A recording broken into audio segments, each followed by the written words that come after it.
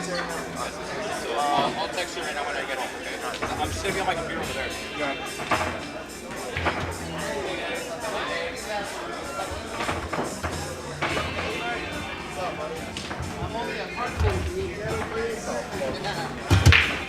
What do you want? Of course.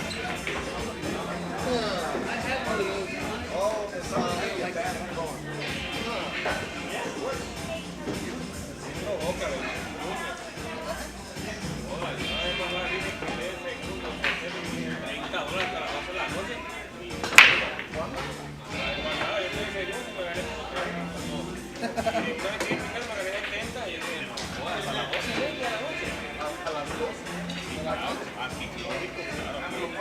O sea, por todo el torneo ganó solo $70.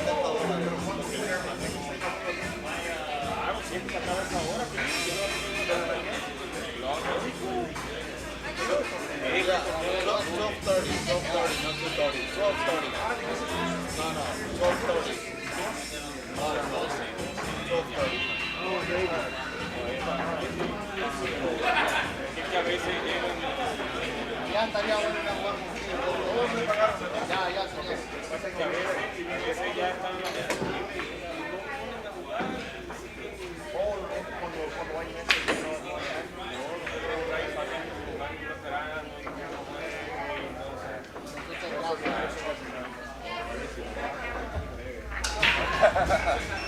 pero tienes que jugar rápido. Yo no pienso mucho.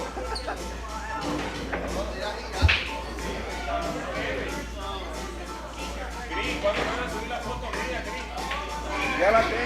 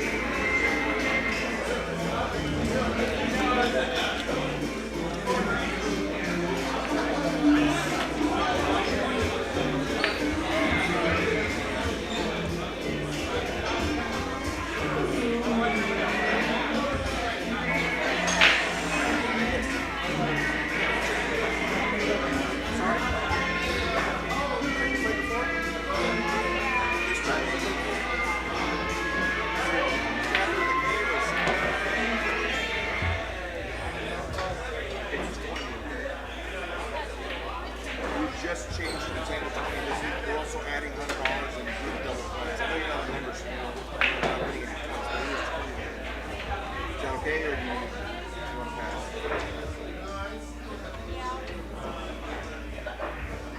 You're not in our table. What's your last name?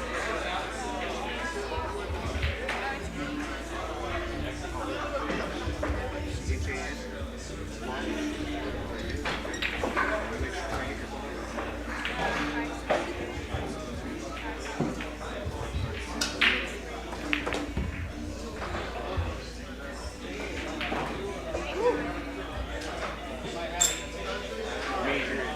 Good to get started. Probably about 20 minutes. Thanks. Oh, were you the... You got a fight?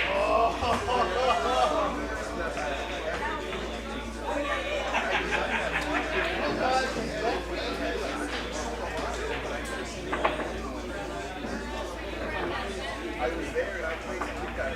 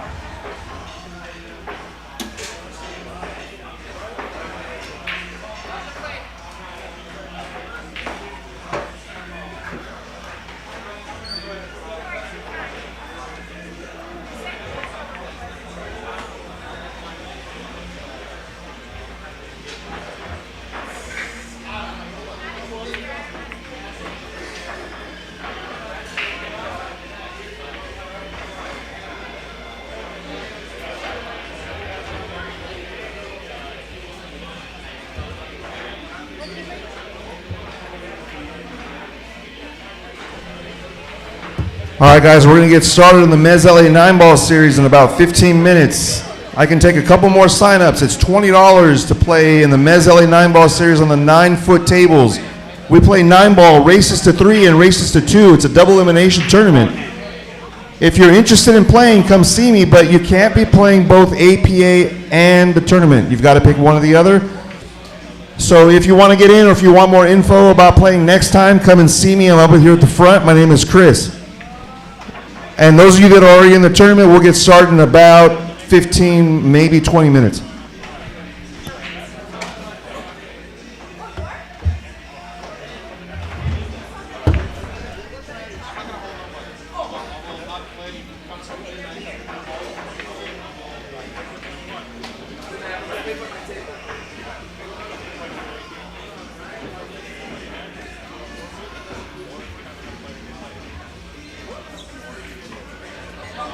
You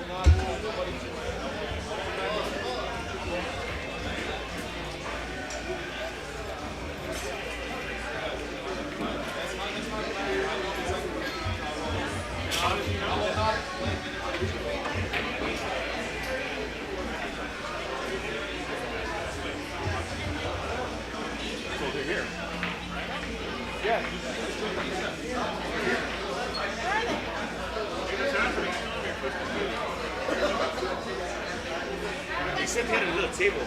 Yeah. Oh, here he comes. There's one. Wait, let me know. I'm gonna go smoke up front. Okay. So am I gonna be? You will.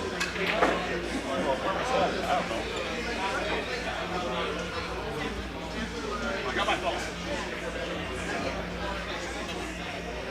Right here.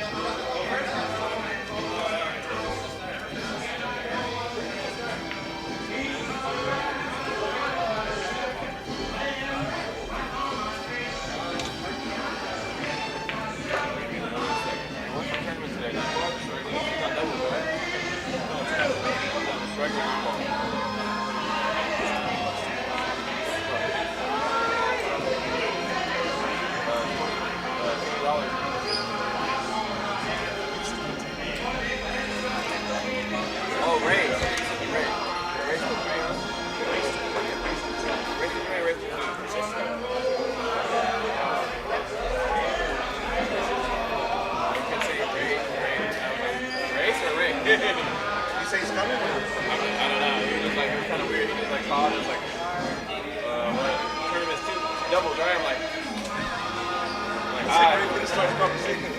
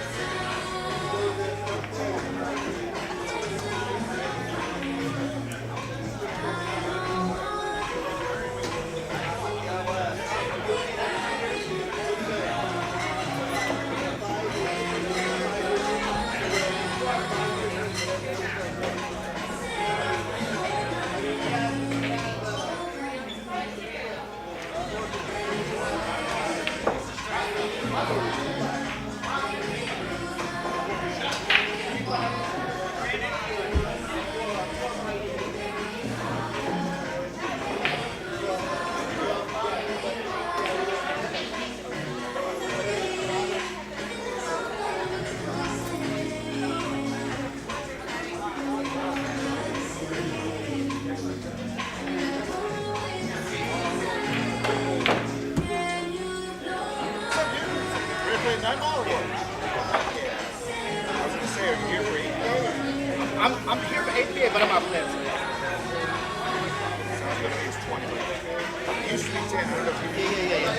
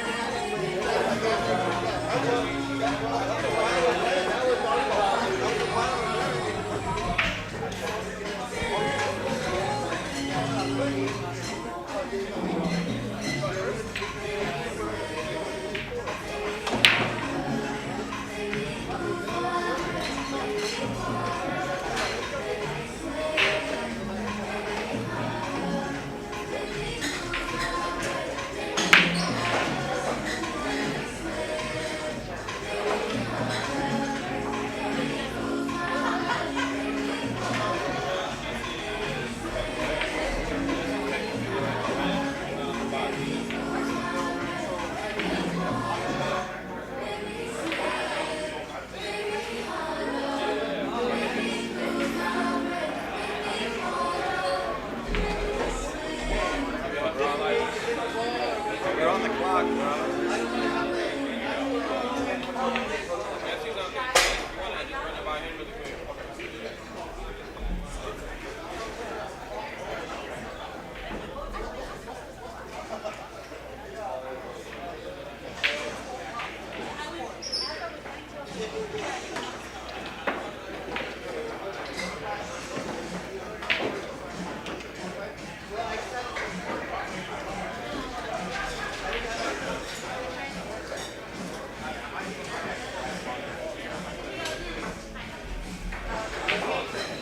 Like, we can post it. He's still out of here. I can't play that long into my shot.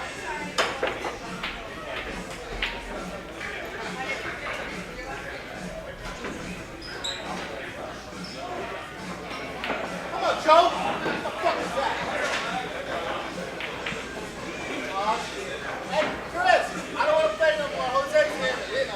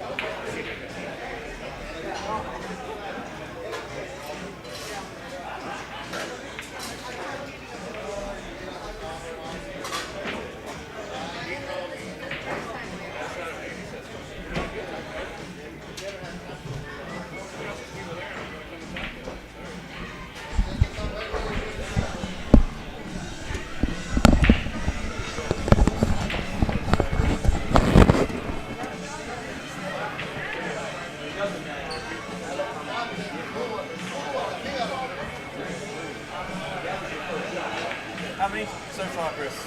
16. We're full. Oh, 16 exactly.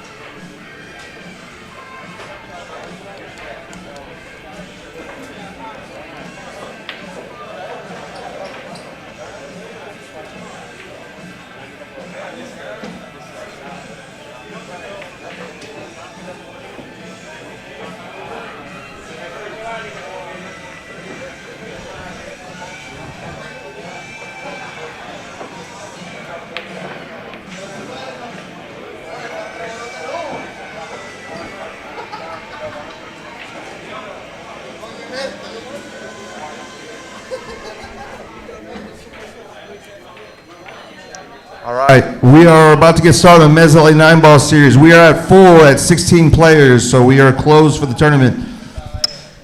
I'll be calling matches, so please pay attention for your table assignments, guys.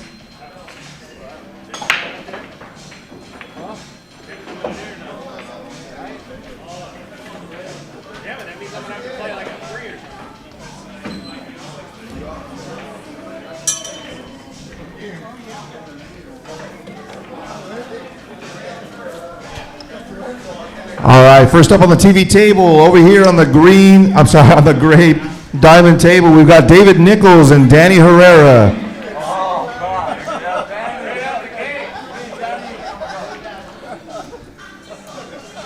That's an even race to 3, guys.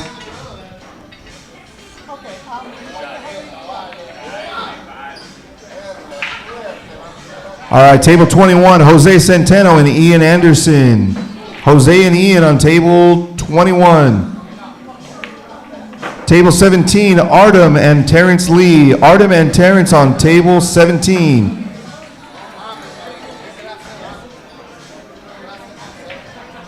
Joshua Keels and Joe Hannick, table 12. And Orlando Rodriguez and Kathy Chen, table 18. All right, if you didn't hear your name, we're just waiting on a table. This is 9-ball, race to 3, alternate break. 9 on the break is good. Turtle rack, jump cues are good. 3 foul. If you are hill, you do not flip for the break. It's still alternate break all the way through, guys. Hit it. Yeah. My flag is showing American. I don't know why. You're an American. That's why. I'll fix it right now.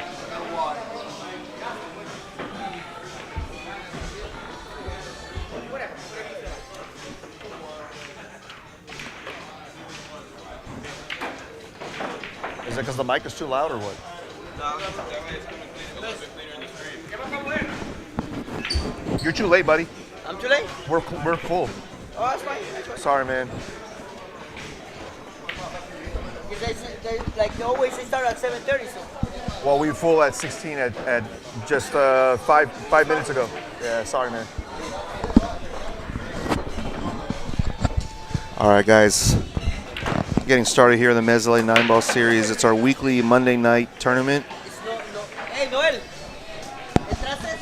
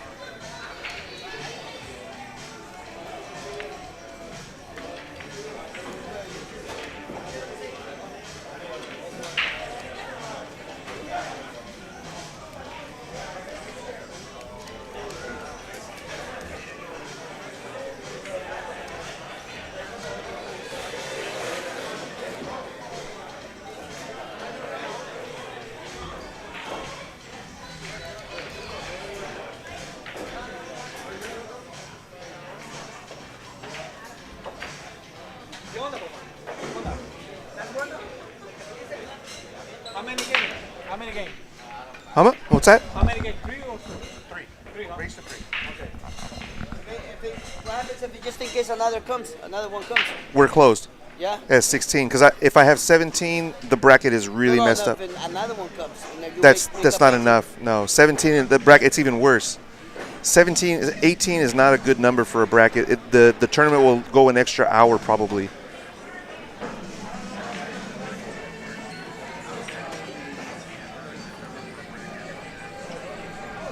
The bracket was already set by the time you came in. It was already set. I had already called matches. I'm sorry, man. No, it's okay. Oh, why isn't this? Yeah.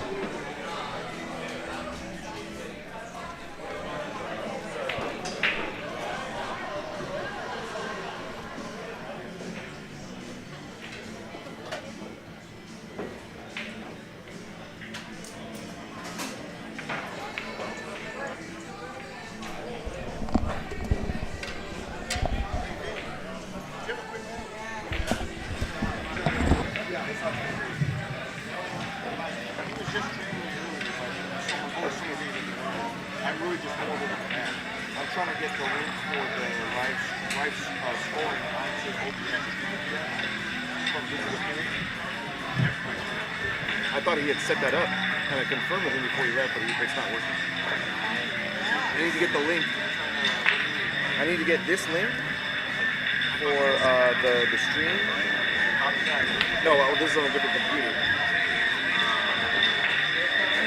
It's the link that's down here. Oops. It's the link for, like, if I go to tables.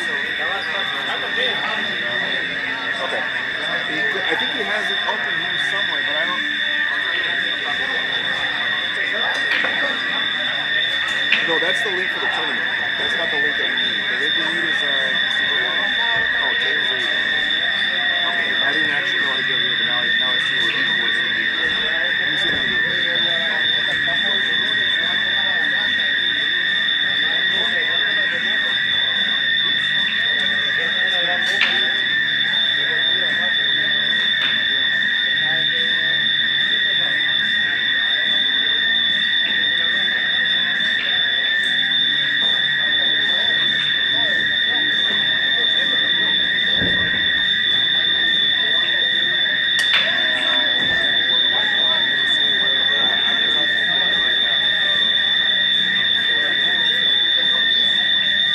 I get feedback too? Oh no, I thought it was going like.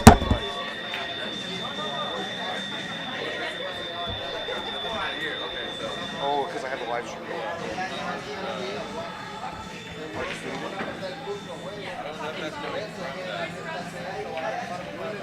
Yeah, it might be. Alright, I'll just shut it down.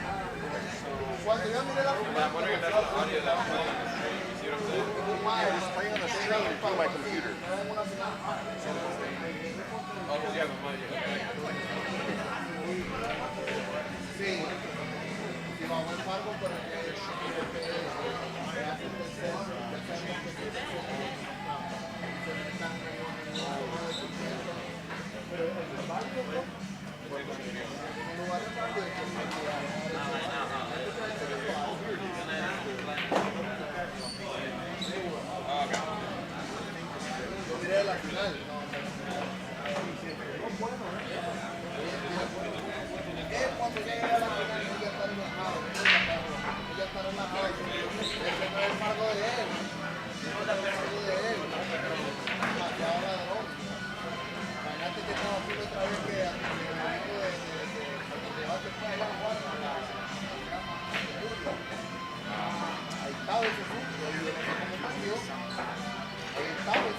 Let's see if you can take a look at it.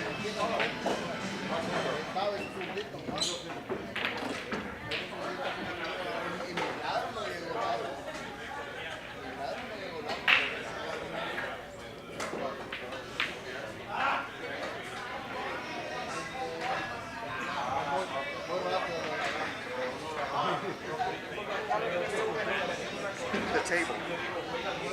It's the link for the table.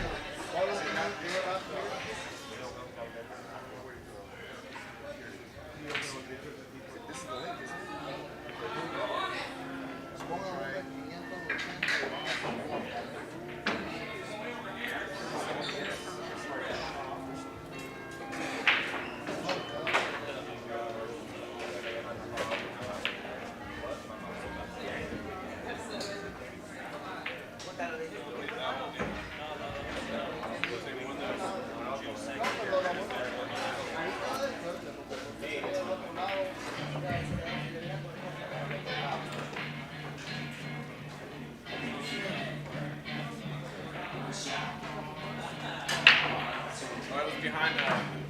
He was behind the light. See how it's right here? You can drag this up, and it'll make it go up. It was behind, like, it's like this. Yeah. Which layer was it behind? It was over here by the first under mat. Oh, and this is the long back. You guys don't have a Monday night that says mixed double. That's why somebody has it. That's why somebody has it. I don't know. It says double color.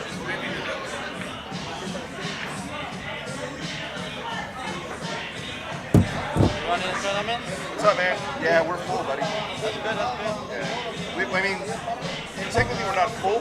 The full is 32, but I would have only had 17 or 18. That fucks up the whole bracket, so I had to cut it off. It's taking too long, right? It adds like an extra hour and a half. Yeah. Just 2 more players because the bracket's all screwed up. Were you going to play in it? Nah. Oh, I don't have time. Working. just hanging out?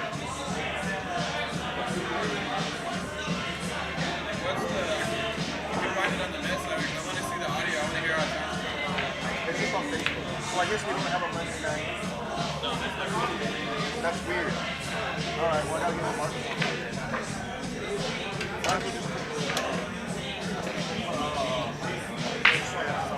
Just for Sunday, but it's okay. Oh, we gotta move the scoreboard.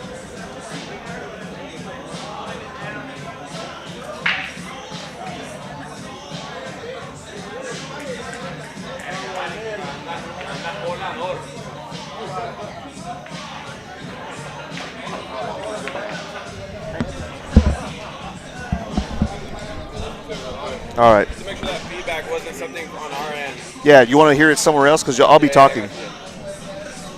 All right, guys. I'm going to see if I can mute this.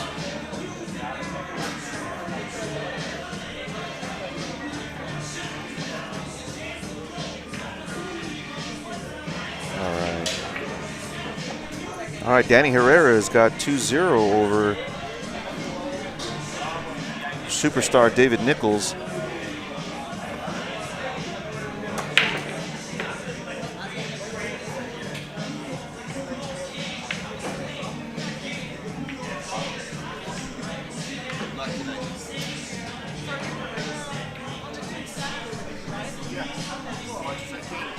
David's got a nice layout. He just kind of has to pull this 2 rails. Man, that's a hard shot to gauge the speed to come in between the 9-8.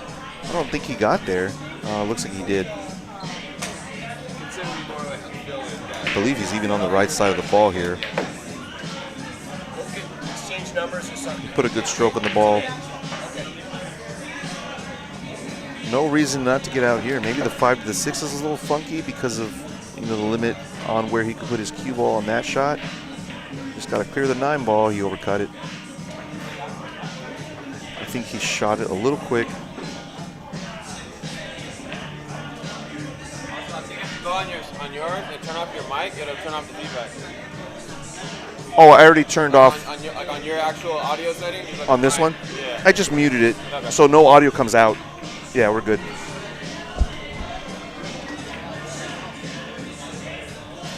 All right, so Mr. David's got another chance here.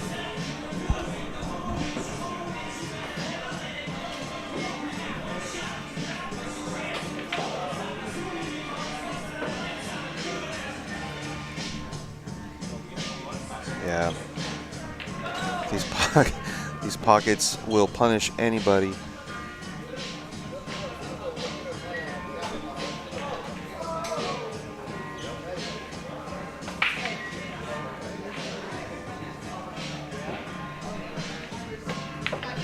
That was a really delicate shot. I think he took it a little bit for granted. He's going to overrun his ball by quite a big margin. The good thing about this shot is he kind of just has to draw it about 1.5 feet. He doesn't need a super stroke on this. Just follow through. Looks like he's powering up here. Yeah, I think he kind of overpowered, maybe even overstroked a little bit. David should have this one in the bag.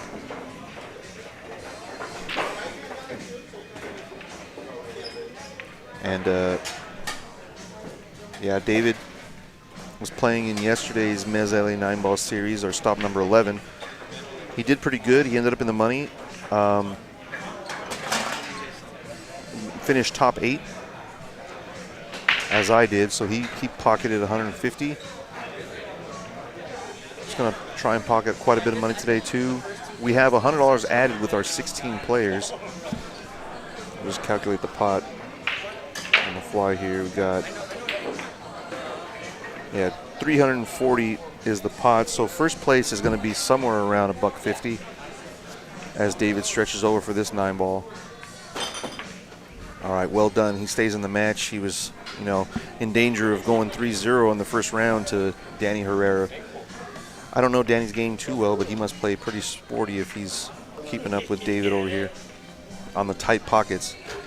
So if you're unfamiliar, this is the Monday night Mezz LA 9-ball series. I know it says first Sunday up there. We'll get that graphic fixed up a little later. It's 32 player max. I capped it today at 16. We only had 1 or 2 stragglers beyond 16, and I really don't like, breaking into a 32 bracket with only 1 or 2 matches in the first round. It just makes for a very, very messy tournament structure, especially since we don't have we've got 5 tables tonight. If I had 8 tables, I could do that. All right, he almost makes the 1 in the side. He nearly scratches. He's going to have some sort of shot here after putting 1 ball down. He's got the cut, I believe, to the bottom right. It's a tight cut for sure. I don't know if he's got the window to play safe. He does. Pretty good control there on that one. Good chance he'll get ball in hand here. Oh no, he's got a window to kick. I didn't think he had that window. Really nice kick by David. He's sort of swinging loosely at the balls. He almost scratches here. Good opportunity for Mr. David. You scratch on the break. Do I break or is it ball in hand? Ball in hand.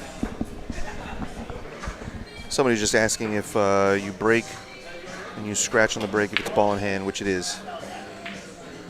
What that means is that Terrence is going to try and 3-foul his opponent on another table, just in case you're wondering what the 3-foul rules are.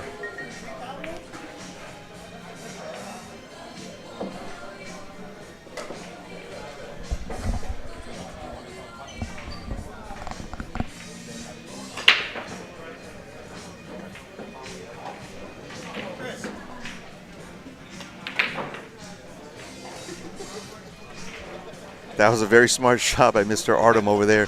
Very smart to smash him open. I'm doing commentary on another table. Sorry, guys. All right, so Mr. Jose Centeno gets through first round. He defeats a new player, Ian Anderson, 3-0. You'll probably see Jose up on the TV table pretty soon.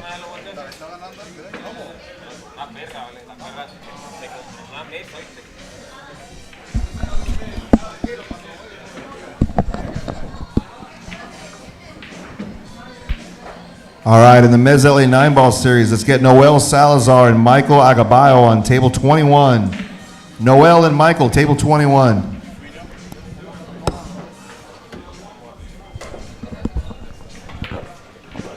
Good draw stroke here from Danny.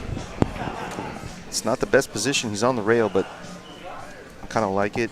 He's got a really good chance to put this match behind him. Take a nice 3-1 win over tournament favorite here. Just has to stay down. Don't jump up like he usually does. That ball bounced quite a bit on its way and after contacting the 8-ball. He hit that with pretty good force. Another score, we got Joshua Keels defeats Joe Hannick 3-0 in the first round.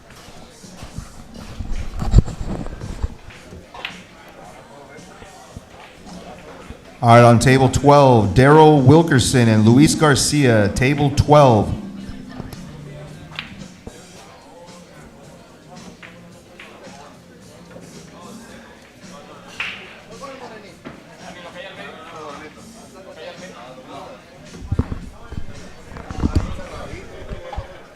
In a really tough spot here.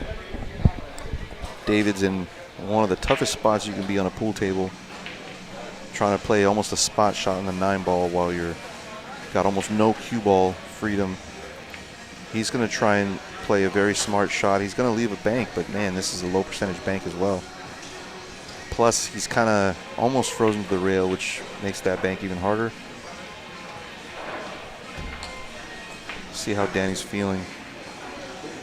I expect him to go full offense here because the defense is pretty difficult. He could 2, maybe 3 Z rail bank the cue ball down table. He's going for the bank. He misses it, and he's going to leave it right over the hole for David. All right, we got hill action first round on the TV table. David's not usually in this position to be under pressure, but here he is. It'll be his break. We don't see too many break and runs on this table, even at the highest level. That's just the nature of the devil table. It's just over 4-inch pockets. They're maybe 4 1/8, maybe even less. Pretty tight. Plus, it's a diamond. The pockets are cut a little different. It's hard to play offensive on this table. Run more than a handful of balls for anybody. All right, we got the handshake. Here comes David. I'm interested to see if he's cutting this break or if he's just smashing it in the face. Yeah, the wing ball was dead, so he smashed it in the face. Played pretty good control here. He's going to have a nice shot at the 1 and an opportunity to break and run here. No problem balls, really. This is probably his hardest shot, is this opening shot. He's got to come 3 or 4 rails, maybe even with inside English to carry it. Carry it and wrap around the 2-9.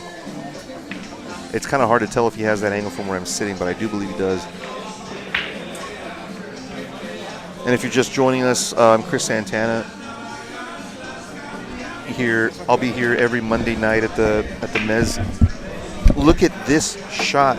That's exactly what I expected him to do, and he actually executed it almost perfectly. He's a little bit short or a little bit long, however you want to see it, because short if he was going for the pocket I mentioned, or long for this pocket, which he's on now. He's got to stay still. If he puts this one down, he should be good to go. Yeah, the 7 ball's going to get him here. I was going to mention that, but I didn't think he was actually going to flirt with it.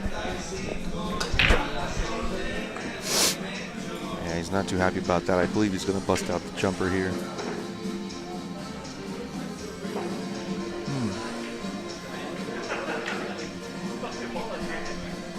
So we'll get to see a jump shot from David. I don't actually know if I've seen him jump just yet. Dave is like Keegan level of jumping. Oh, yeah? Yeah.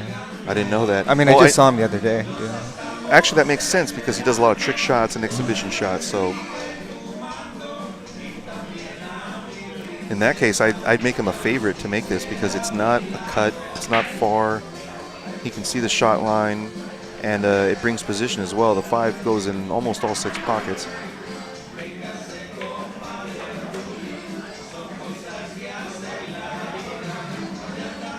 Now, people think that height improves your jumping ability. I can tell you that it doesn't.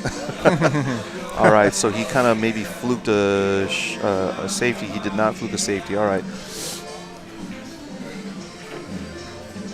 This is not easy by any means. He would love to be able to stun this and avoid the 7, but he doesn't have much of the cue ball to do that. Yeah, he's going to go forward and bring the cue ball back to make the 5 in the upper left, probably. He's got to clear the 7, and he did. Really, really good shot from Danny Herrera there. If he wins this match, it'll be from that shot for sure. I mean, he should be out from here. Should be out from here. A couple of stop shots after the 5. He heard us. You think he did? Maybe because the music died here. All right, here comes Danny. He has a pretty good shot routine, and he actually stays down better on most of his shots. It was just one I saw him shoot earlier that was He jumped up. He kind of overstroked, and I'm glad that, that's not the case for every shot he shoots. Going to come around 3 rails here. Nice smooth stroke. He's got a big margin for error. And he needed that margin for error because he was off by quite a bit. Yeah, would you mind watching a shot room? Yeah. Joe's going to go take a quick look at a shot.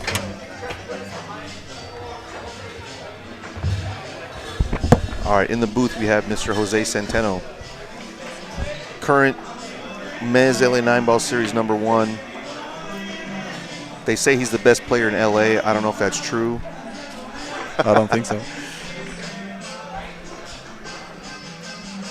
Looks like your buddy Danny is going to take out the tournament favorite, Jose. Look at this shot. This is almost perfect speed. You need to be about another 6 inches off the rail, but this is good. Very, very good chance of putting the tournament favorite on the B side early in the first round.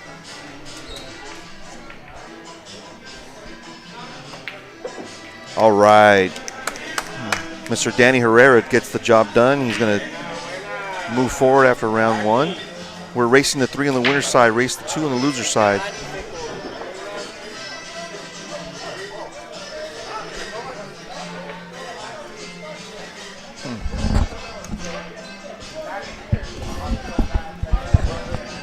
All right, next up on the TV table in the Mezz LA 9-ball series, Jordan Smith and Victor Garcia. Jordan and Victor on table 1.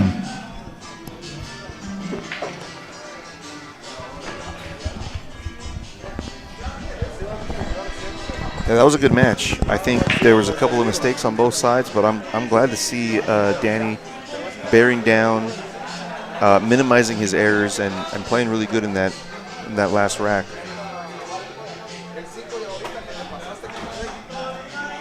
Danny, ¿le pusiste?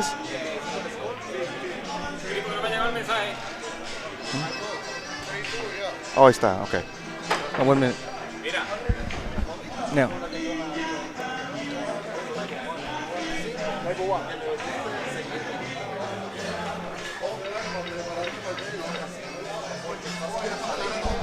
All right, so we have a new player. Jordan Smith is from the Mississippi or Oklahoma area. I didn't get to talk to him very much about what he's doing in town, but they made it to the pool hall, and they heard me make an announcement that we had a pool tournament tonight, so they both decided to jump in. Jordan is here with his buddy, I want to say his name is Daryl. They're over there playing on table 12. So these guys are pretty far from home.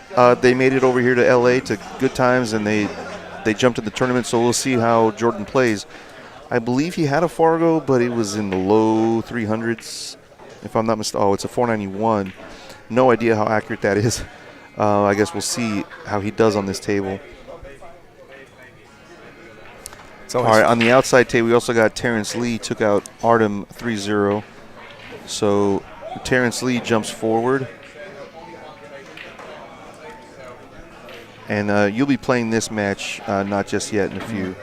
Mm-hmm. Who's that? You and David Nichols. Oh, okay. Easy money. Easy money. For someone. Nice. It's always fun to see the new players. Oh, yeah.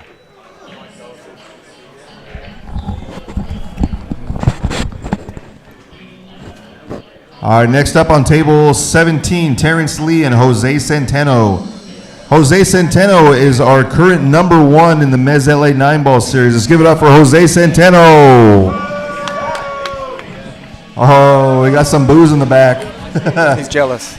You got to have haters, Jose. Jose and Terrence, table 17. It's always lonely at the top.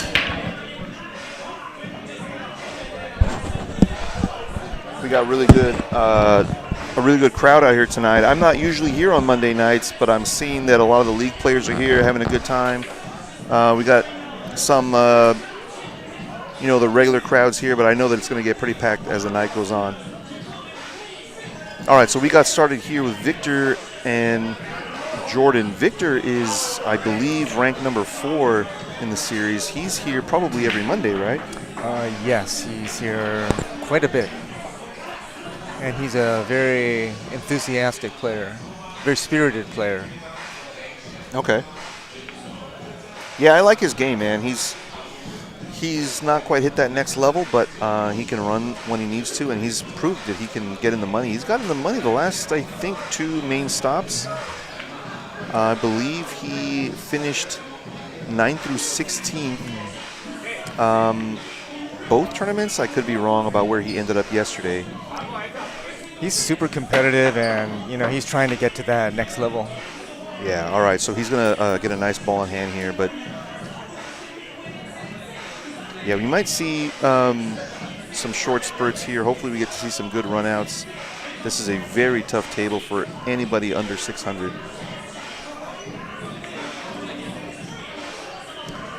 Yeah, the balls kind of lay nice for maybe 4 balls or something. We'll see. I haven't sent out the link. What about Terrence? Where's he on the standings? Terrence is probably in the top 20, maybe. Yeah, I would say around there. He always plays strong, but he doesn't play as much as some others. Yeah.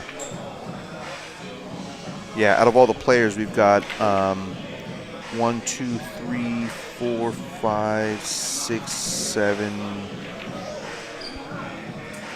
8. Just over half the field are members of the series. You are not required to be a member of the Mezz LA 9-ball series if you want to play the weekly tournaments. You can just show up, play one tournament, not come back for a few months, play another one. You know, if you're not here frequently, you may not get the benefits of being a member anyway, so that's fine, which is why there's no membership requirement. But if you are a member, you can pick up points every single week, every single month. Points have been accumulating for the last 6 months now, and as I mentioned a couple minutes ago, Jose Centeno is our current #1. He's way ahead of the pack. Is Jacob in second? Jacob is in second, and I believe he's trailing by several hundred points. Oh, okay. I could be wrong on the exact number, but Jacob Ventura is who we're talking about, young 15-year-old. 14. Oh, 14, sorry. Going on 15. Going on 15, yeah. He's our current #2. Our #3 player, I believe, is Ken Chim. I'm sorry? Ken Chim. Ken Chim I believe is our that's right. #3. #4 is Victor. And I think we've got like Martin Jimenez is #5. So those guys are guys that are here pretty frequently. They're here for the monthly tournaments, weekly tournaments. They play all over LA. They're playing everywhere, and they're winning a lot. Those are regulars. Yeah. Yeah, so some of the, oh wow, I just saw Jose Centeno miss a straight in 7 ball. A nice gift from Mr. Terrence Lee. We also have Michael Agabayo is here. Luis Garcia is here. Oh, Michael Agabao. Yeah, I haven't seen him in a bit. I probably mispronounced his name. I think that's right. Noel Salazar's here. Orlando Rodriguez. We've got Kathy Chan, who is a new player to me anyway. She, I believe, usually plays in the APA, and instead she's trying her luck over here in the Mezz. She's on one of the outside tables as well. Yeah, she's an APA player, but she has crossed over a couple times, and she's trying to see what she can do. Yeah. All right, nice little 2 balls here for Victor to put down. Oh, he gave it back. Sorry, to win the Terrence game. gave it back. Yeah, he gave it back. We haven't seen anything too extraordinary yet from Jordan, so we'll see how he handles these 2 balls.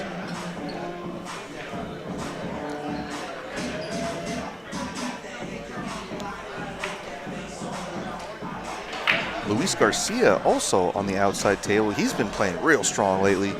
He has cashed, I would say, in about half or close to half of all the main stops that we've had. Might be over-exaggerating a slight bit, but he's at least a third. Tough action over here on this table right now. You know, when there's no shot for Jordan. When your brother is Jose Garcia, you know, some of that is going to rub off on you. Yeah. Or maybe it was the other way around. You never know. Yeah, sometimes he finishes higher than Jose. All right, good kick shot. He's not going to give up anything. Victor's still got to work for this one.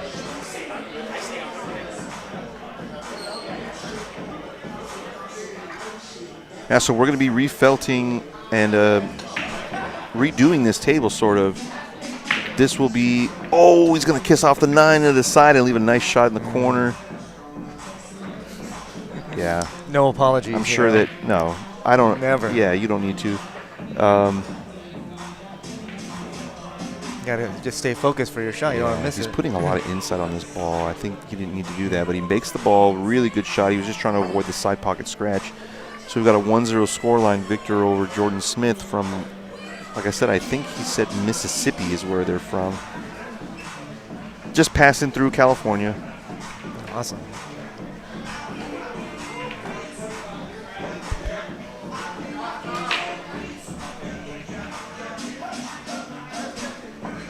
Yeah, so if you're interested in playing the Mezz LA 9-ball series, we've got monthly tournaments and weekly tournaments, invitational tournaments. I'm about to launch pop-up tournaments, which is we'll have one-off tournaments at different venues.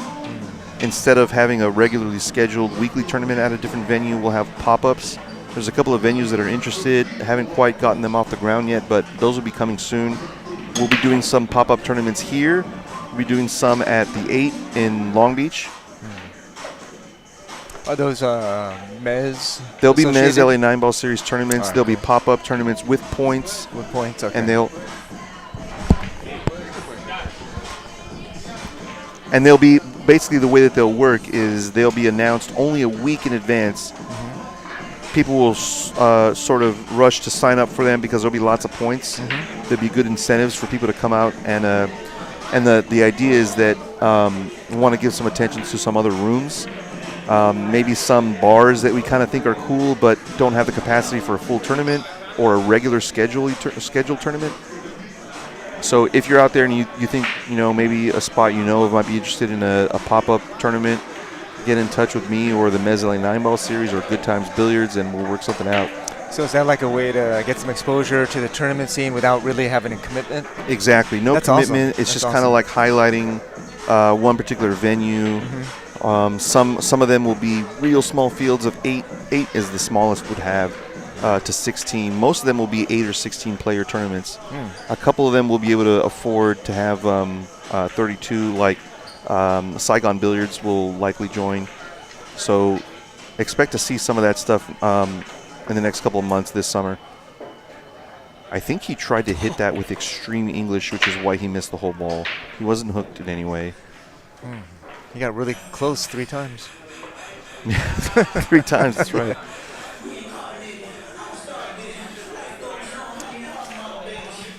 How about you, Chris? Where are you in the standings? Oh, I'm pretty far down. Let's actually take a look at that. So I just picked up, I think, like 80 points, but I'm not doing too good, man. But that's all right. I think I'm in the 50-ish range. These numbers are, not reliable because many of these people are not members. I'm just looking at a screen right now with Joe. Oh yeah, see, look, there I am. It says 62, but that really probably translates more to like 48 or 50. All right. So, but I did just pick up 80 something, so I'm gonna jump up. I'm gonna jump up way over here somewhere.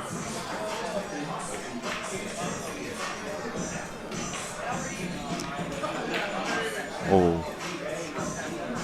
In the side, almost in the side. All right, here comes Jordan. See if Jordan can make a little bit more use of his time at the table here and put a couple down.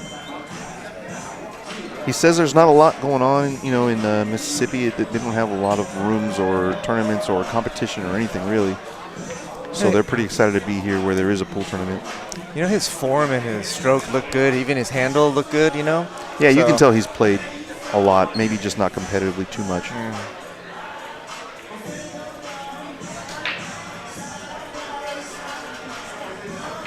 Oh, all right. Sometimes that scratches, but he avoided the scratch. Yeah.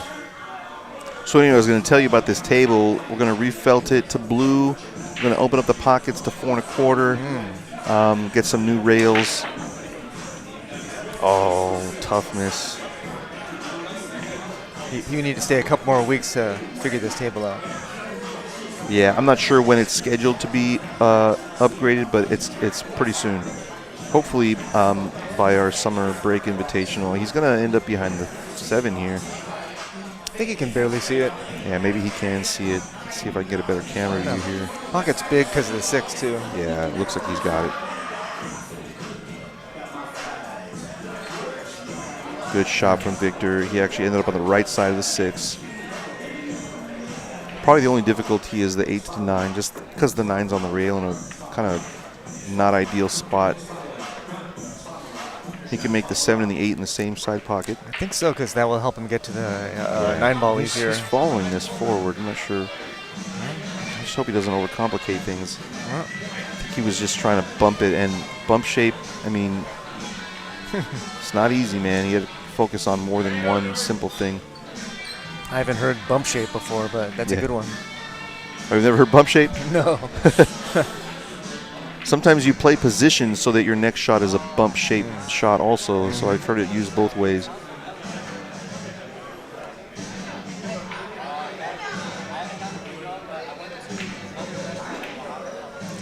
All right, he's going to definitely play a bank here. I fully expect him to play bank here. I mean, even if you wanted to play safe, I think it's advisable to go offense here. He's going to try and cross bank this in the side. He's a little bit short. All right, Victor's got a chance to get to the hill here and really put pressure on Jordan.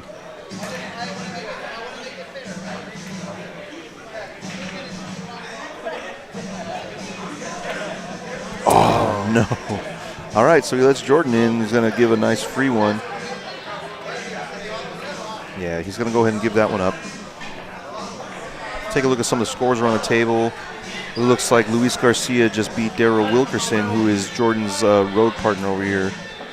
His road partner just got beat 3-0 by Luis Garcia, who we were just talking about, is always ending up in the money.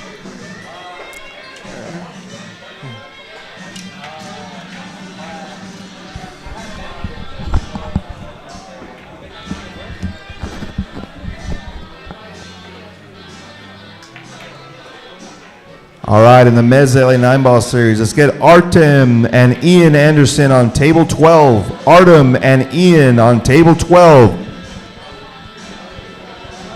This is loser side action. Loser goes home.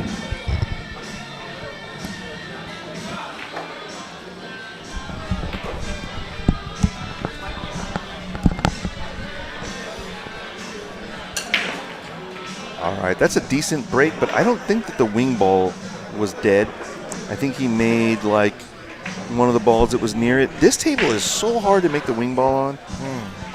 It requires a really, really good timing on the power and the angle, the perfectly straight angle you got to hit the one on. Whereas like the outside tables, the margin for error is a little bit wider. It's like almost automatic no matter what you do on the break. On this table, I've noticed if you don't hit it dead square, that wing ball ain't going.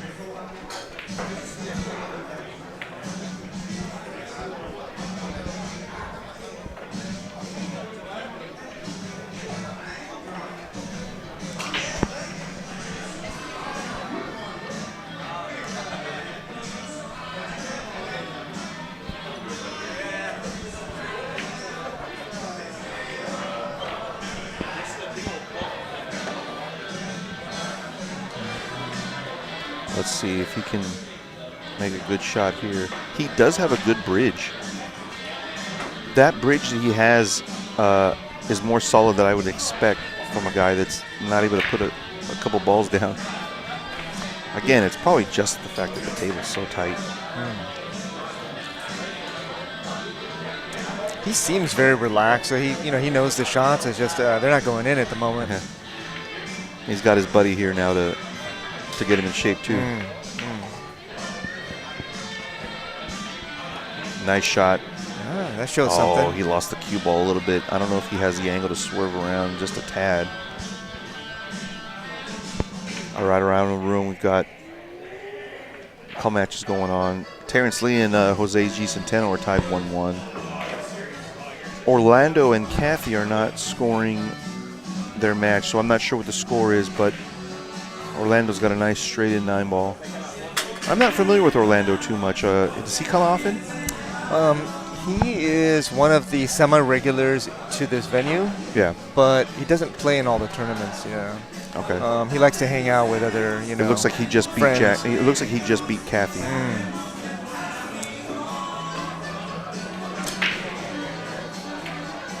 Not sure what they're discussing over there. Hopefully.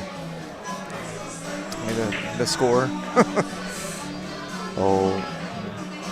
Yeah, neither of them is scoring it on their phones, and I wonder if that's because they don't have their numbers in. I'm going to check that now. Looks like they got another one. Oh, no. Those numbers are good in there, so I'm not sure what. Oh, it's not over yet. Okay. Oh, maybe they were discussing whose break it is. All right, here comes Victor with a nice... Oh, I was going to say a nice opportunity to play a 5-9 combo, and he did play position for it. I stopped myself from saying it because I was like, no, maybe that's not the right shot, but I think it was. Given the fact that the table's so tough to make shots on, you might as well go for some of those types of combos when they're laying nice. He definitely has an idea here because he spun that ball up to get it to come out. Can you do me a favor and watch a shot over there on 12? Bet. All right, Joe's going to take a quick look at a shot on an outside table. It looks like Artem is going to be trying to play a 1-9 combo across the room. So let's see what Jordan's got here. I don't know if he knows. Yeah, he's going to come around behind the 7. This is a very smart shot from Jordan.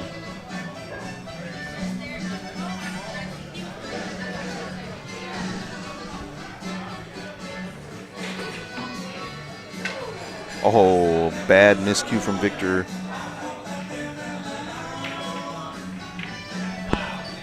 Pretty tough action on that. Let's see if Jordan can put a few down with ball in hand. Even this shot is difficult.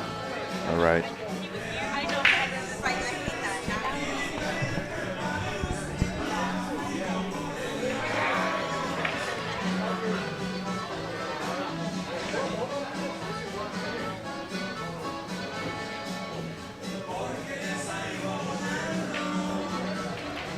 Pretty difficult reach on this one. I mean, even with a good stroke, it's hard to draw this ball. Oh, very good shot. Pretty good based on the fact that he had to draw it and he was that far from it. I think he's probably a pretty decent player, but probably just cold, probably after driving in or whatever. Like everything looks right in the way he's approaching shots. Oh, playing safe. Nice.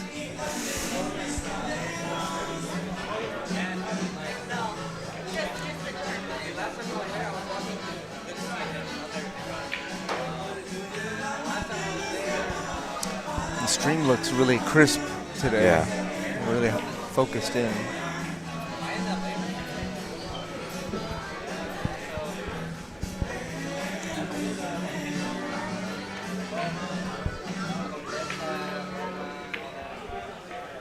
Oh, just short of the bank on this one. Victor Garcia with a very difficult shot. This is one of those shots, I think he's going to play it bottom right, swing the cue ball around 3 or 4 rails. It looks like he's loading up with heavy top left, which is exactly the shot I'm talking about. Let's see if he can get around the 9 ball here. Oh, got to make the 7 first, buddy. It's not going to leave anything easy for Jordan.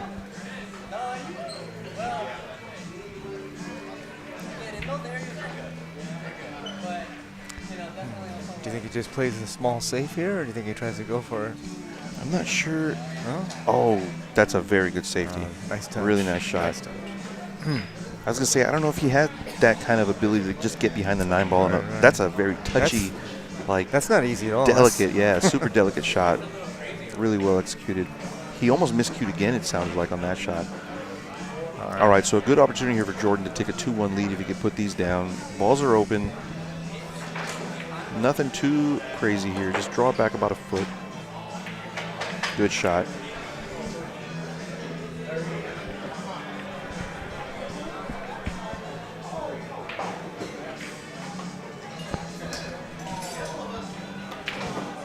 Really, really good stroke on that one. That is a game-winning stroke for sure for Jordan. He's going to take a 2-1 lead. After looking like he was the weaker of the two, he seems to be coming with some pretty good shots, some pretty smart safeties, taking his time. He's not concerned about the pocket size right now. He's playing safe when he needs to. Yeah, I'm not surprised that he has that good stroke because his mechanics, his form was so good. I just didn't get to see it yet. It's a decent out.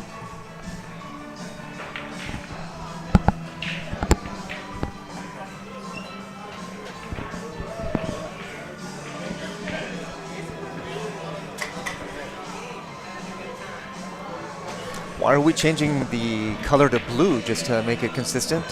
Oh yeah, blue is plus. I mean, there's a real problem with the chalk color. You know, most people don't bring their gray chalk, or they have their own. It really degrades the table pretty quickly. Yeah. Plus, yeah, it ought to match the room for sure.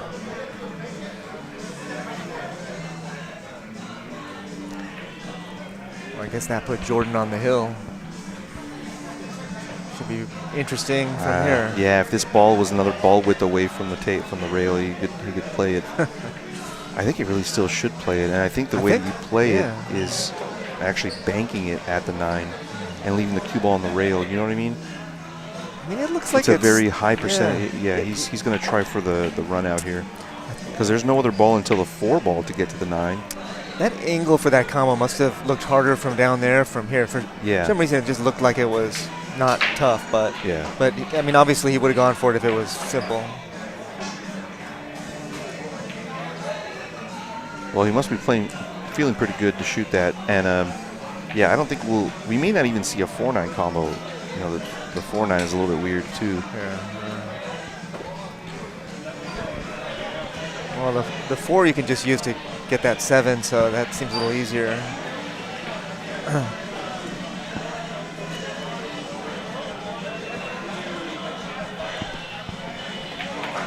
Ooh. Look at this. Almost. He tried to get it to move there. Yeah, he tried. He definitely That was a pretty good try there. He saw that. What was the score?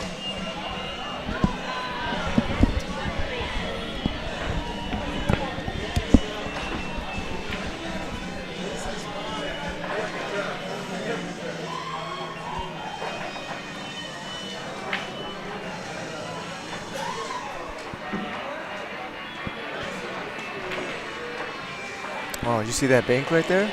Oh, I didn't. I'm scoring up a match. Not only long rail bank, but the cue ball was pretty far away.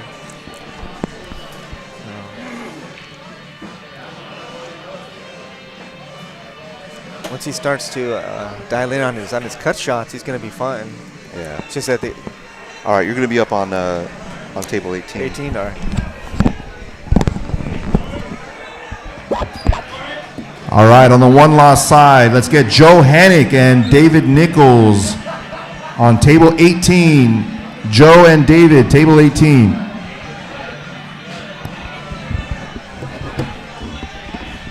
That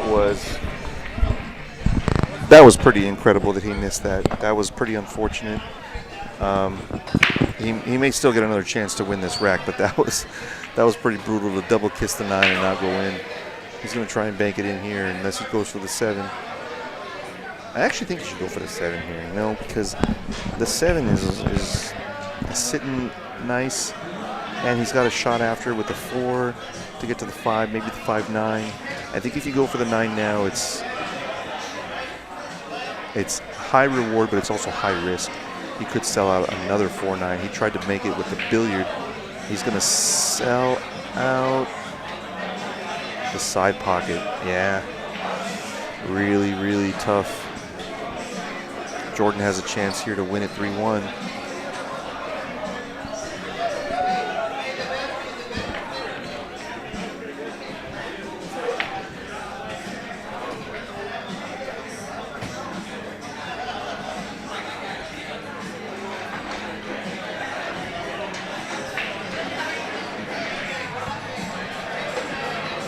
See if he can draw it into the 9 here. He did. All right, so we got a hill match here.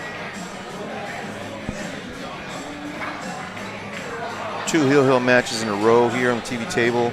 If you're just joining us, this is our Monday night Mezz LA 9-ball series. I know that says first Sunday up there. I just haven't been able to switch out that graphic. This is every Monday, and every Monday in June we are adding $100 and doubling the points. So typically, first place at Monday is 40. 40 points for first place. Now it's 80. So come down on only Monday nights in June. I believe there's 5 Monday nights in June. I'm just going to verify that. If I have my calendar. Yeah, we have 5 Mondays barely in June. So you got 5 chances. If you missed this one, obviously 1 chance down, but you got 4 more chances on Monday nights. 32 player max. We have 16 today, but that's because I capped it at 16. We had maybe 2 extra come in, but it's not really worth it to have 18 when I could cap it at 16. The bracket just moves so much smoother. The players get to go home earlier. They don't have to wait as long in between matches. It's just everybody wins.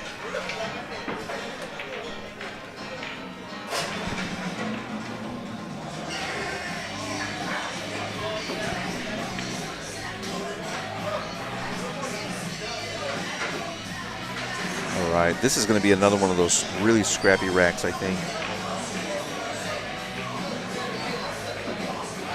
Oh, smart move from Victor. He didn't get a hook, but he got the distance, and it's hard to get to this 2-ball. Like I said, this is going to be, I think, a pretty scrappy rack. Good shot.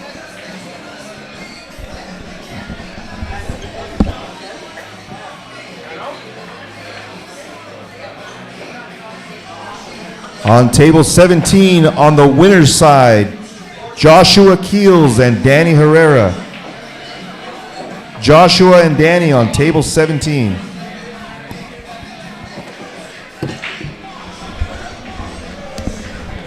We're moving right along.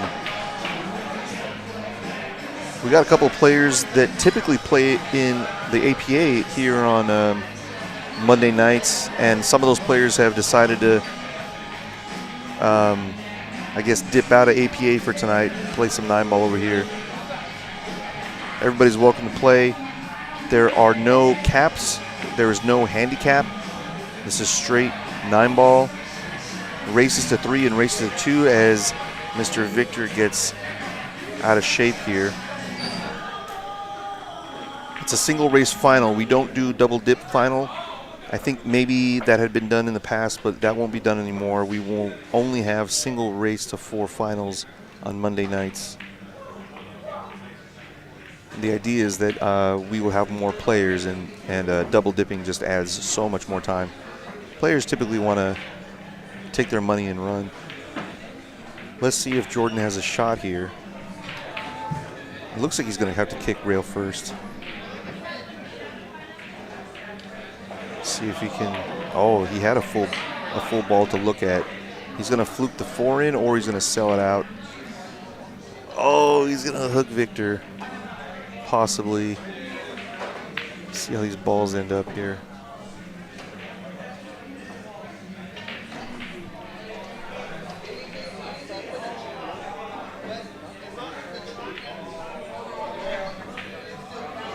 Yeah, even if he has the ball, he probably has to spin it quite a bit to avoid the 7 and then get back down table for the 5.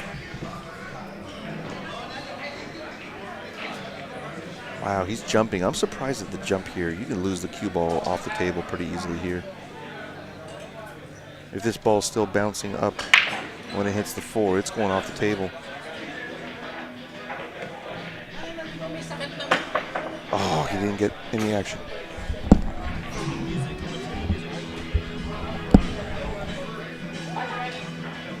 All right, Jordan's got a chance here to close it. He needs a few pretty good positional shots. It's got to start here. This is not bad.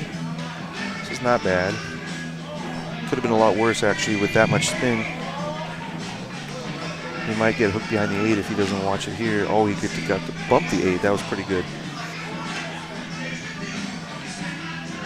One more pretty good positional shot, and he should be out. Oh, he's pretty short on this one. He's not going to be too happy, but he can still make it. I think he's got to go back and forth and hit at least 2 rails, maybe 3. Tiny bit of inside. Tiny bit of inside. He put too much inside. All right, Victor. Oh, he's gonna. I really don't think he should have forfeited like that. Those are not easy shots. Even with ball in hand, I've seen guys miss. So, all right. Well, Jordan gives it up. Are you gonna announce when the finals are? Are you gonna go on? No, yeah. Are you gonna announce it? Yeah. I just want to watch it. Oh yeah, that will be closer to like 10:30 or 11. Okay.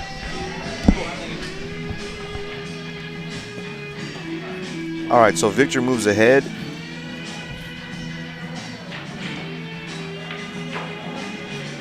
Oh man, those two buddies have to play each other now, unfortunately. Yeah.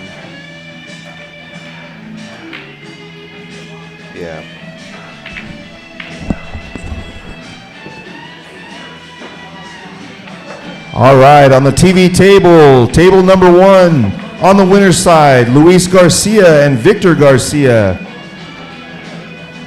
Race to 3.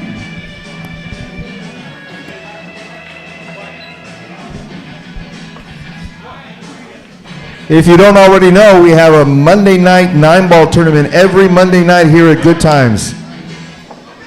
We play on the 9-foot tables over here. If you guys are ever interested in playing in the Mezz LA 9-ball series, really fun tournament, very competitive. 9-ball will help out your 8-ball game for sure. If you want more information, come see me up at the front. My name is Chris.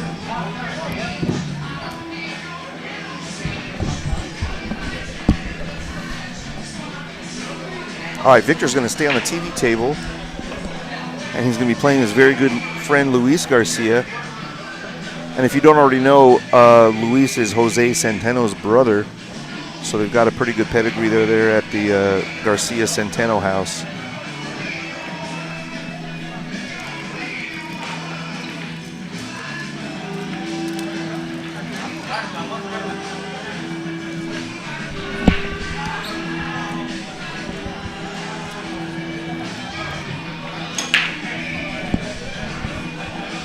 All right, let's see how he performs in this match. I really thought he was going to end up losing that last one against Jordan, but he was able to keep it together and put down the win.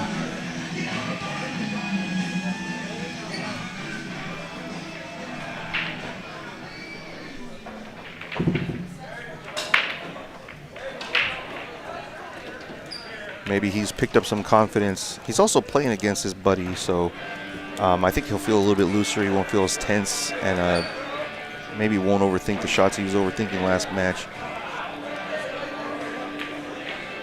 Oh, and as I say that, he almost scratches. All right, Luis is going to have a shot at this 2-ball. Oh, it hit the brakes sooner than I expected it to. Victor might end up in jail here. He's got a lot of safety options. Yeah, just a containing safety. I don't think he's got an offensive cut here. He's probably just going to bank it back up table. Yeah, a little bit wild on that one. All right, Luis with a very good opportunity here to put up a game. If he can put down this 2 and the 3, I think no reason not to get out from here.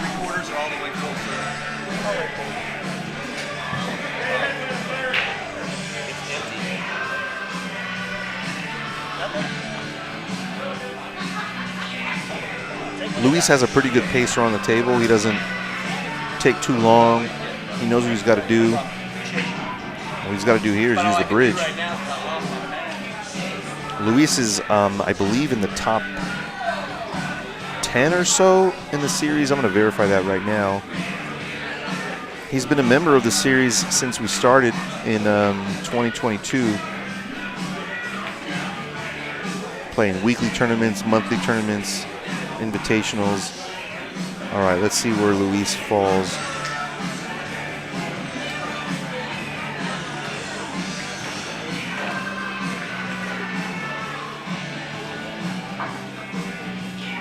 Oh, he's slipped down the list a little bit. He used to be in the top 15-ish, but I think he hasn't been playing as many tournaments lately.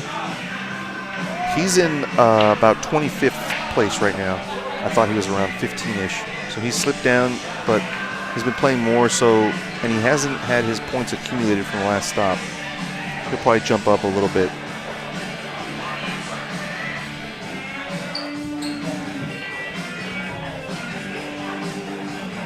Tough 6-ball.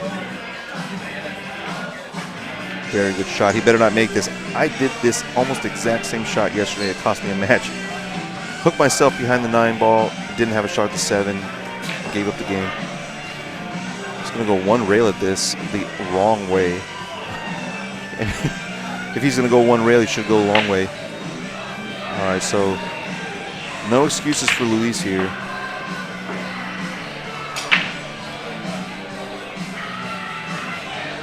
See if we can take a look at some scores around the room. Artem and Ian Anderson are tied 1-1. Ian Anderson is also a new player, somebody I've never seen before. He's here. Let's see how he does. Joshua Keels and Danny Herrera. Danny's up 1-0. Joe Hannick and David Nichols are tied 1-1, and that's a race to 2 on the loser side. And Michael Agabao is up 2-1 over Noel Salazar on 21. Michael Agabao has played in, I think, one, he said, maybe main event last year. So I met him briefly once. Good dude. Man, Luis butchered that 8-ball. Which is surprising since he got such perfect shape. He missed the ball by a mile.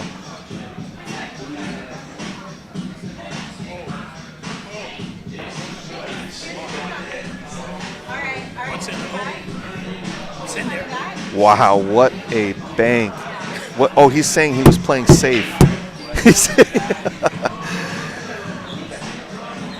He's so good when he plays safe, he still wins. He still makes the ball. Oh, he's going to overcut that ball. I could tell right when he hit it. All right, Luis. No excuse for Luis, although he didn't have excuses before either.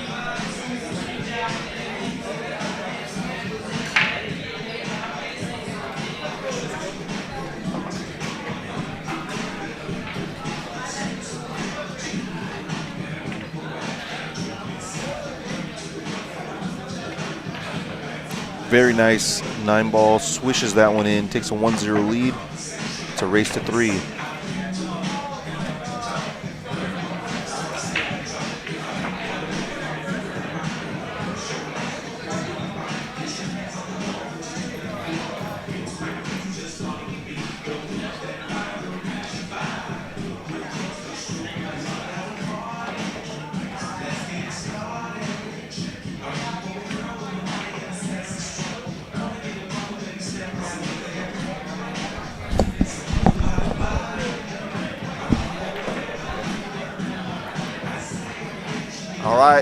All right, on the one-loss side, Daryl Wilkerson and Jordan Smith on table 21.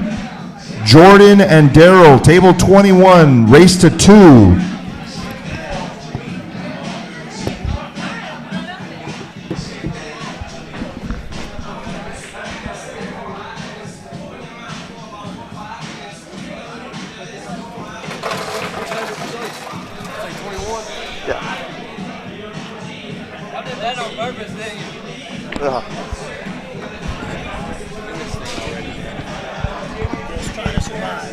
Yeah, the two guys that came in from out of town from Mississippi, they had to draw each other on the loser side. They both lost their first round matches, so unfortunately they do have to play each other. I'm surprised at this. Why is he not banking it at least? The table is kind of messed up. I would expect him to go for the 9 here. Okay, he's going to try the 3-9, but he doesn't get shape on it. He may even scratch. All right. He's looking over here like, what am I doing? But they're having a good time because they're friends. Yeah. There should be a penalty for missing with ball in hand on the TV table. I think we need to implement that. And look at Luis is looking at a way to get at this 9-ball, and I don't think there's a shot there, buddy. I think you need to go for the 2 or the safety. This ball's going to go airborne. This ball is coming close. No dice. But he did get a hook. So he may end up with ball in hand to shoot at the 9-ball anyway.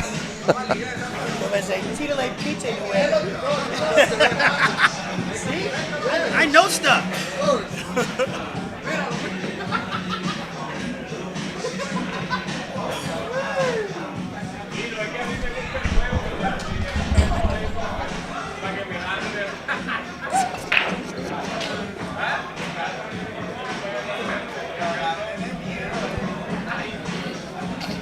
All right, on the one-loss side, Kathy Chan and Noel Salazar, table 18.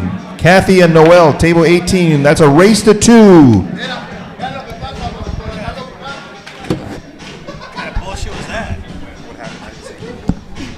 Ball in hand. Oh, I'm looking at it right here. Combo banked it. Wow. Oh, Luis is getting all the luck today, man. Wow. All right, so unfortunately, Joe Hannick is out. Mr. David Nichols took him out on one of the outside tables. So David Nichols is still alive, although suffering a first-round defeat. He's a tournament favorite. He's about a 700, and we are not handicapped here. But the race to 3 does give the lower players the advantage slightly better than if it was a long race. So, you know, we wish it was a little bit more level. All right, here comes Victor's break. Let's see if he can put this 5-ball down. The 5-ball in the wing. 5-ball is automatic on that one. That was a good break. Here comes the 1-ball.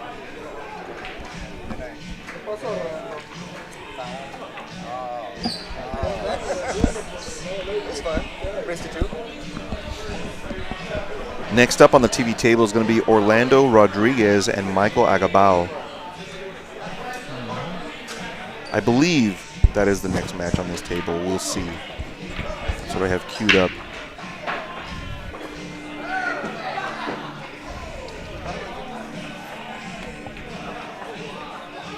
A beauty and a lucky bounce on the 1-ball to get to the 2. I think he had that all planned out. You think so? Maybe not. Punched that one. Didn't get enough draw. He does let the cue ball go, but that's just, part of his game. Yeah. Oh, just lets the balls fly. Look at this. He's got 2 chances at the 9-ball. He puts it down.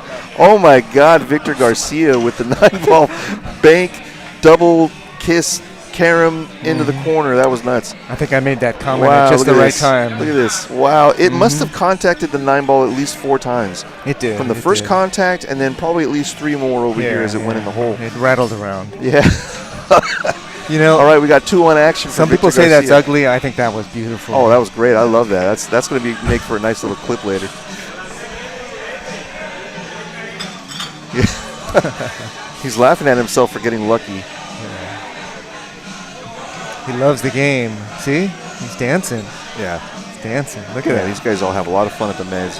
He'd be a good one to profile. Yeah. All right, here comes Luis. Let's see if the 7-ball is dead. I'm sorry, the 3. It was not. It got blocked by the 6. So, not that the break matters too much on this table, honestly. The best players are not breaking and running. You kind of just want to get control after the break, which is still valuable. But if you're not running more than 5 or 6, yeah, even a really good safety like this doesn't guarantee you a win. Yeah, I mean, he's going to get back to the table, and there's still a mess. But Luis is an excellent kicker. Very good. There's a wall of balls down here. I imagine he's going to put the cue ball down table. Put the cue ball. Yeah, bring the cue ball down table. Yeah. He didn't.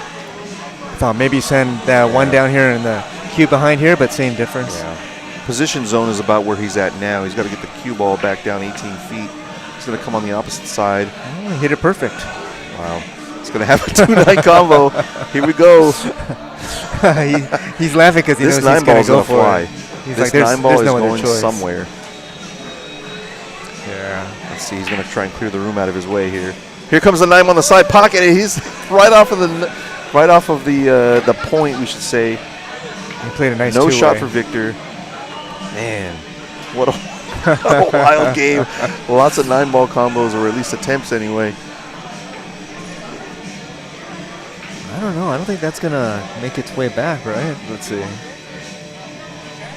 Oh, he did. Wow. What a shot from Victor Garcia. What a... Woo. Nice. He had me fooled. I'm trying to see. He hit it nice and soft to preserve that spin. The speed is what dictated that ball curving the way it did. You hit that an ounce softer or harder, and it's not going to hit the mark. Might be the best shot of the match. Well, after that 9 Even ball, if he rattled loses, in. yeah. Good positional shot here from Luis. He's a little bit too straight. Yeah, Lewis is go, go, go in this game. Oh, yeah, both guys. I think these guys speed up their game when they play each other. I think, they know each other's game so well, and I do think part of it is, I'm going to one-up you on how fast you're playing. Let me see if I can go faster. Look at this spin shot. Oh, that'll get him there, too. Yeah, the 8 ball is a big ball here. So on this shot, you kind of want to lengthen. So, man, this is a weird little shot here. He's got choices. He's got to He hit could this hold with it. a little bit of inside, I think. He's trying to taking slow it the out. ball down. Yeah, he tried to play it a little slower. Well, this is no gimme. I don't even know if there's a rail first. Yeah, that's tough, man. There may not be a rail first here. He's going to pound it. I don't know. Excellent shot here. That cue ball's going to slow down, hitting the brakes, but it wasn't enough. He actually got a lot off of that one. A lot off of that Yeah. shot. Yeah. Oh, Very good smart. shot. Very Wow. good shot here. It looks like he doesn't even have a one-rail kick. He's kind of like a highlight reel. Maybe he thinks he does have a one-rail kick. Okay, I guess he does. Watch out for the side pocket here. Well, he's going to get behind this? Wow. Oh, it just snuck out. All right, here comes the knife. He's already calling it. He's gonna make that ball move. It's gonna go in one of these 6 pockets, that's for sure. I'll call one of these 2 down here. Yeah. You went for carom? I think he is, right? Look at that. Oh, he did. Yeah, and he's gonna be in the drink. No, he's not. All right, this became a very messy rack. Chasing the 6 around the table. It's kind of a safe right here. Just roll it up to 7. Oh, he thought he could make it. Yeah. Okay. I don't think he tried to make it because he got no position on the 7. There's no position. Yeah. Yeah.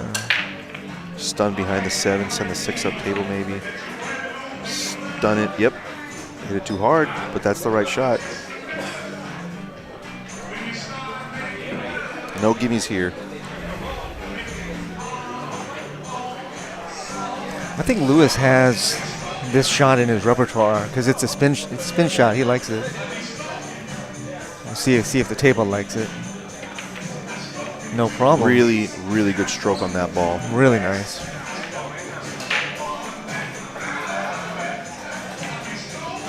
Yeah. He had no problem with that shot. That's pretty good, pretty strong. It's really just make the 7 and pop out, I think, and then you're kind of done. He's just waiting for a player on the table next. The way he made to that finish last his ball, shot. he probably smooths this in and gets straight in on the 8. He gave up on waiting for that player. He I said, gave I'm just up. going to shoot. Oh my gosh, right after I said that. Well, now, yeah, but he got where he needed to. Yeah. So now it's Victor's chance to return the favor. He's got a side. He like tilts his head when he shoots. But he makes pretty good use rare. of that tilt.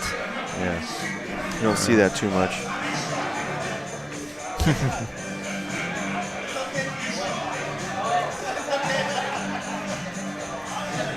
Yeah, super side eye.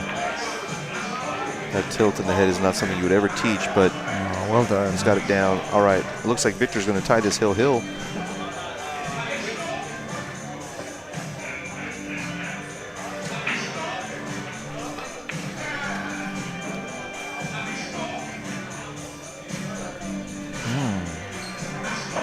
Took care of business. All right. Hill, 3 matches in a row here on the TV table. It's Monday night. It's the Mezz LA 9-ball series. I'm here with Joe Hannick. We got 16 players, $20 entry. We're adding $100 and double points. You got double points also, and I know you think you got double 0 points, but you didn't. So just got to bust your balls a little bit, man. Joe Hannick took an early exit, 2 and out. But he did so at the hands of David Nichols. And who I got is- one of those games, too. Yeah, David Nichols is running this pool hall lately. He's That's been winning right. just about everything. He ran into some pretty heavy monsters at the Mezz yesterday and took an earlier than usual exit, but he did get 9th through 16th, I believe.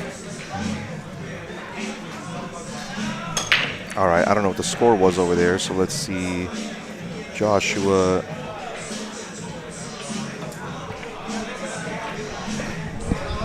Josh, put it in the score. He got it? Oh, he won. All right. Sorry about that. I was just trying to get a score update. I mean, I know you guys are using it for tournament, but can I just volunteer you guys using it? Like, it's not in the middle of the tournament, right? Okay, I didn't want to like mess it up if we were waiting. That's why. Is she talking to me? I realized that was a whole lot of words for nothing. I don't know why I could not spit out anything that I was trying to say. Everyone does it, yeah. In between matches, yeah. No, I know, but I just wanted to make sure that it wasn't on hold, and like I went and shot, and you're like, oh wait, they were in the middle. All right, on the winner's side, Orlando Rodriguez and Michael Agabao.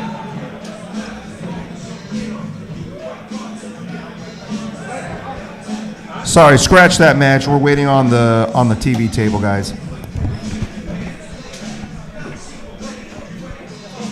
Might be all I'm over. going to put that match on here next.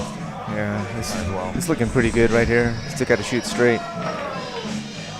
Okay. Got another 9-ball combo. All right, Luis puts down another is it 9-ball gonna combo, scratch? and he Oh. almost scratches. Drama Oh man, all what the a way. wild match! All right, we got several combos that happened there. So, all right, Luis takes it down. Hill 3-2 over Victor Garcia. That was an exciting That's one, very really exciting. entertaining. All right, let's see what happens. We got Ian in. Okay. All right, let me put Orlando up here. All right, on the TV table, Orlando Rodriguez and Michael Agabao. Race to 3 on the winner's side. TV table.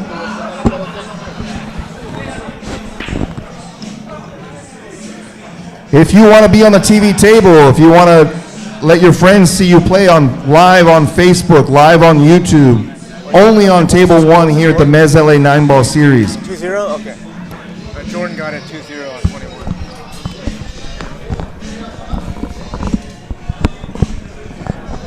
All right, we got 2 players that I'm really not familiar with here are going to be on the TV table. I'm interested to see Orlando's game because I believe I've seen him play before, but it's been a while.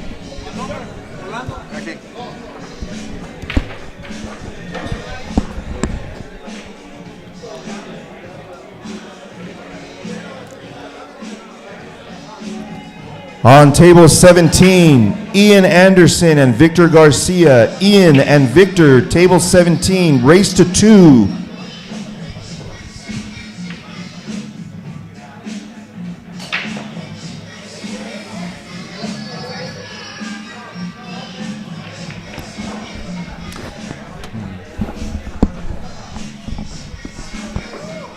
All right, these guys are making their way to the table. Ian is a brand new player. He says he's never been here. I don't know if you. He says he's never been here. I don't think you've seen him then, right? I haven't seen him before, but he seems like a really nice guy.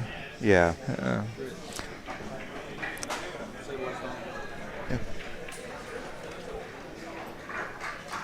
Yeah, you're asking about Orlando. He's kind of a creative player. Let's put it that way. And Michael's a bit more systematic. If we had to compare, I think. It's a way of putting it.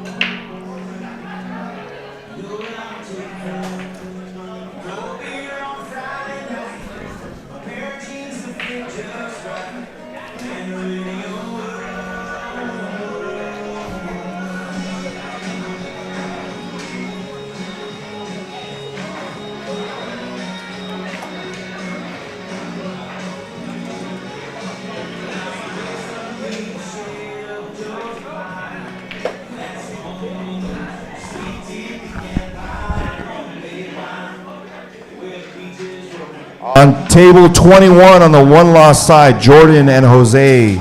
Race to 2, Jordan and Jose, table 21.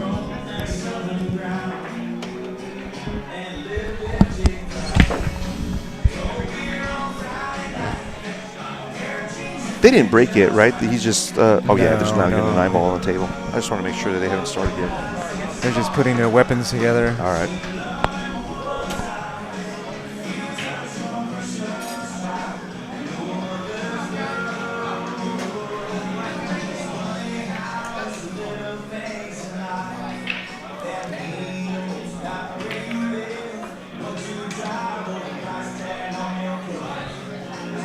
It's a really nice night, man. We even got the Dodgers playing tonight against, it looked like a New York team. Is that what it was? I think it's New York, yeah.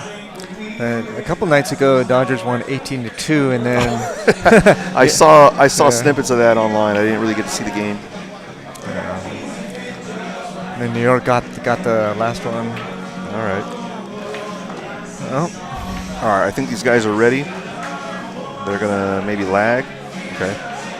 the Fargos are pretty comparable. Yeah, low 500s, I believe, here. Mm-hmm. Oh, am I looking at the wrong one? No, man. 501 and 525 for Michael Agabao. So Michael has the slight edge on Fargo. But in a race to 3, it's anybody's game, especially when they're only 25 points apart here. All right, Orlando's going to take that lag. Yeah. I haven't seen Michael in a while. It's been a little while. It'd be nice to see him come back and rejoin the series. Yeah.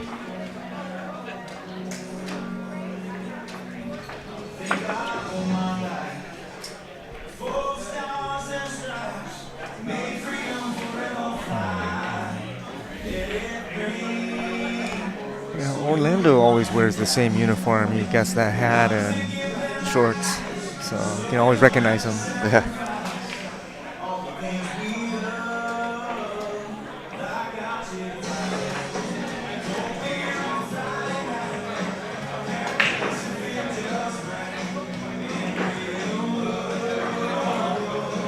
All right, let's see if Victor can recompose himself after taking a tough loss.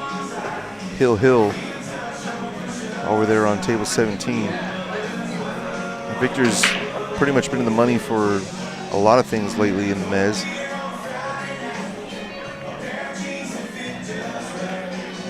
That was an exciting one, though, with a lot of 9s. It'll be hard to reproduce that in this rack, though. No. This is a bit tough. He's got to go back and forth a couple times. Oh, man, he's jacked up over the 7. This is brutal. Ooh. Tough first shot. A nice first look for Michael. Pretty open table here. He's looking pretty decent. 2 to the 3 is a little bit tough. The 6 ball and the 8 ball are blocking him. Going the other way is kind of tough. He's got to have a nice angle, sort of like where the spot is for the 2 ball. That would be ideal. I don't think he's going to get there, but that would be like prime position.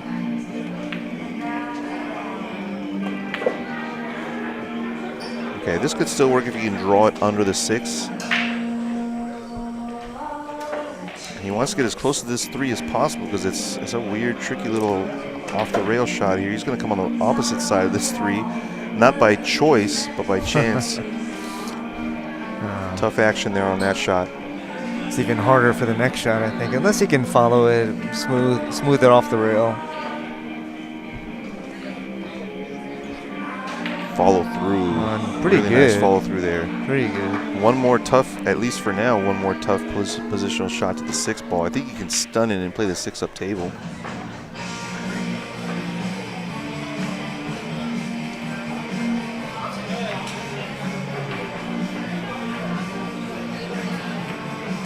Smooth. He's got a nice stroke. Came under it, bumped it a little. He's okay. Not ideal. A little tough to get to the 7, but very doable. This is about a maybe 2 o'clock, 3 o'clock shot here. A spin over to that side of the table after contacting the top rail. Those people that have the loose grip, they pocket balls real nice. Overcut it. He was thinking too much about making sure he got thin up table so his cue ball could come towards the 7, and he forgot to make the ball. Good opportunity for Orlando here. Just a tiny little pinch draw.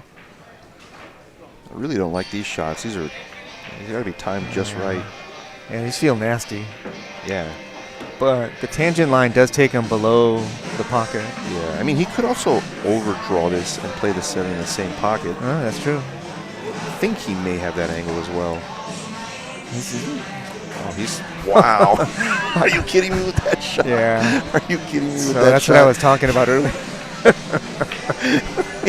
He said, "Forget that. I'm just gonna slice this and see where the ball goes." I think that was a back cut or something. Oh my sweet! Is this how he shoots every Yes, shot? yes. He once You're gonna see fireworks or nothing. I didn't know that. Yeah. That's cool to know. This is entertaining now. He told me that he came just for the stream. Oh yeah? No. Oh. I'm making that up. But it might as well be. That's a pretty good shot there.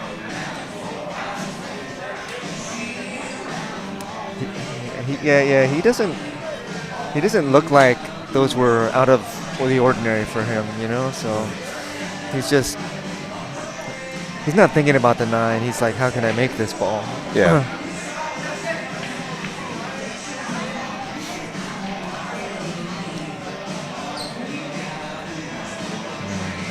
He might duck. Oh wow! More wildness and a scratch? I mean, it could, No scratch. it's wild or creative depending on your point of view. Yeah. That's a wild shot. That's I mean, a it's wild still shot. creative, but it's wild. Best of both worlds. Yeah, Jackson Pollock was still pretty wild, even though he's creative. Oh. He comes Yeah, from this angle looks even worse as I look at it on the TV screen. Yeah, It's kind of 50-50-ish here. I think Orlando comes from the Martin school of pool. Oh, yeah. Martin The Jimenez. school of one-stroke, three-cushion knowledge. Oh, yeah, all that stuff. You know? Yeah. Excellent try on this 8-ball. He's not going to give up too much. This is still some work to be done here to get to the 9, even if he makes the 8, which is tough in its own. So I think that Noel's match is over, but I can't tell what's going on over there. Let's see how many rails he plays this, because okay, he just went all the way around it. Yeah, I believe that one's over. And he left it tough. Made him to score the match.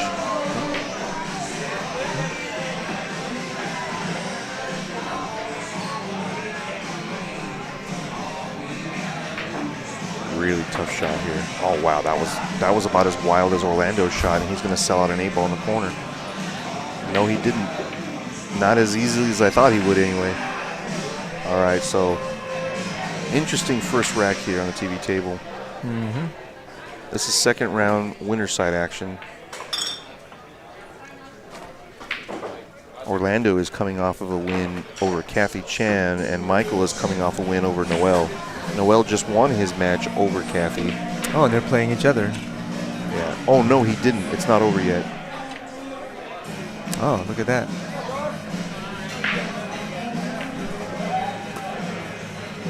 Well, it may not be good shape, but at least he got somewhere. Made the ball.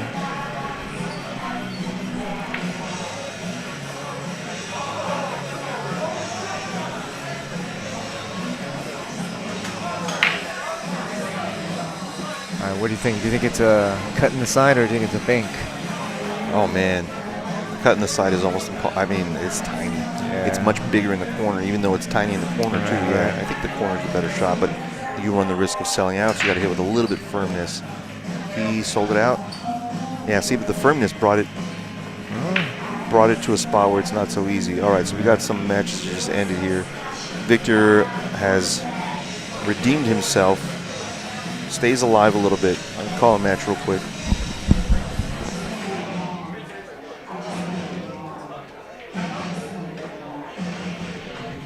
On table 17, Noel Salazar and Joshua Keels. Noel and Joshua race to 2 on table 17. It's on the one loss side.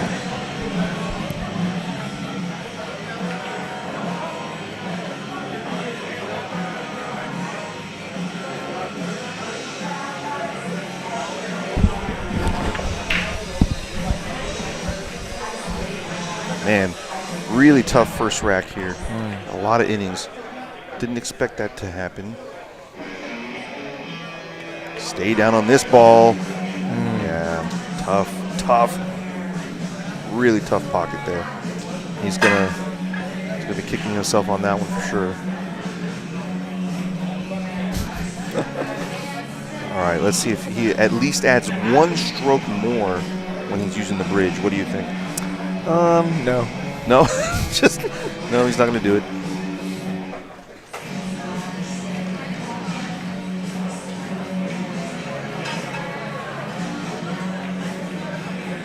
All right, Orlando 1-0 in a race to 3 on the winner's side here, TV table.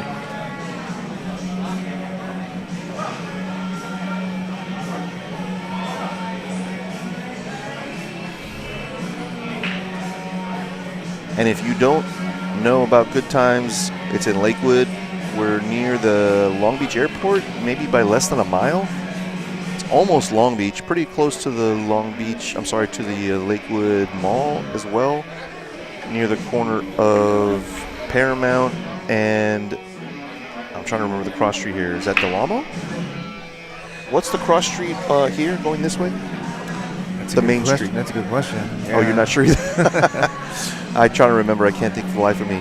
But Good Times has, I believe, something like 19, 1, 2, 3, 4, 5, 10, about 15 9-footers, maybe 14, and 10 7-foot tables. Got 5 diamonds and 5 predator tables. Decent break, no shot at the 2 really. Yeah, Good Times All has right, a lot Jose of. Centeno moves forward on the loser's side. I was gonna say that Good Times has a lot of good league action here, and also the Mezz tournaments, something for everybody. Yeah.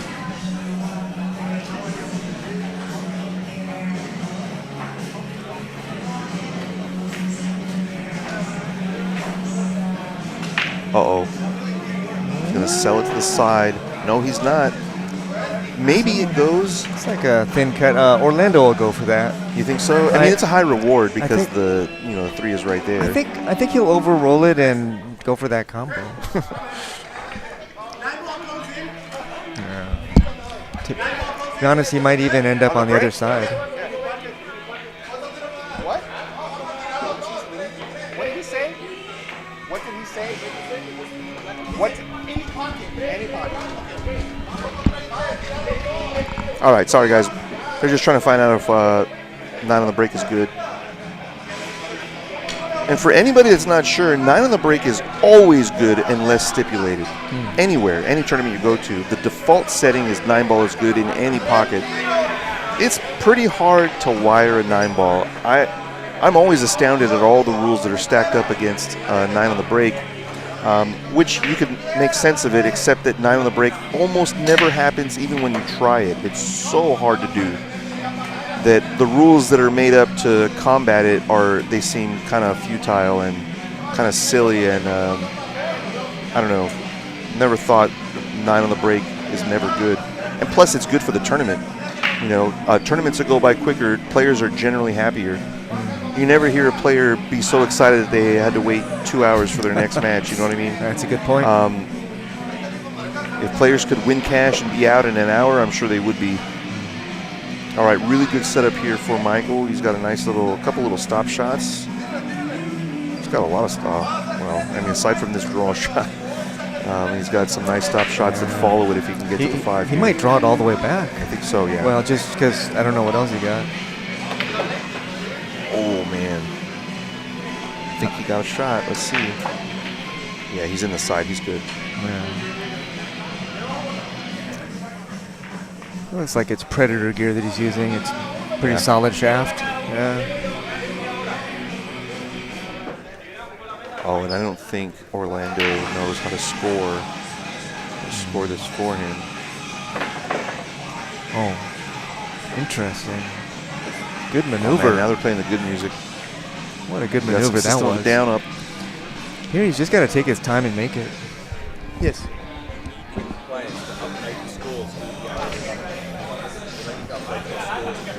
So when you do live streams, they need to update the scores. They need to update their scores when they're doing live streams. So Yeah, he's not really doing his phone, so I just don't get it.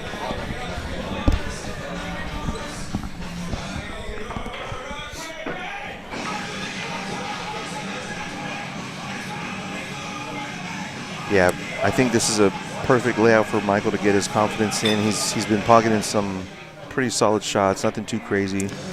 Yeah, this is in I his always find that wheelhouse for I sure. build my confidence better with like the runouts that are simple, Like the I easy do what you're outs, supposed to do.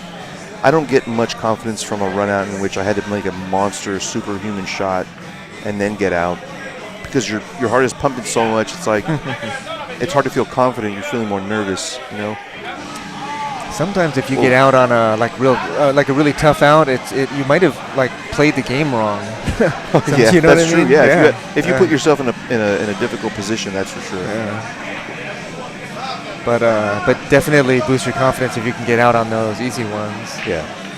Because that's what you hope for yourself, you know, that you get out when you're supposed to get out. Yeah, when you're supposed to get out, exactly. And he's supposed to get out here, which he's doing. So That was a nice little touch from yeah, distance too. Really good. Just gotta stay down. Let's see if he stays down and falls through. He does. Okay. Nice win for Michael. Ties at 1-1. This is winner's side, a race to 3. Finals is a race to 4. It's tough on the one-loss side, man. It is. You only got 1 barrel. I'm sorry, you only got 2 barrels. Not much better than 1. You know, but that's what it is. Well, you can only lose 1, so Yeah. in that sense. But yeah, Dave and I were talking about that. We were thinking maybe race to 100 on the loser side. Well, you know, what I'm not opposed to is extending the race if, let's say, we're under 16 by 1 game. Maybe do 3-3 or 4-2. Interesting. Something that extends it so that, you know, although getting out at, let's say, 9:30 is awesome, that's too early. You know, the pool hall wants us to be in here and have some bodies in here and buying drinks and buying food. So I don't think that keeping the tournament too short is good either.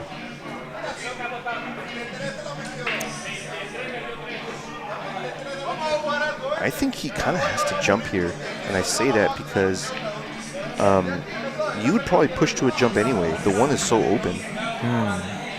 Maybe just push to a spot where you want to, where it's easier to jump. Oh, this is a mistake, I think. Does he? He's probably saying, yeah, maybe you can make the 1, but I bet you can't run out. That's kind of what he's saying. Maybe he's right. I don't know Orlando's game good enough. Look at this shot. Oh, man, he really just goes for it, huh? I mean, he saw a pocket and shot at it. Yeah. Orlando's going to put him in. He's going to put him in jail here, I think. There's so many safeties. I think he's I think he's looking at the combo. I think that's a mistake because you know that the safety is like a guarantee, almost 100% guarantee to get safe. You could draw the cue ball behind the 9. You could send the cue ball up table. You could hit the 1 into one of the balls. Yeah, worst thing to do is just to hang that and leave it for him, too. I'm not sure what he's doing. He's going for the 9. He's going pretty wild here. The cue ball's pretty loose. Here comes the 8 ball. The cue ball almost scratches. And meanwhile, he's kind of just opened up the rack.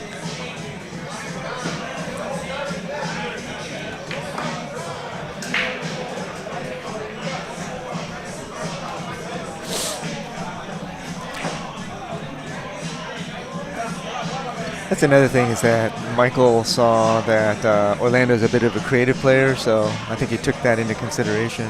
Yeah. You know, I mean, it could work for you or against you, just like in poker, you know?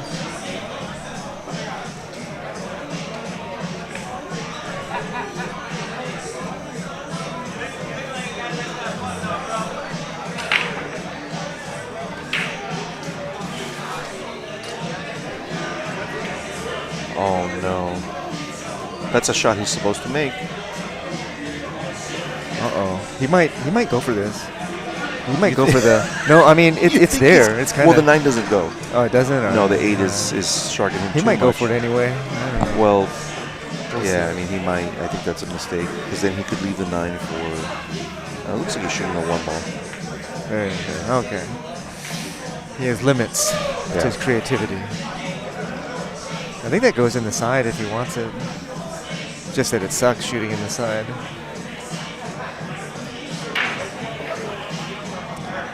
Oh, no, it's no rail. He might not get a rail. He didn't get a rail. I think All that's the right, first Michael time he with the ducked, chance. though. Yeah, Michael with a chance to get Hill. I think the 5-8 is okay. I don't think it's a problem. He has to hit the 8 super thin though with the 5, sending the 5 ball towards the 9. So even if he can make the 8, a little bit of unpredictability with what's going to happen after that.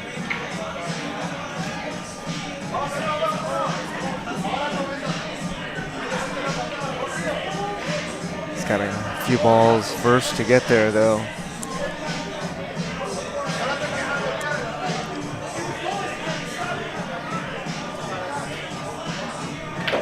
I feel like that 7 ball was big, but I don't quite understand that shot. Because you take that ball to the middle instead of trying to pull it up. I think, he wanted to use all spin there. Yeah. Which, if he had used all spin, he would definitely be behind the 7. Now, that shot confused me a little bit, but he might be all right if he can see this. Just being on the rail is no fun. A beauty. He seemed pretty comfortable with that. So now he's kind of on he's the wrong side side. of the 5 ball. He needed to be on the rail almost down here on his left. Doing some calculations. Is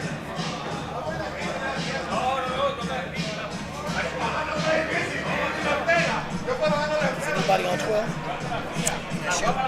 Yeah, but I'm going to take it up in a few, so go ahead and enjoy it.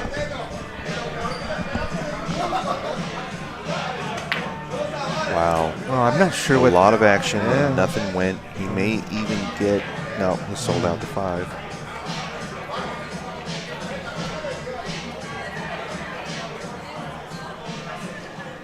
What's the shot here? To go around or to come back for the side pocket? I think he's got to play the 6 on the side.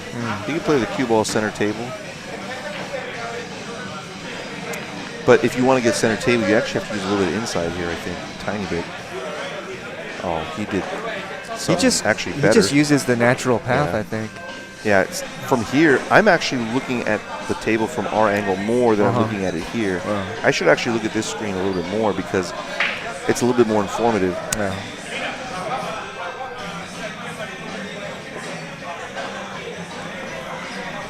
Ooh, look at that. Nicely done. He's got a very good chance to get. He's in 2-1. position to get out here. He might be a little off axis, but he hits it nice and smooth, then he should be fine.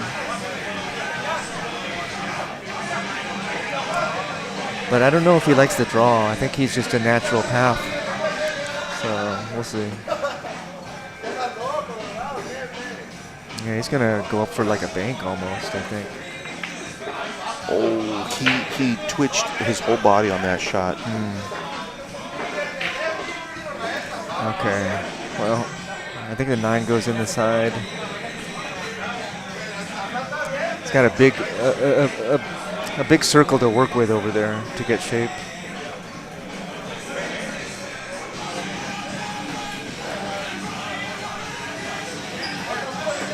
Well, that works too. Oh man, it's a little squirrely. I think he was trying to get shape for the side though. It's a little squirrely, yeah. And this takes him to the 9 also, so he's just got to make it. Tight little squeeze, man. I don't like this one.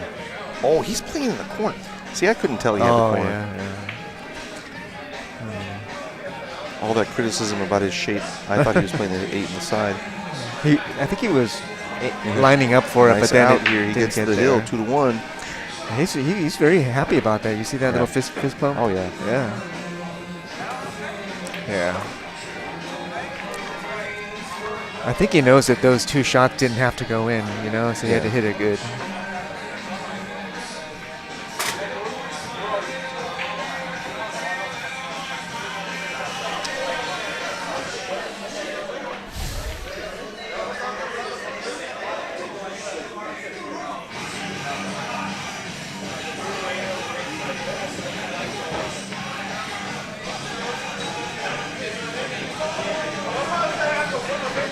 All right, let's check out Michael's break.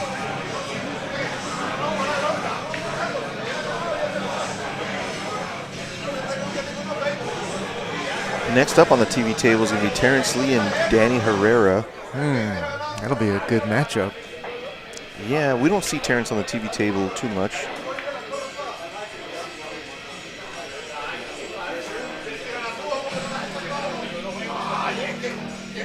Joshua Keel's doing pretty good today. Looks like he's about to get a win over Noel Salazar. When he's feeling comfortable, the balls go in for him. Yeah, he finally became a member, Joshua. He played in yesterday's tournament. He went 2 and out. He had to play, unfortunately, he had to play Dave Hem in the first round yesterday's tournament. Talking about stop number 11.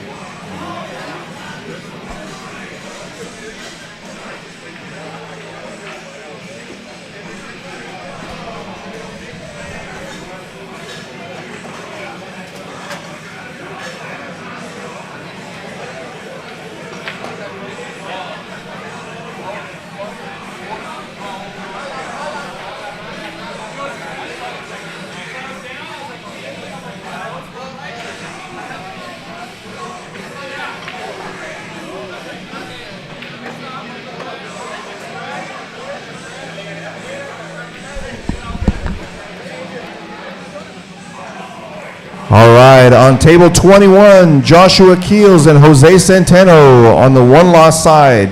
Josh and Jose on table 21. Race to 2.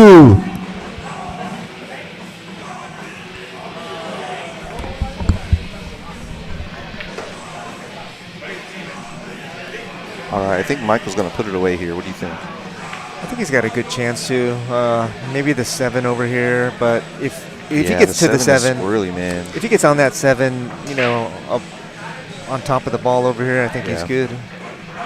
Got to make a few balls first. A beauty.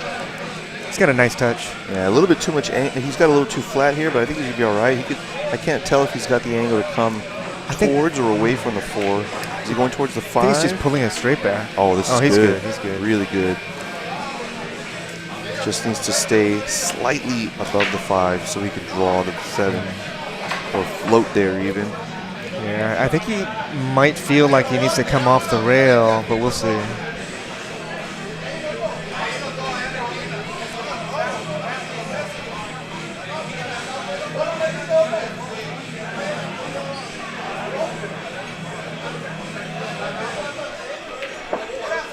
Really nice, but he's on the kind of on the wrong side.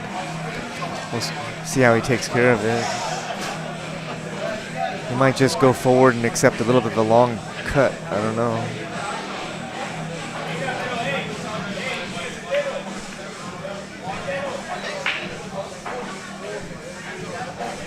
Sometimes you try to do too much on these and follow it off the rail with spin, but yeah.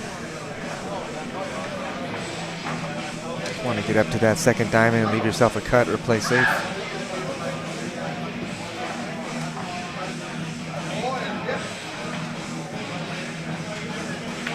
Oh, he really got a. He really got a lot he was of. Going to scratch for sure. What a shot! Does he even have the little angle off the rail? I don't think he does. Both balls are so close to the rail, you can't get much action off of this.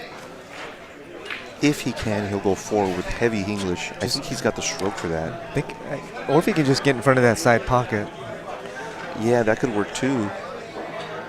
Looks like he's going to do what you just suggested, just kind of tap it in.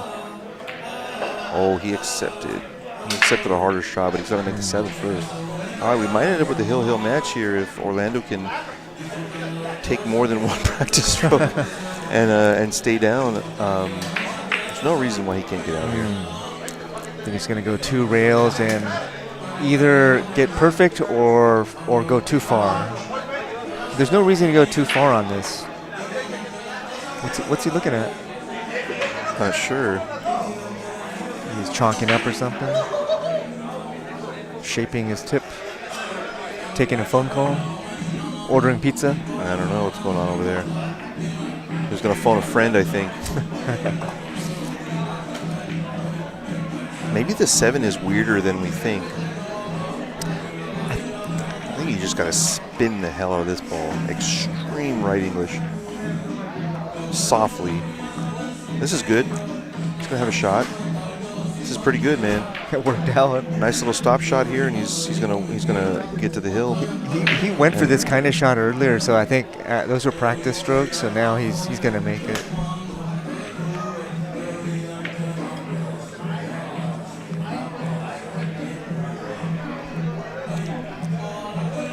Well, he might send the cue ball too far. I don't know. Is he gonna stop it? Okay. Oh, he returns the favor on the 8-ball, so Michael, heavy favorite to win from here. Michael's real He can happy do this that he got he back. can do this a multitude of ways, but I think he's going to play the 9. He's going to play position for the cue ball where it is now. I think so. He wants the cue ball back in that little zone right there for the 9 in the bottom left. Yeah. Even if that's not the most natural, I feel like a lot of people like to play that shape. Yeah, it's supernatural. Supernatural is not what I meant, but he's going to get a little bit of draw. He's drew too much. This has gotten weird, man. It didn't have to be weird, but he's got a shot at the side or the corner. It's a little choice here. When you do go off those 2 rails, it's hard to judge the total distance. Yeah, Orlando's on the phone with his travel agent or something here. Oh, that's par for the course.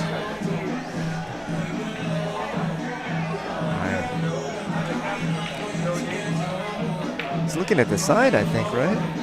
I think that's a mistake. He's got to go corner here, I think. Watch out behind you, Michael. There's a dude shooting. Didn't seem to care that Michael was about to shoot. Oh, he is going side pocket. He's out of his mind. I'm very surprised that he would shoot at the side there. The corner is at least a half an inch bigger as a target than that tiny little target he shot at just now. All right, well, nice little freebie here for Orlando if he can keep this cue ball on a string and not let it loose, you know. I think Michael just wanted hill. Yeah. I think if he just controls the cue ball, it should be good. Oh. He didn't really he's control fine. the cue ball too well, but he's all right.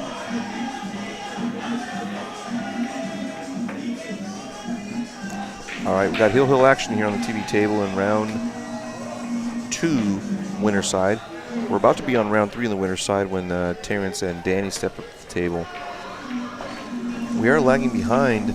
This is the match that's sort of lagging behind at the moment, holding up the tournament. Once this one's over, we'll be in better position.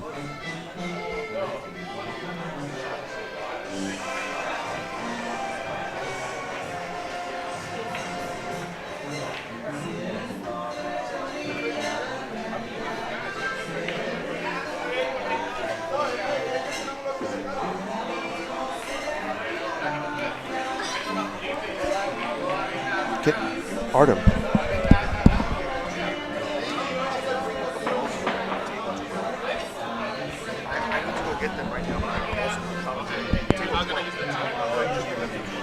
I appreciate it, man. Thank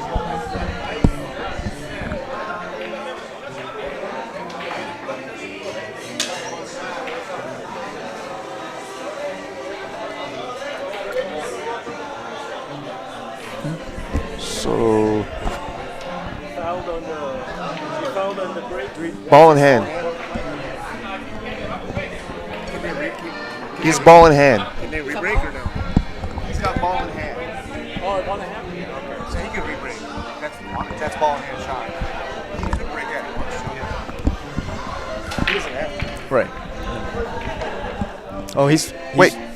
Okay, he didn't understand. Yeah. Hey, Michael, that's a foul. You had ball in hand.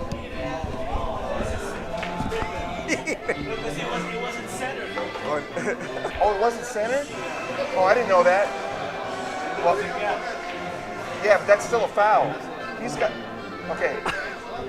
I think you should just re-rack and re-break. Okay. Okay. Well, he's re-racking them. That's the problem. Well, he miscued, so he got ball in hand, but it was ball in hand, not re-rack. He tried to re-rack it. So now he's got ball in hand, but now he's instead of Hey, Orlando, he's just going to re-break. You have ball in hand. You have ball in hand, okay? Yes. So some people do like they don't know really. Man, that got messy. He actually fouls. He fouls. Yeah. We have 3 fouls in the tournament, so. Did he miss the balls completely? No, he. Yeah, I think that got returned. Yeah. Sorry, guys, that was a little bit weird. So, if you're not, oh, he didn't quite, he didn't quite do what he needed to do there on that one. So he may end up getting 3 fouled because there's so many balls here to play safe on. Oh my goodness. Wow, he tried to break these balls open. That, we're seeing some interesting things happen here on the TV table today. Was not expecting to see that either. Become a one-pocket game. What happened here? She's going to try to one rail touch it. Oh, boy. All right. Is that a foul? Okay. Yep. So the fouls are reset. So we had... Nobody's on one. Oh, he's on one. But we had 1 inning and 3 fouls already. Yeah, interesting sequence of events that was for sure. Oh, okay. We got a little 9-ball action. Wow. Okay, now we're back to normal. The game has started. Oh, they're not even playing a game. I thought maybe they were having an argument over here, but they're not even in a match. Okay. Oh. Yeah, well, the Nicaraguans are always talking like that, so that's what I have realized. Well, one of them is from Venezuela. Oh, okay. Well, maybe that's why.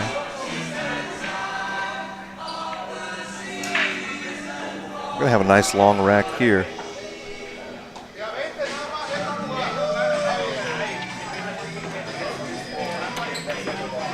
Uh-oh, scratch. All right, so yet another foul. A 2-9 combo coming up for sure. He is 1,000% shooting this 9-ball. He even has a billiard in the side. He's got a lot There's to do a possible here. carry. He could even try and 3-foul him. There's so many balls here to block with.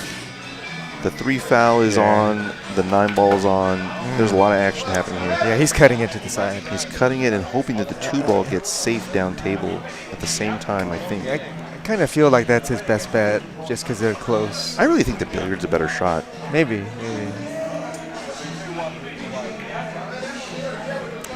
Well, let's see how close he gets. All right.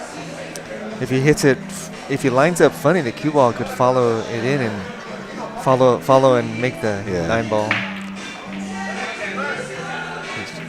Oh, he missed the whole 9-ball. Oh, man. We were going like super advanced, and yeah, he was like just. They're having a good time over here. Orlando's busting his balls a little. It's all good. Having fun. All right. I think he's looking at, he's looking at the 9-ball too, to be honest. Yeah, he's going to have action on it no matter what, even just by shooting the 2. He gets no action on it. He's going to get hooked behind the 9 maybe? No. A lot of places to hide here. I think he's going to tap the 2 and put the cue ball behind the 8. Oh, yeah. Just nestle up that between the 8 and 5. Natural. You get right in between that window of the 8 and 5. Get behind the 8 ball here. Oh, he's playing offense. Hey, they have us guessing every time. Forget about what I say. Nothing that I say. I think everything's going to be the opposite of whatever I say. That's because we're amateurs, man. It's opposite day. If I say he's going to go play defense, he's going offense for sure. Yeah, I knew this was going to be a long rack. Even though the 3 is there, I think he's just going to fire it in.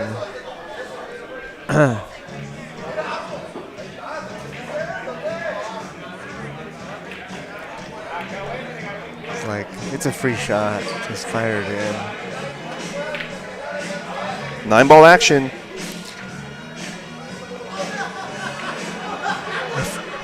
The ball's opened up, but we haven't made any progress yet, so we'll be waiting for that 2-ball. I will consider that progress. You consider what? I consider that progress. It's all right. They messed up the 4 pretty bad.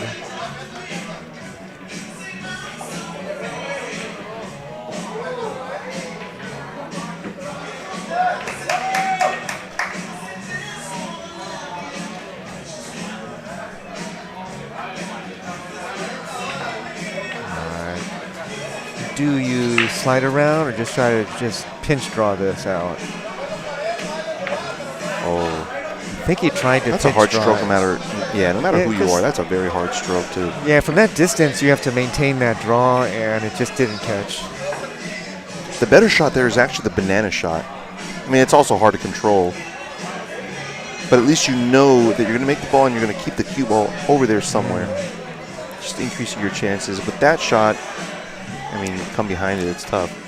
playing the same side and leave the cue ball here. So. Wow, he's going to bank this right in the hole. No, he's not.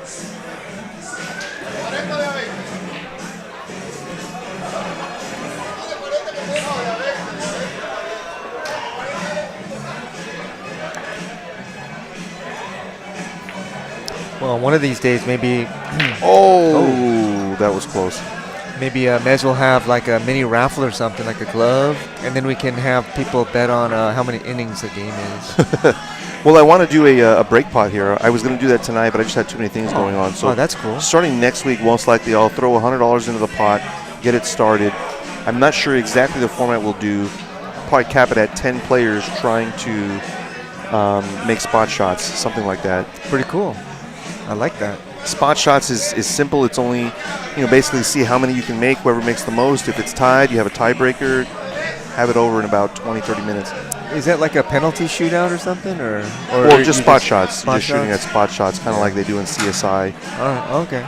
It doesn't require a rack or a break or calling fouls. Like, it's not a whole rack. Look at this beautiful shot. He's going to bump the 5 to the other pocket. Oh, no, he's not. It's going to stay there. So he's got a legit chance to finish this. He's going to come around the back here.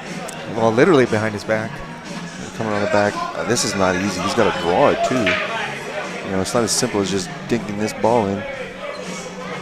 The 98 are keeping him from... So you just don't want to overhit this and get in trouble. So he's going to massé it in. He has to massé it in and lost it that way. He thought too much about the maneuver. Yeah. But that could happen when you're sitting on the table. Yeah.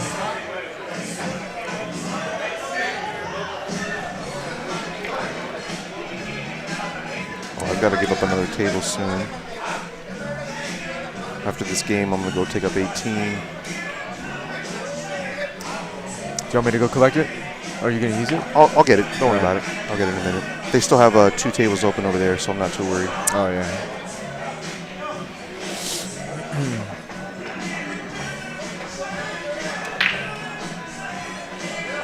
You can play a billiard here. I really think he's got to play safe. I haven't seen too many safeties been played in this match. They're mostly going offense with almost everything. Safeties win games, especially on this table. You play safe, play safe, play safe until you got maybe 3 balls and you kind of like how it looks, and then you go for it. That's kind of my outlook. Obviously, if you're a 650 or above. I think he's doing it right now. Oh, he's going to make it. He got him nice and safe, though, I think. That's a pretty smart shot. Good little two-way. I think he came closer than he thought he would. Look at this. He tries to kick it in. All right, we got... That's like the 8th foul this game. Yeah. But it was all clustered in the beginning, so there was no out. All right. Think Michael gets out here? It just feels tough to me from where it is.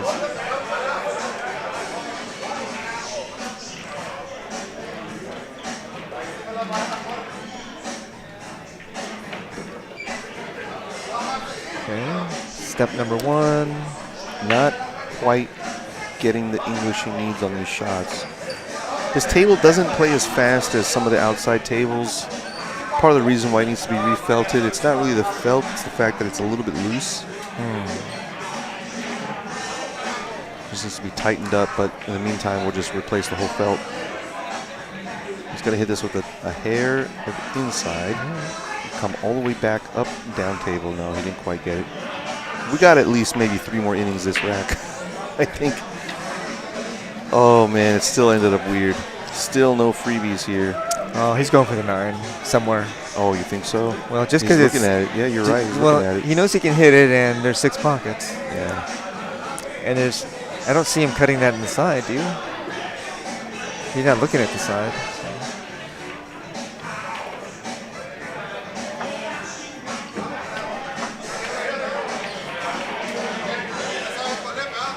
Okay, now he's looking at the side.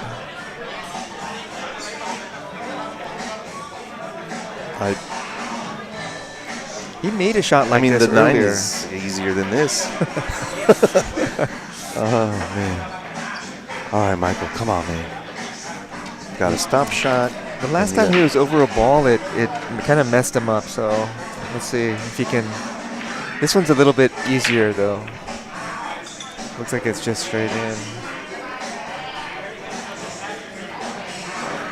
A little stopper here. I think he's got a straight in stopper.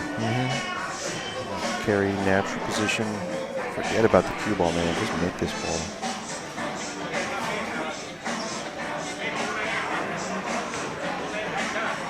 Nicely done. Every opportunity to get out here. If he doesn't get out here, I think Orlando's going to be excited about that. This is pretty standard stuff here. He has to actually stay. I think you want to stay on this to the side. left of the 8, right? Oh, I was thinking maybe stay here and take it around. Yeah, stay to the left of the 8. I think that's what he's got to do. Yeah. But that's got to be hard to do from this angle. He's got more angle than he would like for that.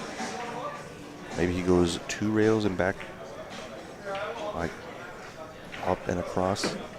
Oh, he's trying to hold it. Well, now it's it's going to be on the rail. Now it's tough. Man. He's gonna have to bump that 9.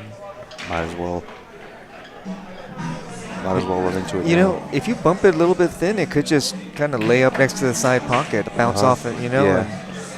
And so we'll see how it ends up. He got to just make the ball first, though.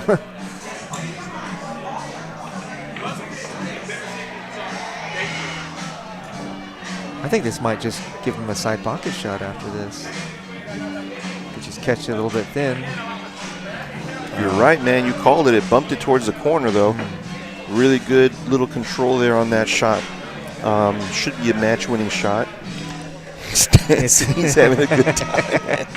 It's his game. You guys can't see Michael, but he's dancing. Oh, yeah. As he's getting down on this shot over here. He's like, why do I have to be off axis? Why Yeah. couldn't it just be straight in? Well, you got to earn it. He reminds me of like a cat that's like getting ready to lay down. He's shaking around and stuff. I think he makes this one. Nicely done Very from good. Michael. Very good. Agabao. He puts that one down. And a nice reaction, too, you know? I like it. All right, nice win from Michael Agabao on the TV table. Next up is Terrence Lee and Danny Herrera on table 1, our feature table. Terrence Lee and Danny Herrera on table 1. Race to 3 on the winner's side. On the one-loss side, on table 17, David Nichols and Orlando Rodriguez.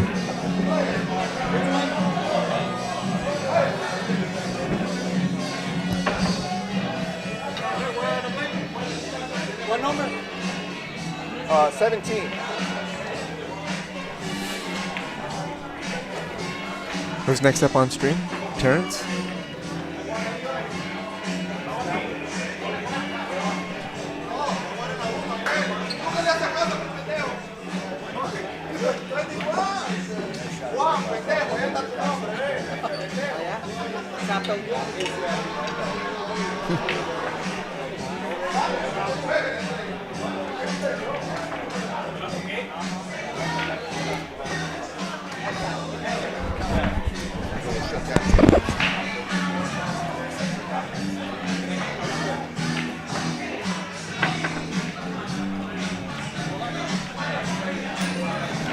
Right, Danny and Terrence flip. Looks like Danny won the coin toss. Anyway, this should be a pretty good match.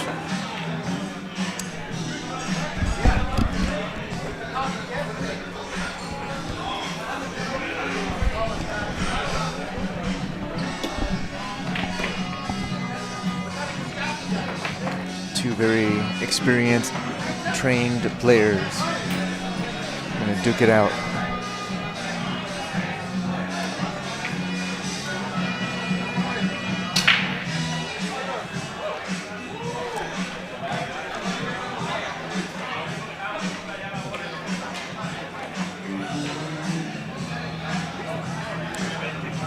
Danny has a very nice Q-Tech cue. I tried it out before the tournament and plays real smooth. There's some other people who use Q-Techs also. Jose is one of them.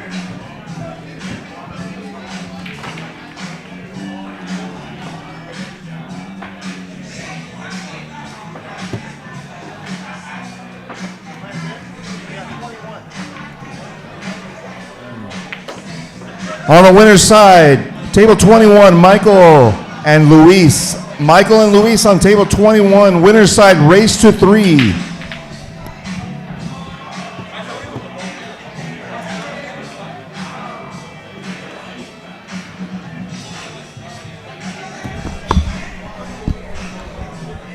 All right, we should have some pretty good action on this one. We got Terrence Lee, who is a veteran of the Mezz LA 9-ball series. He's been playing since season 1, man. He, I think, was even at our very first Mezz tournament in January of 2022.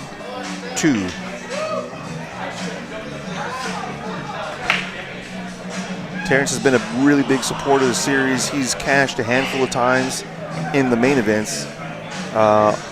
Cashed all the time in the weekly tournaments here and at Gladiator when we used to have it over there. Pretty well-known dude in the series. Danny Herrera's making a name for himself here. He's going to get a little too far and gets behind the 6-ball. Danny had a nice first round win here on the TV table. He beat Joshua Keels. Oh, I'm sorry, that wasn't on the TV table. That was the match that he had with David Nichols on the TV table. He won Hill against David. He beat Joshua Keels in the next round on an outside table, and he's back here. Yeah. Danny, really tough jump shot here. I mean, tough to make it. He should be able to hit it. I think he's pretty experienced to hit this ball at the very least. Nice. Very good control there as well. He's going to get a hook behind the 8-ball, I think. So did you say that the height doesn't really help you too much with the Not really. jumps? All right. It's really more about the stroke that you have and the ability to hit that ball on the exact point that you need to. The height doesn't really help you. In fact, it makes you think that you can do this easier, and therefore you try this and it's really awkward. It's better to do the dart stroke. Look at this thin ball. He just cut the number off of that 3-ball. Man, cut the paint off the ball and almost froze him on the top rail. This is an excellent response from... He needs a samurai sword. Yeah. So good chance he's going to get ball in hand here. And usually what I start to do is try to plan, like, if I have ball in hand, what am I going to do? No reason he can't run out from here with ball in hand if he gets it. That's going to be one of the differences between the last match and this one. You're going to see more safeties, intentional more safeties. safeties for sure, especially from Terrence. Yeah. I don't know Danny's game well enough to say or to try and predict what he may do, but I know that Terrence is going to probably draw this ball under these other balls. Yep. Very good response again from Terrence. Really heavy pressure on Danny, who is not the favorite already, and now he's under even more pressure. Danny coming in as a 538 and Terrence as a 579. But the other part is the experience in the series and on this table.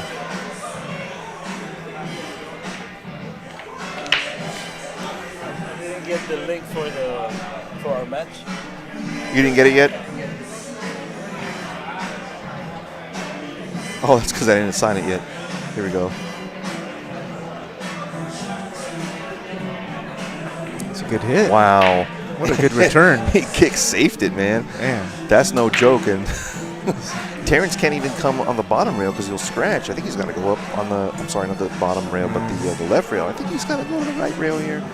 He's going to try and kick and stick. He better not scratch here. Easy to scratch off the back of this ball. He hits it really nice. Oh, man. Man, that's the 3rd time in a row he's used the 8-ball as a blocker and done so really well all 3 times. So this is probably the easiest, contact, but sometimes you miss those. Yeah. What's he? He's trying to call if the ball's frozen or not. Yeah, he's saying it's not frozen. They're just agreeing on that. If it was frozen, they'd have to call me over. What? Should I try and jump this? No, that's a mistake. It's a big ball to kick at. It's a very big target to hit. If you hit it nice, it gets safe. Yeah. He didn't get safe. He's going to sell it, but it's not automatic. Oh, say that again? Oh, yeah. All right, Joe's going to go watch it hit. He's going to go, excuse me, referee a hit. David Nichols is over there playing against Orlando. Oh, man, really tough little stretch here for Terrence Lee.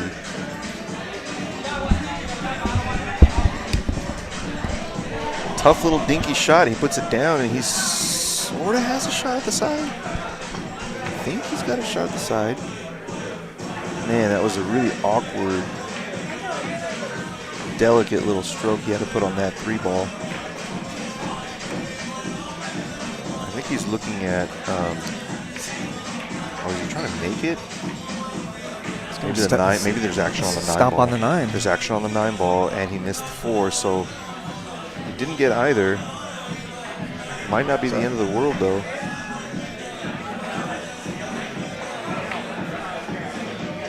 It's deceiving from where we're sitting. I don't believe the 4 goes as a bank. He's going to try it anyway, because he could make it. He could make it, but okay. This is a smart shot. Oh, he took. He's taking cues from Terrence. Exactly. Here. Took one out of Terrence's book.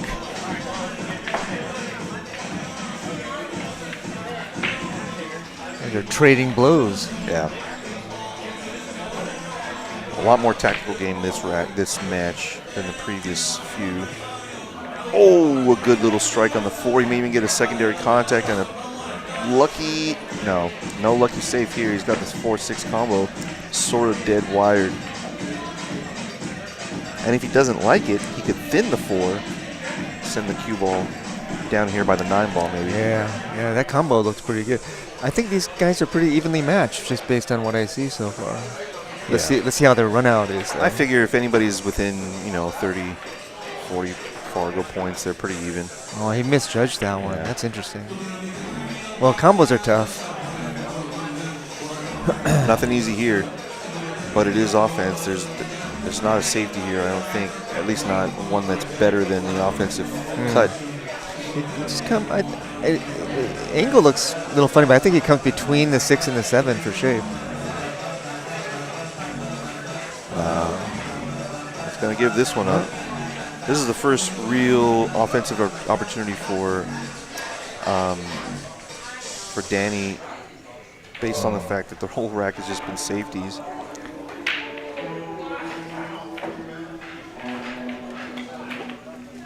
Danny's one of those players that plays so good, and yet he's not a member of the series.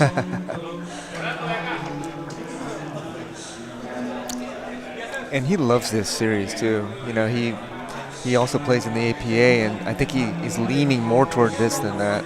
Yeah, some of the other players as well. I've noticed some of them are starting to make their way this way. Hopefully we get more of that. He's playing the 9, I think. There's the bank, maybe. Oh my sweet Jesus. That was a beautiful stroke on that shot from Danny Herrera. That scared me. I didn't think that he was going to hit it 100 miles an hour. I thought he was going to finesse it in. All right, we got a 1-0 scoreline. Danny Herrera combos the 9 ball against Terrence Lee after a really good safety battle from both players. Yeah, that was surprising given the pace of the safeties, and then to just fire that one in. Yeah. Wow. He's got it all.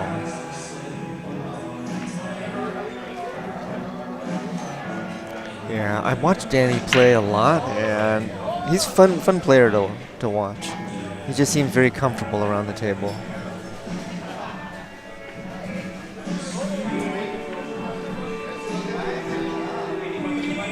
Those guys left, huh? 2 out of towns in here.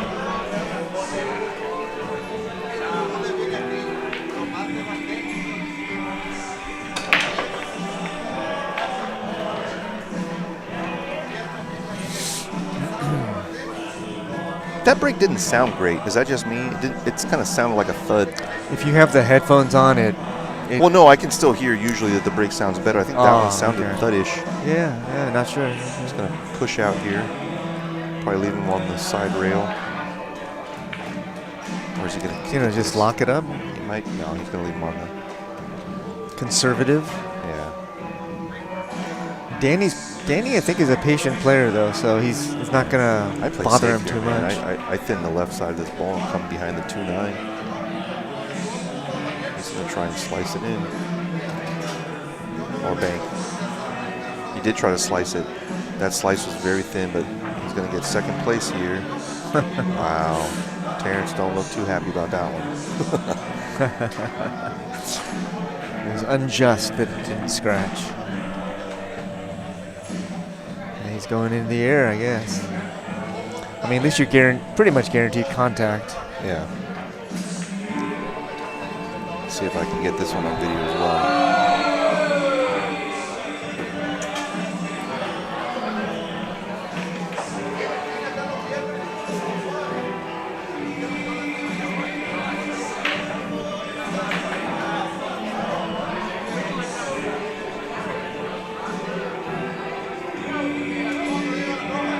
I mean, if he doesn't hit this and he fouls, I expect Danny to try to 3-foul based on the mess over here with the 3-7-4.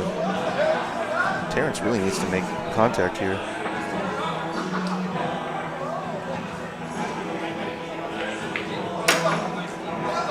Wow. Doesn't make contact. Opened up those balls a little bit, so at least there may not be a 3-foul in play here, at the very least for Terrence's sake.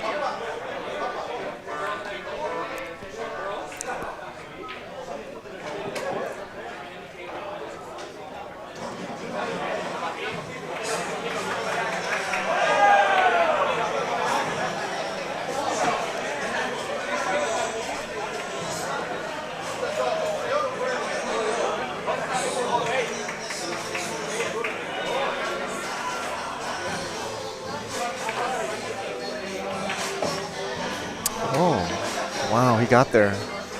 Well, a little bit close to the ball.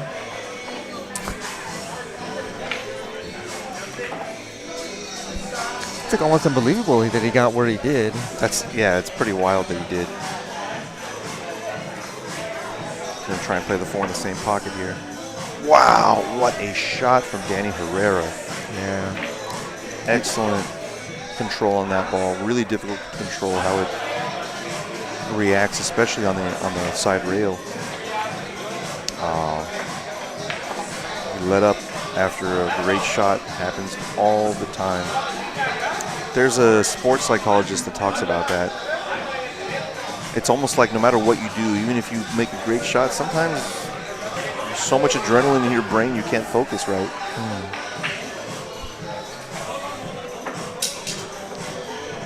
Okay, I think that match is over there with. Sorry. Ya ganó Orlando en 70, ganó Orlando. ¿Cómo quedaron? 2-0. All right, so David Nichols has been taken out of the tournament. Oh, surprise. By Orlando Rodriguez. 2-0 over David Nichols. So sometimes creativity wins. Oh, yeah, that's right. That's for sure. Okay, so we're going to have another match. Let me get this one started.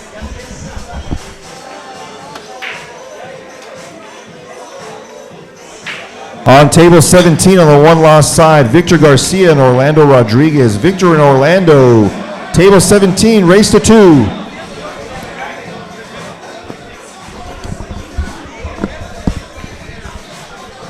Good opportunity here for Terrence to tie the match up 1-1. If he can just avoid getting behind the 9-ball. Oh, he got a little bump on the 8 to hold the cue ball. I don't know if that was intentional, but it definitely works. See how he drag draws this ball. Wow. Well played. I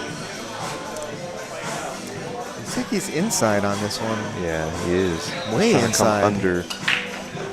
Oh, wow. No, it just maybe the way he was cueing looked that way. Interesting. I would have moved that rack, man. That rack bugs the hell out of me. I mean, even if it's flat, it just bugs me. I have to move it.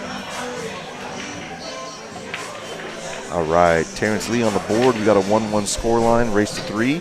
This is winner side action, round 3. The winner here will have a chance at the hot seat.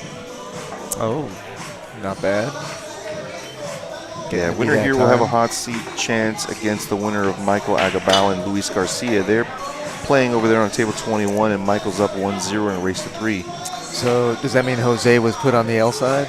Jose was put on the L side, yeah. Oh, okay. I know that you think he's probably like the best player in all of LA, but I don't know if I agree with that. You know what I mean? Well, he doesn't have the crown yet, but he's gunning for it. He's had, how many years has he had to try and get that crown? I'm just Jose's standing over here by the booth. We're good. Just gotta bust some balls. Yeah, Jose's still chasing that title. Here comes Danny with a very strange position on his break. He doesn't get the wing ball, doesn't get anything down, and he almost scratches. I think he's got to rethink that break. He's not doing the standard side rail break where the wing ball goes. That wing ball didn't even come close. I'm not sure if he knows. Where did he break from? He broke from like the 2nd and a half diamond in. Oh, okay. He was pretty inward. I see. Huh. That's not going to do it, Terrence Lee. Ooh. He wanted to hit it thinner.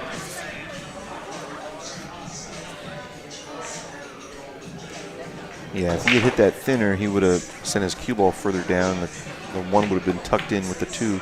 Danny tries a safety here. Unsuccessful. I think Terrence is going to slide him past the 5 and under the 6. Yeah, he likes that nice 6 little ball. slide. I think he naturally sees those shots too. Yeah. Maybe he's doing something else. He's powering up. Oh, he tried to make it. Huh? I'm always surprised when I see an offensive shot when the safety's defense there? is so like a lock safe. Low risk, high reward. Did you see that go in? The biggest change I ever made in my game was just every shot, just look at what's the cost benefit. Is it high risk versus low risk? I mean, you never want to take high risk shots, even if they are high reward. The best shots are low risk, high reward. Look at this shot. Oh God, I thought it was in. He thought it was in too. All right, there's a chance because it's just that 6 ball. Yeah, the 6 ball's pretty ugly. Aside from the fact that there's just a lot of balls on the table you have to run. Every single shot has to require such a ridiculous amount of precision. Come to think of it, that 6'9" is probably pretty juicy because he fired that last one in. Remember? Yeah, I mean, yeah, I would agree in general. Still low percentage.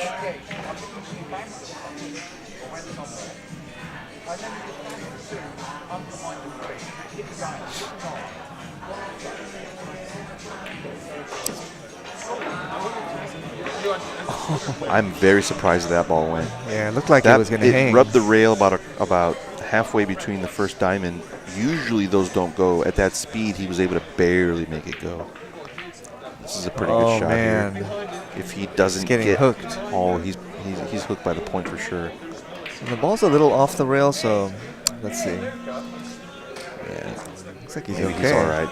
Yeah, it's hard to tell. He's from bringing our it angle all the way here. back to go in the side, I think, right? Yeah, he didn't really have the angle, I don't think. Finally, Terrence moves the rack. He heard us from before. Maybe.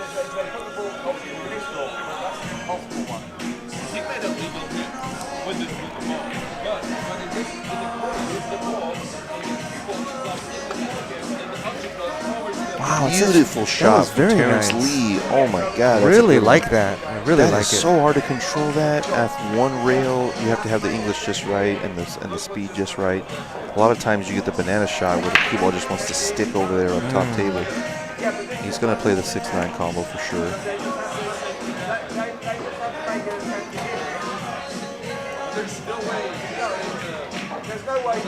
The only thing you can do wrong here is hit it too soft. If you miss it, you want to get that 9 ball out of there. I don't think Terrence is a slammer though.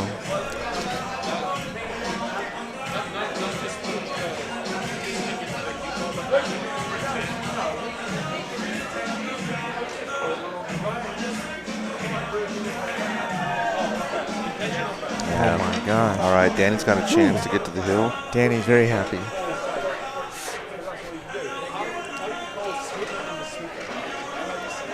They just like leave it right here, I think, right? Oh, back it up over there. That's more natural. That's more natural. A little bit more movement, but more natural. He needs to make sure he gets on the, I think the he top punch it, side of this 8 ball. I think punch it out to the middle. Yeah, punch it out to the top side of the 8. If he doesn't get to the top side, yeah, this is good. Oh, he's just, I like this shot a lot. You want the cue ball to float over there by where the rack is and then spin 2 rails towards the 9. I think he's got it. I think he has that shot. Oh, this is a little tricky, man. I didn't think he would come this way. To go that way and come around. Yeah, that's what I thought he would do. But he might have been super straight or something. Yeah. Actually, yeah, we can't see all the angles from here. I'm just going by what I think he had. He's got a good shot Still here. make this ball. He does Oh not. my God. Terrence is going to get to the hill if he can get a shot. Wow. Stuck on the rail. Look at that. That's This is literally on wild. the rail. Well here. You know, if anyone can make this, it's Terrence, though.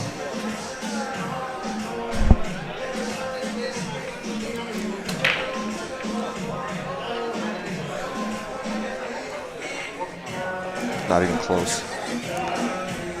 Oh, he's going to get a bump. Oh, he needed a bump there. Yeah. If he had gotten the bump, that ball would have ended up on the side rail probably. I think safety is better. Oh. Really not expecting these kinds of errors here. With you know, the errors that Terrence is making are pretty uncharacteristic. All right, watch out for the side pocket. He's all right. All right. Danny Herrera's on the hill. He took out David Nichols in the first round on this table, so there's nothing he can't do, apparently. In a race to 3, it really is anybody's game, but you still have to make the balls.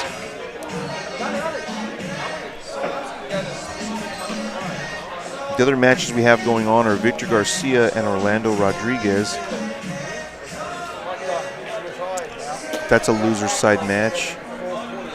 Looks like it's still 0-0. And then we have Michael Agabao versus Luis Garcia on the winner's side, and it's tied 1-1 in a race to 3.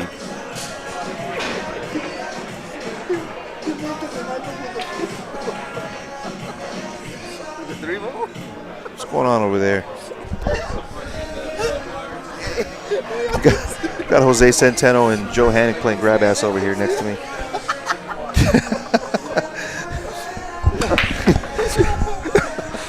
I don't know what's going on over here.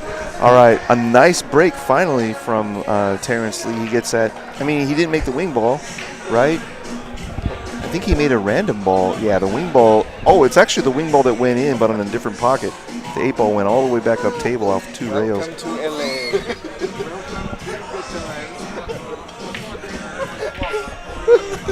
A very nice shot, although he still may be a little short here. I like to draw this and leave the cue ball just to the left of the 6 if you can get there. Just to the left of the 6.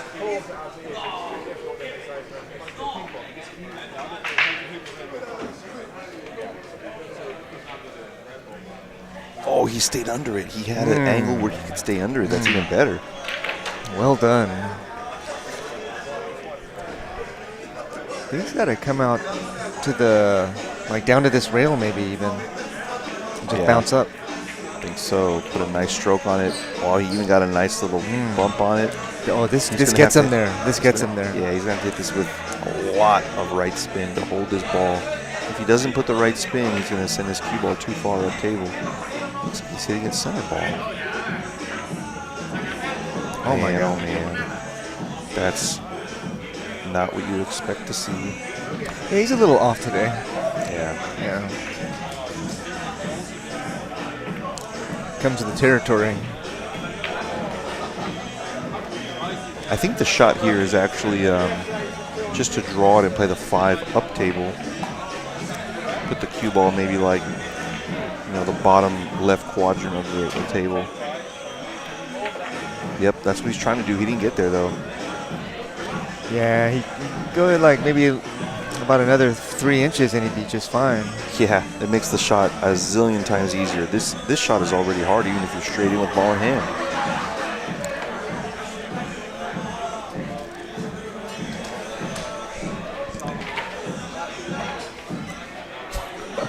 Trying to figure out which side of the 6 to go to. Stay over here or go past it. Like kind of what you feel more comfortable with. I think you got to stay on this side of it though. Yeah, this is a good shot. It's a containing shot. He's going to get safe back. But at least he's not taking a high risk, low reward. Yeah, and he's protecting his lead right now. And that's actually really smart. Some people would go for it, say, I got the lead, just Yeah. go for it. But I like that decision. Man, there's not a lot of places to hide here. This is pretty tough, man. He might be just trying to bank this 5 straight down. Oh, he's doing something else. He's going to sell out. All right, Victor. I'm sorry, Danny. Danny, here's your chance to win at 3-1. You know, if he tries to draw it off the, which is not, okay, I was going to say if he did, he might get behind the 7. He's got a lot of pockets to play this 6. Yeah. He's probably going to play in the upper right. Nope, he's going to go for the side. It could This still is a come very behind good the shot. 7. If he can slow it down, he's good. Oh, it worked really out. good here. And he's on the right side to get good on the 7. That worked out really good, man. It could have gone really bad, though. Yeah. Just like every shot in pool.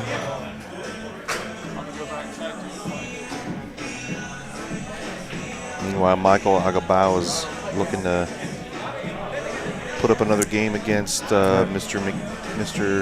Luis Garcia over there on table 21.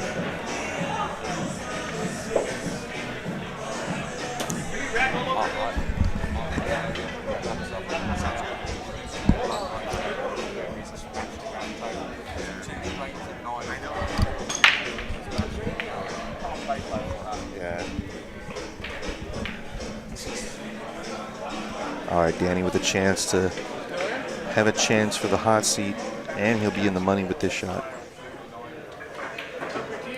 This is for the money. Gets it for the money. Danny Herrera. That's good shooting. Takes down Terrence Lee 3-1 on the TV table. The winner's side here at our Mezz Weeklies. Chris, you going to be here next week? Yeah. All right.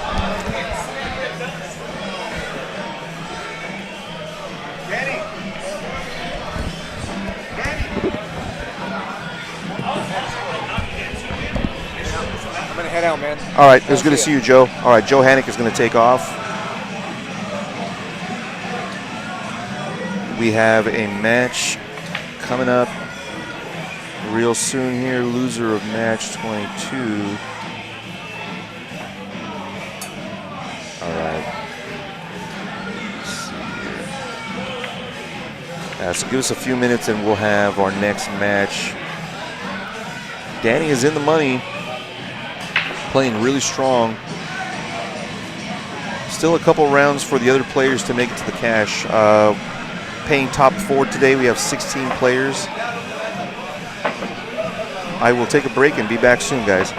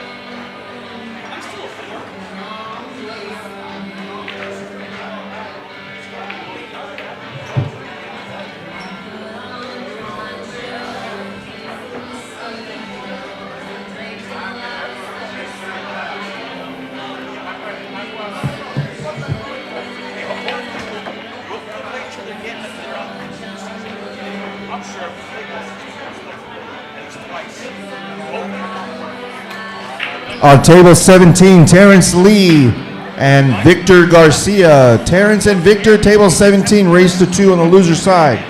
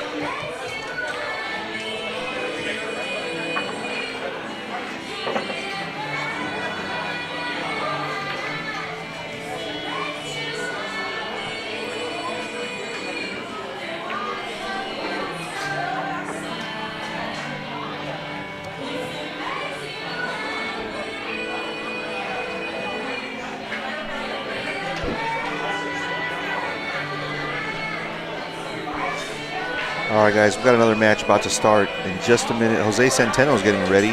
He's going to be playing the loser of Luis and Michael Agabao, and it looks like Michael just lost.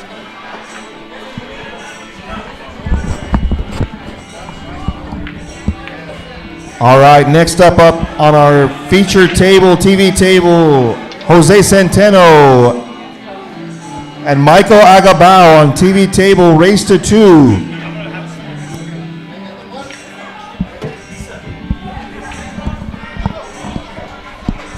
All right, so yeah, we got Jose Centeno and Michael Agabao are going to play.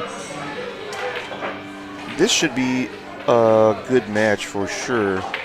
We're going to see some pretty aggressive 9-ball right now, I think, from both players. Jose Centeno has him on paper by a pretty good margin.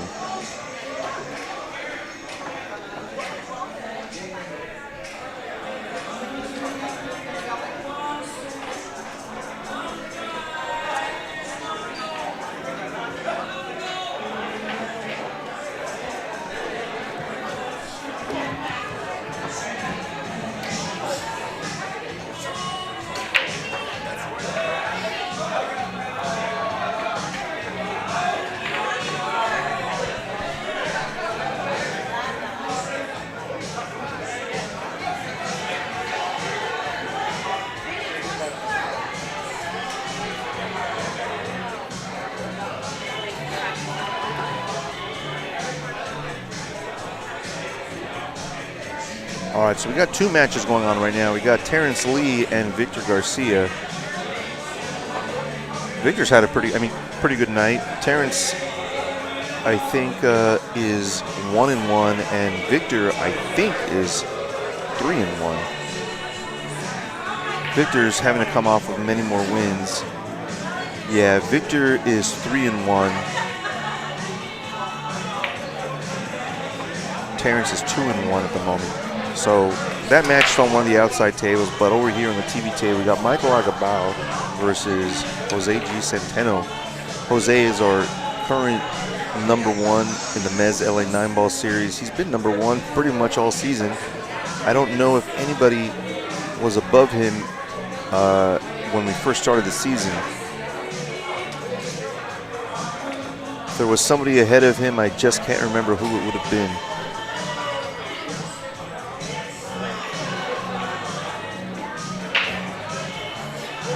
It was possibly Keegan, actually. Wow, look at this. The 9-ball almost goes on the very first shot from Michael. Wasn't trying that. At least I don't think he was. No, he was trying to bank shot on the one. And got a lot of action on that 9-ball, wow.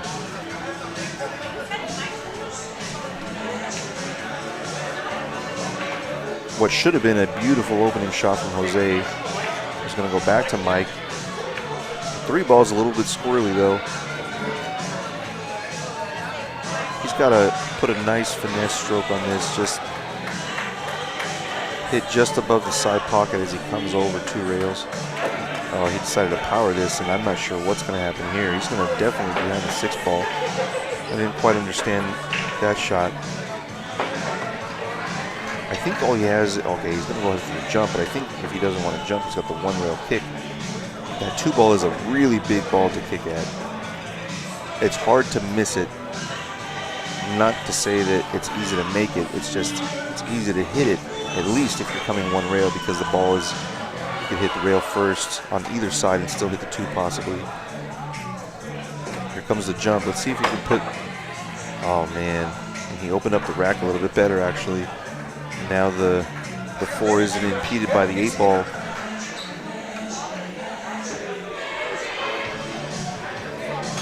Jose's gonna have a nice chance. He's gonna pretend that he's shooting at the 9. Is he actually shooting at this 9-ball here? I don't think he would. But given the position of the 3-ball,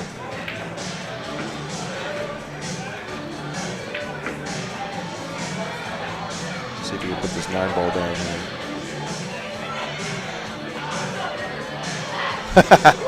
With ball in hand, he couldn't put it down. He's laughing too. But I mean, they're both kind of laughing because they both kind of know that that was the only shot he had. You know, so it's, you can't really fault him for doing what he had to do. You know what I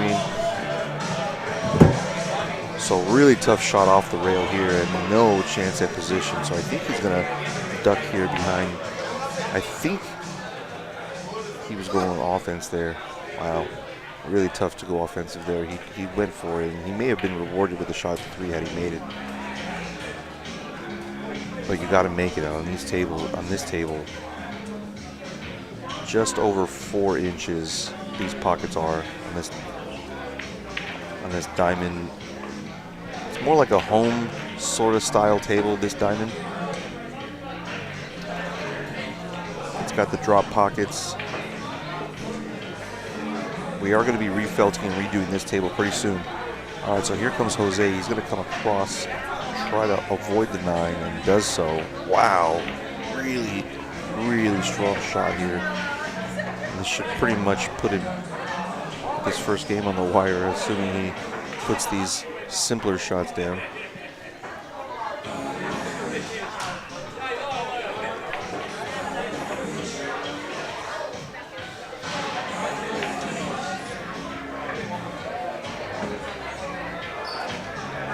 As I mentioned before, Jose's our current number 1.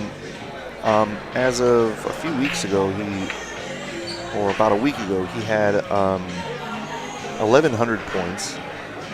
Behind him is 1,055 points, Jacob Ventura. A really young 15-year-old kid from here in LA somewhere. Really putting a name to himself as a 15-year-old, playing with the big boys and putting up really big numbers every week, every month. Jose's going to take rack number 1 in a race to 2. So, you know, if you find yourself down 1 game in a race to 2, you feel like you've already lost in some cases. Super hard to come out of this hole, but Michael could do it. I mean, we did see Jose miss the 1-ball actually. And had he made that ball, he may have gotten out. You know, we won't know. This is Jose's table, man. Jose knows this table probably better than anybody. He puts in the practice, he puts in the action, he puts in the tournaments.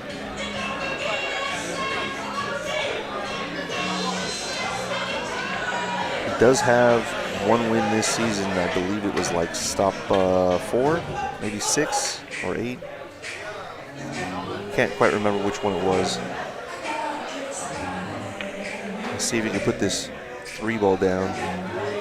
Wing ball is a 3-ball here. It did not go, but it almost got shoved in anyway. All right, so Oh, at the last second, the 7 ball pushes the cue ball and allows a shot at the 1. He was about to be completely hooked behind this 5 ball here. Look at this. Wow.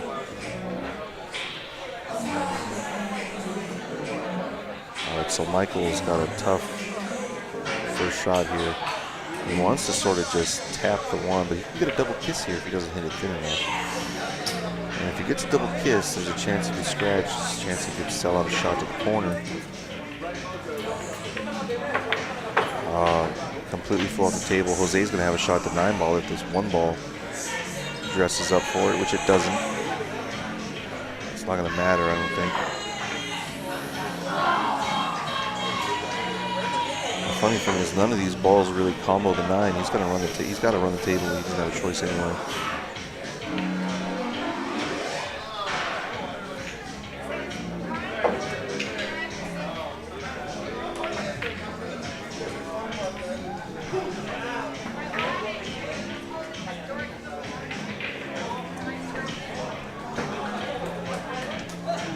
Yeah, the only trouble here is all these shots is going to go back and forth up table. He's up table, he's got to come back down table for the 3, he's got to go back up table for the 4.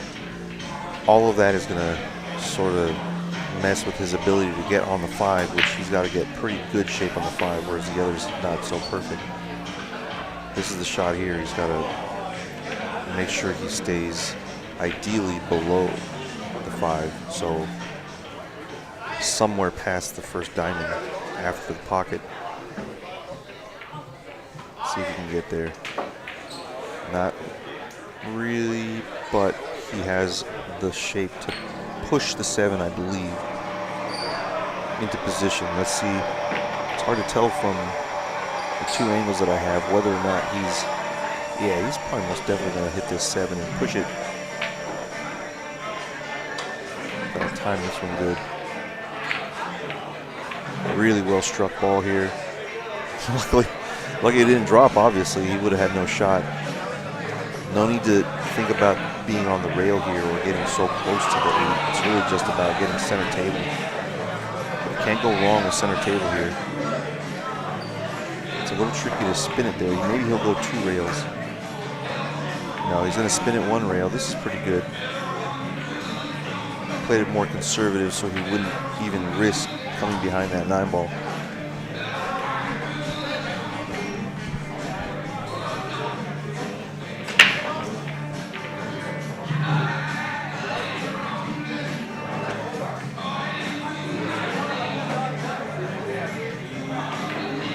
Oh.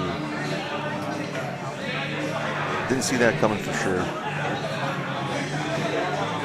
I mean, that's what it cost him. Playing so conservative on the 8, that's what cost him. I mean, he might still get out.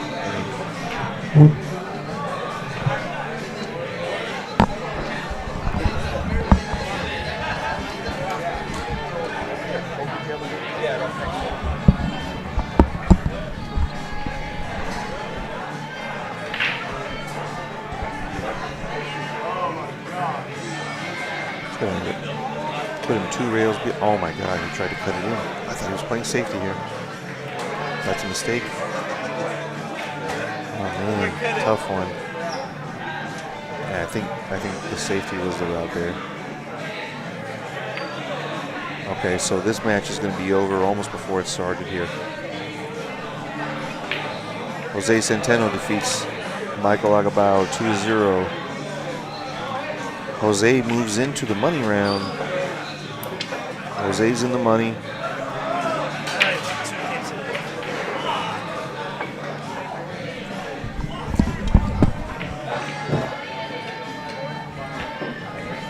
All right, playing for the hot seat on the winner's side, Danny Herrera and Luis Garcia on the TV table. Danny Herrera and Luis Garcia, let's give it up for these guys on the hot seat.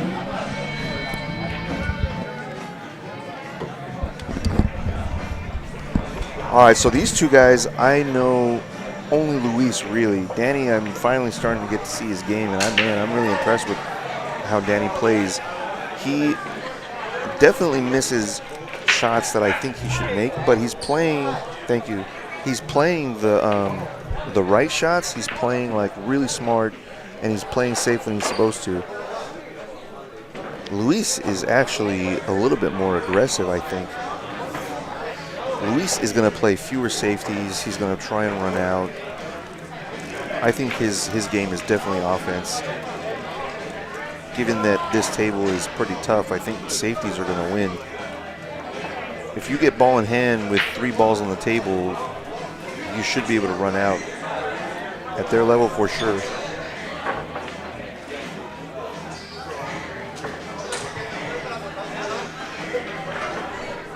So, fully expect this one to go hill-hill. This table's breaking tough, though. Even the better players were not making balls in some cases. I think even Jose only made a ball because he got lucky on the ball as it came around the table. All right, thanks, man. Thank you. All right, Michael. All right, Michael's going to take an exit. He's 1 out of the money. We paid top 4 tonight. I'll tell you what first place is in just a second.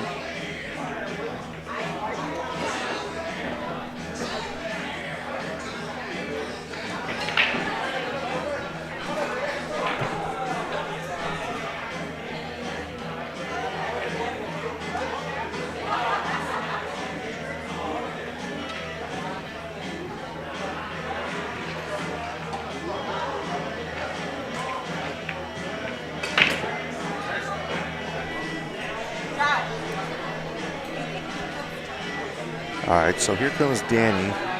He's going to have the first break here. Breaking and running is really not happening. I haven't seen one at all tonight. I think we even had David Nichols, and he wasn't able to be productive on the break. This table is just, it's tough all around. Okay, so the 9 almost goes here, actually. He gets a kiss off of, let's see, I'm looking at a replay. Oh yeah, the cue ball comes back and hits it a second time. The 9 ball isn't wired in any way on the turtle rack. It usually stays in place inside that circle or that turtle shape inside the rack. I can't tell if he's got a shot at the pocket. He definitely does. Really good opening shot here from Luis. It's going to be really tough, those last 4 balls down there.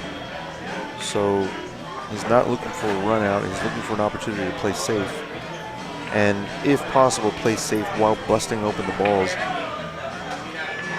Otherwise, it could be a lot of like little dinky shots at safeties. Okay, he's already made a mistake here, but it might not be a big deal. He might end up behind this 4 ball. He's got distance, even if he didn't get hooked behind the 4.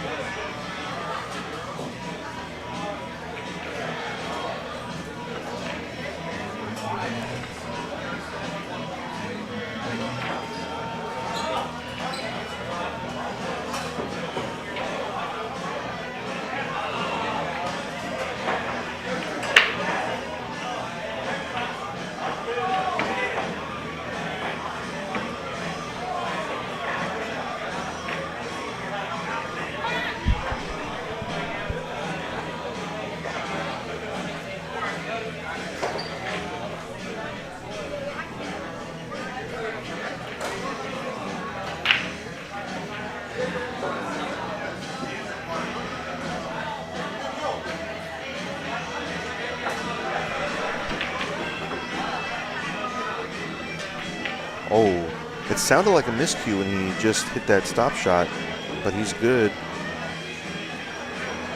I mean, I guess he's going to try and bust these open here. I was pretty surprised that he played offensive on that 3 ball, knowing that he couldn't really get to these balls with a good level of confidence that you could do it reliably. Maybe you can bust them open, or maybe you can come close, but controlling that is really tough here. I usually like letting my opponent try those types of shots. Maybe he thinks he's just got action on the 9 ball. The 9 is sort of going towards the side pocket. sort of. And that's assuming he can get the 5 out of the way after he banks at it. The 9 might get a double kiss off the 5. It's just too many unpredictable things here. But he may have had in mind that he was just going to sort of roll the dice and see where they land.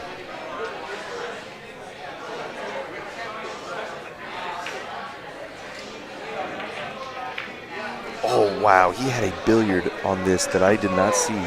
That ball is off the rail enough for him to have billiarded that. And, man, that's going to hurt because he's left it pretty easy for Mr. Danny to take game number 1. Yeah, so an unfortunate roll as Danny makes 2. Unfortunate roll for Luis in rack number 1 here in the hot seat match. Yeah, so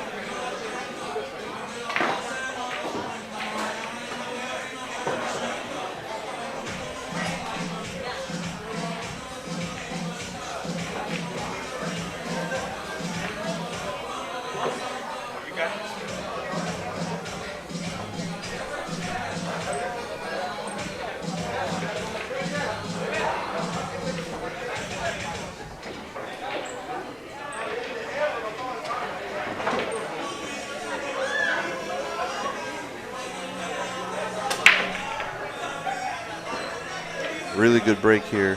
Wing ball went down. I think I see the wing ball go down maybe about a quarter of the time. And it only goes when it's hit absolutely perfect, it seems.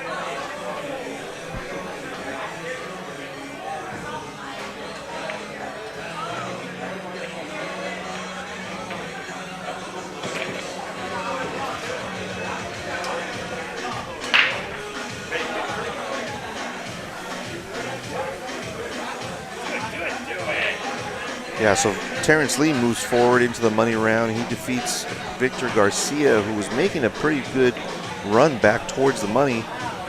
He won 3 straight after taking a first round loss. And Terrence moves into the money round against Jose Centeno. Loser of that match will get 40. Winners guaranteed 3rd and 60.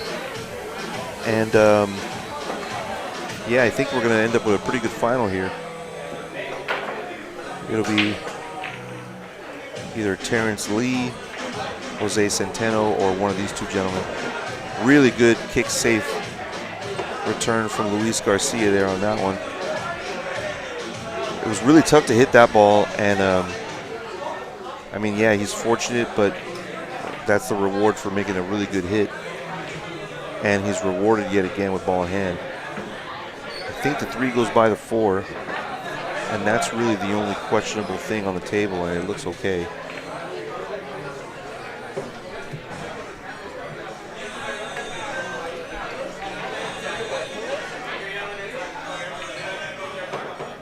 Yeah, really good opening shot here from Luis Ramos.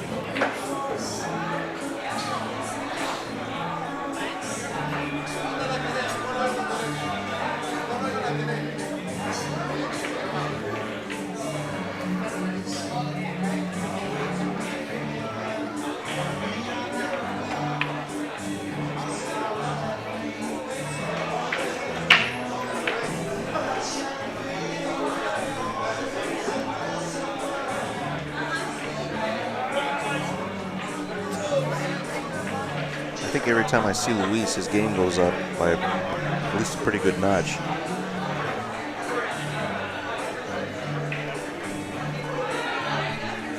seems to be cashing quite a bit lately. He's on that upward trajectory. This is going to be a really difficult shot to get to the 9, but I think he just figured, let me make this ball and not mess around with the possibility of missing just trying to get position. So he accepted the long shot.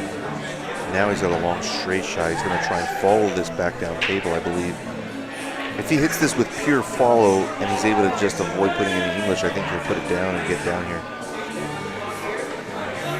Even center table's okay.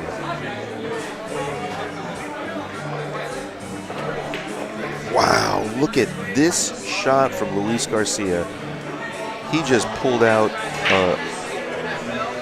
a stroke from the top shelf, man.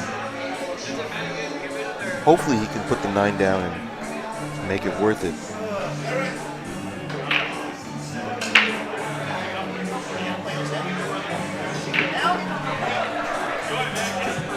Yeah, I'll try.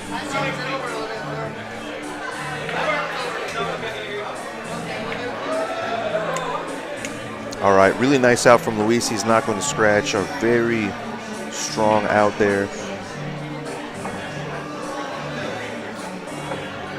That's a good run out that he should clip out later.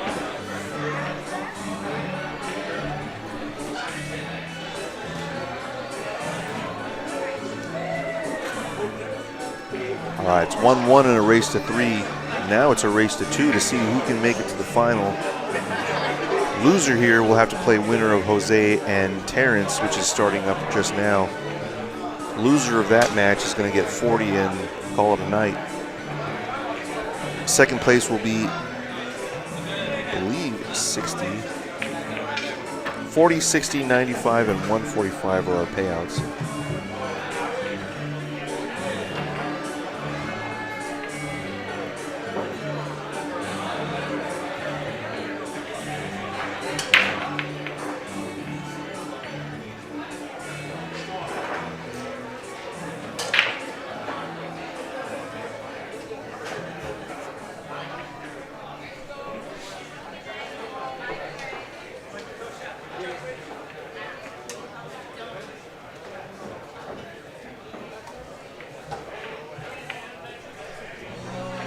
Wow, another good opening shot there. These pockets are tiny, people. Every single shot is really difficult.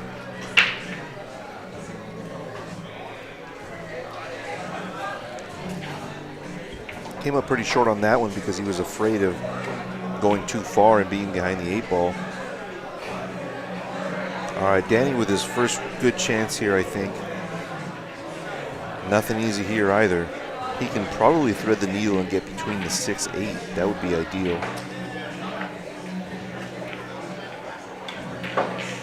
Okay, he decided to keep it simpler and play the 4 in the better pocket.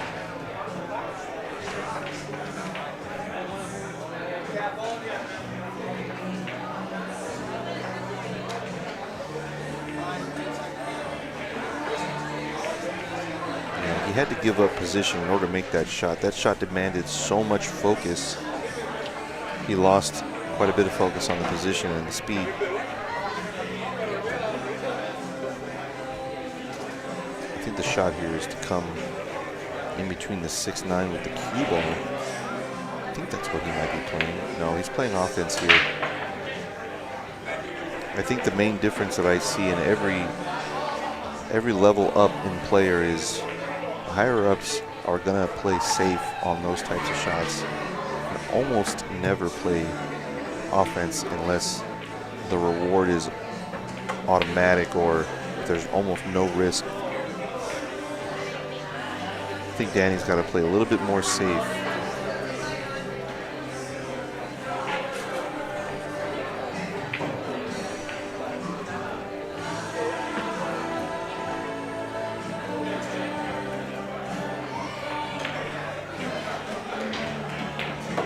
Oh, nice little rub on the 8 ball from the cue ball to get position. Without that rub, he might have been looking at a jump shot over the 8. He just got a nice little floater here. Floated over for the 7 in the corner.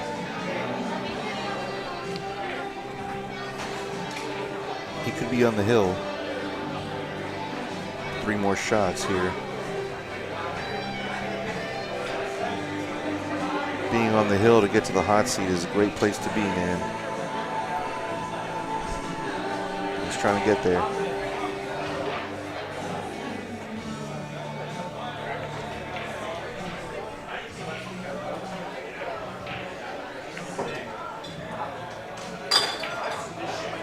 Kept it simple again, and I think he's got the angle where he can come straight back. Hopefully he doesn't have the angle where he's going away from the 9.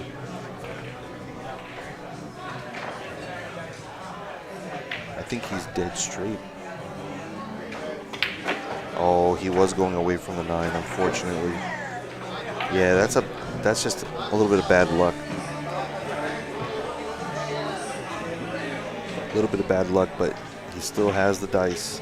He doesn't have to play offense here. He could. I mean, it's super difficult. He could just bank the 9 across from where it is now to the other side rail.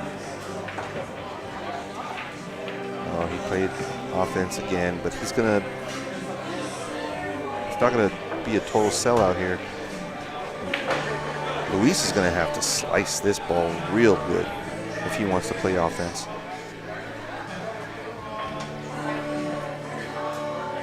The bank might be a better bet.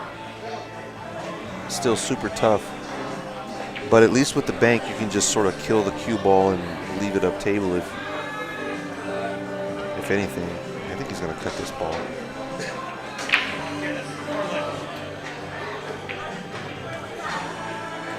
Oh no, Luis hangs it. I say hangs it, and yet you're not going to make this 10 out of 10. Maybe 7 out of 10, 8 out of 10 times. Still got work to do. I'm sure he'll make it though.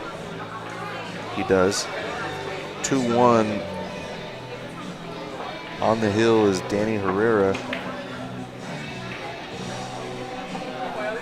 And meanwhile, on the B side, we've got Terrence Lee and Jose Centeno battling it out. Jose's already on the hill. It's a race to 2, so being on the hill only takes 1 rack. Looks like Terrence has an opportunity to get out here and get it hill-hill.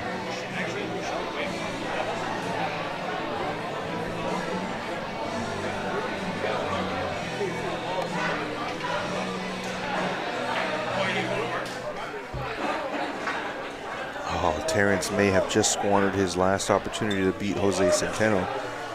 Jose's got a nice little 6 balls laying on the table, pretty open. Table's opening up right here for Luis, though. If he can make this 1 ball, I don't think he will. I really think he ought to play safe here. He can thin the right side of the 1. He's got the 6 and the 4 is covered. The 7 may come and play. I don't think offense is the shot here. He's playing a different defensive shot, maybe a 2-way here. But he is going to sell it out. So it wasn't quite a 2-way if there was a high risk of selling it.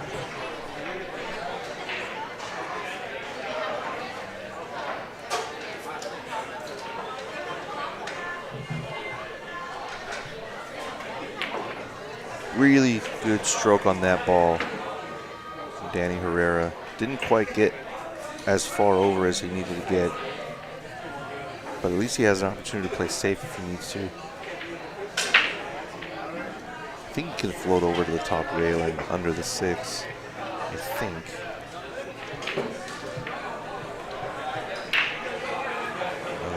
He's maybe going offense, or maybe he's banking. He played a much better shot than mine. Yeah, he played for all 4 of those balls to get behind him. One of them worked out.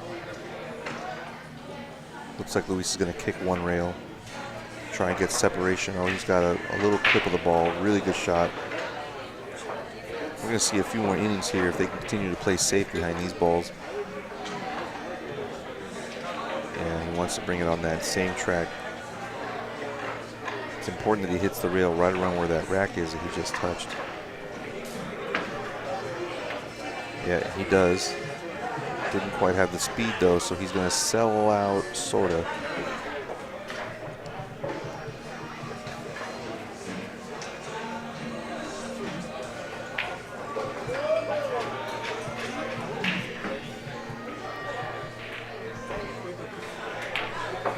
Wow, what a stroke put on there by Luis. He's got a nice, good opportunity like he did in the first rack. If he can get this hill, it'll be his break. Not that it matters that much, but control after the break is what matters more than breaking and running on this table.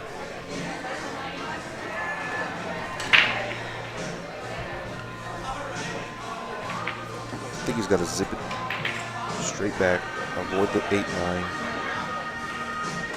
It's hard to get hooked here. Yeah, this is a very good stroke from Luis. If he can get a nice straight-in shot to the corner. I think the mistake here would be trying to get perfect into the side. If he can get the cue ball about center, center-ish table. Oh, he's trying to get to the side. He got almost perfect here, so it did pay off.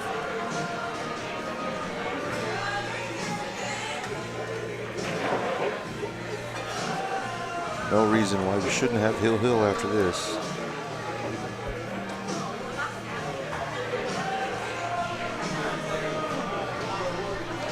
Meanwhile, Jose's about to clean up and take out Terrence Lee over here on table 21. Yeah, it looks like Terrence Lee's going to be heading out.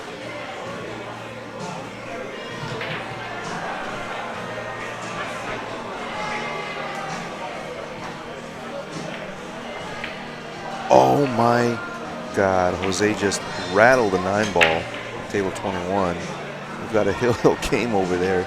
I've never seen Jose rattle a 9-ball like that ever.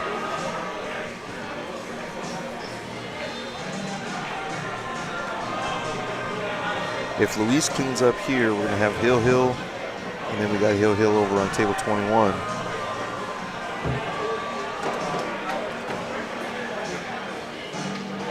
Let's see if we can stay settled. Beautiful.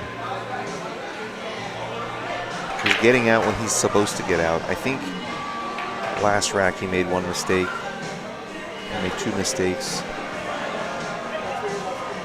That's what cost him the hill, and that'll be a hill.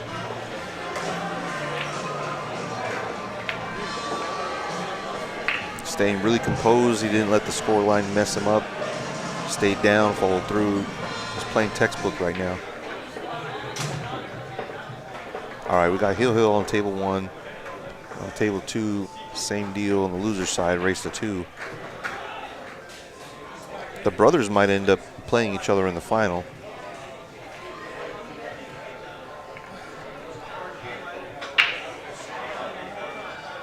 Which won't happen if Luis loses this match.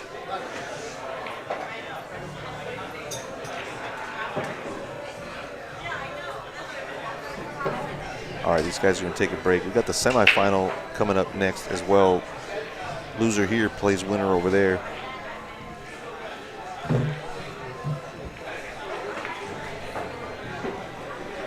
Oh man, here comes Jose with the jump. Oh, I think that was a foul, but I'm sure he'll call on himself if it was. He's gonna bump. Oh man, I think it was a foul. Yeah, he was. Jose was faking for a minute that he didn't foul. I know you guys can't see what's going on, but on the other table that we have, Terrence and Jose are going at it. Terrence has ball in hand at the table. He's got about 7 balls to run. He's got 8 balls to run.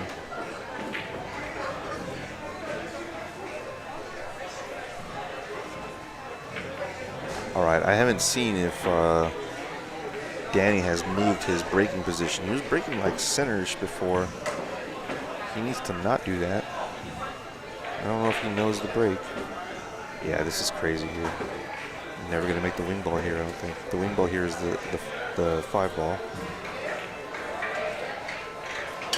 5 ball didn't even come close, although it got kissed in. The 6 was wild.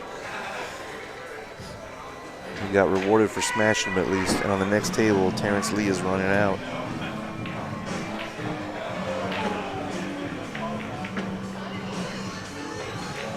Wow, Terrence makes a great shot. He deserves to win that rack if he gets out.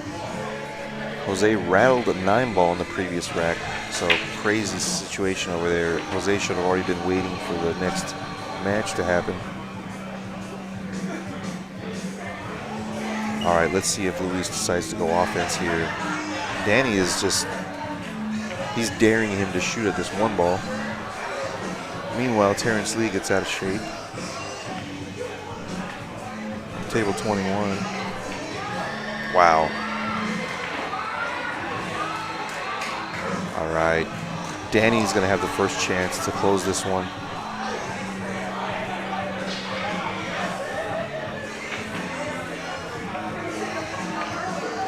Oh, man. Terrence Lee takes a flyer at a bank. Doesn't really sell out, though. All right, Danny in really good position here to run this out. If he just stays down and plays textbook pool. Oh, man. Unfortunately, he's tree talked over this 8 ball. Didn't matter. He stayed down, he stayed focused, and he followed through. Just lost his cue ball here a little bit.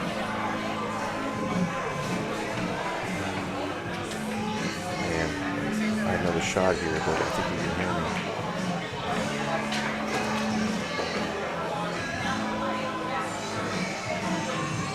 Oh, he's trying to hold it. Wow, he held it. I didn't think he could get the cue ball to stop that soon. I thought it was going to get way past that equator line. All right. Jose sort of sold out. Table over. Terrence has to come with a really good draw shot. Come back up about 15 feet.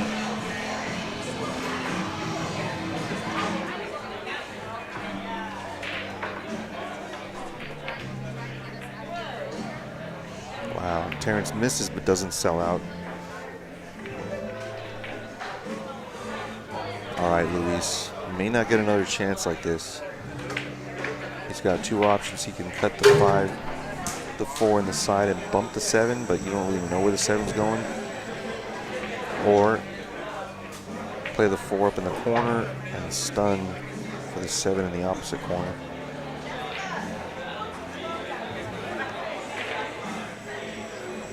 I think I like bumping the 7. The shot is easier.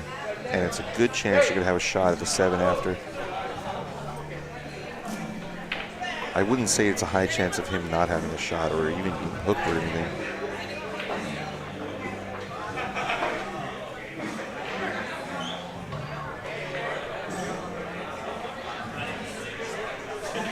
See a ball in hand over there?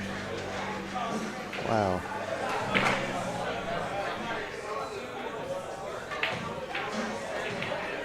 Oh, option 3 is to lock him up. Oh man, didn't see that coming at all. Honestly, like from this spot, that does not look like something very obvious at all. And it might be the best option if he gets ball in hand, that's for sure. Wow, really good play from Luis. Hopefully it pays off for him. Danny's gonna kick this 1 rail. He can hit it, making it is a totally different story. This is a very big ball to hit. Very easy to sell this out because he's hitting it towards the corner. If he doesn't make it, he's going to hang it there. Terrence with an opportunity to get out. Wow, Terrence is about to, if he can stay off the rail.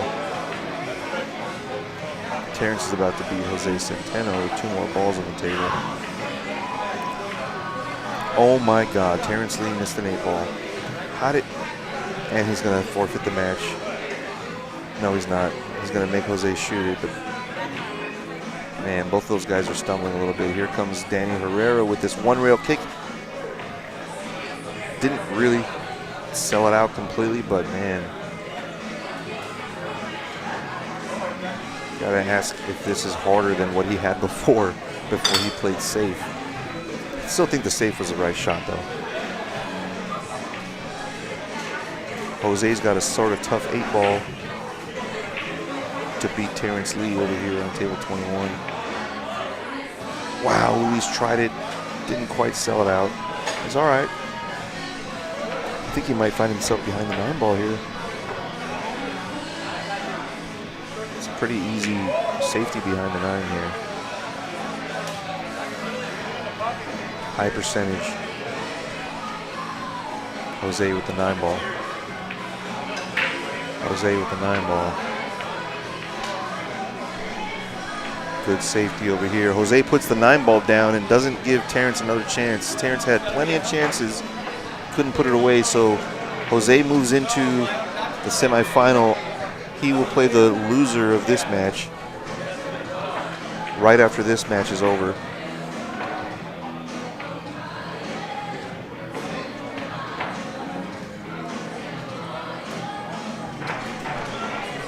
Crazy ass match that was, man. Both of those guys had chances.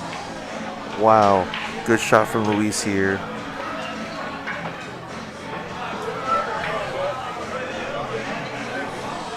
I think he's just a little bit weird on the wrong side of this ball. He's got to look at another safety here.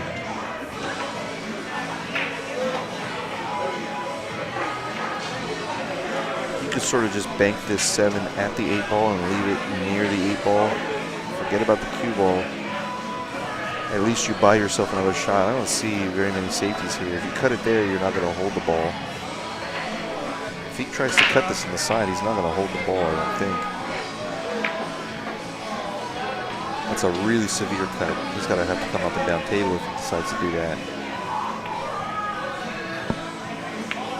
Wow, he is going to come up and down table. He's going to have the perfect speed to do so also. He's going to land perfect on this 8-ball. Hill, and he's straighter than he wants to be. Man, he's gone, how many feet did he have to go there? You know, over 20 feet for sure, and then he ends up almost straight. You couldn't do that again if he tried. So I think he's got to go forward here. If he tries to come backwards, he's not going to get the best of it because you have to hit it harder. You minimize the pocket, you lose your accuracy, and then you may end up just selling out the whole game. I think he's going to go forward here. At least on this shot, you can rely a little bit more on your stroke and less on power. He decided to power it. He needed to hit it just like that, but with a follow-through. Instead, he punched it. He knows exactly what he did wrong there. He sort of jabbed that ball in. Yeah, just looked at the replay. Man, he didn't want to be in this position. I think he's got a bank here. If he can keep his nerve and play a side rail, that might be pretty good, but that requires really good touch. I mean, the bank's not much better either, but at least you can leave the cue ball on the bottom rail maybe. He can sort of lag draw the ball and leave it in the bottom left quadrant if he misses the bank. I think that's what he might be doing. He did do that. He may sell out. I don't think he will. He's not going to really sell out here. He's got a bank, but this is an off-angle bank.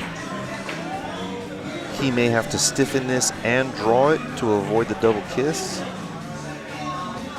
I mean, he could cut it in the side, but that's even a smaller target.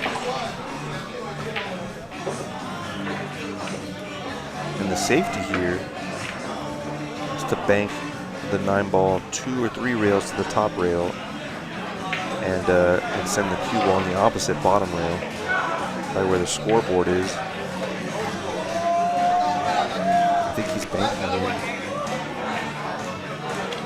He is banking. He makes it. Wow. Hill. He banks the 9 on an off-angle bank. He did have to stiffen it, and he drew it. Really good shot from Danny Herrera to move forward in the hot seat. He will face the winner of the brothers match here on the TV table.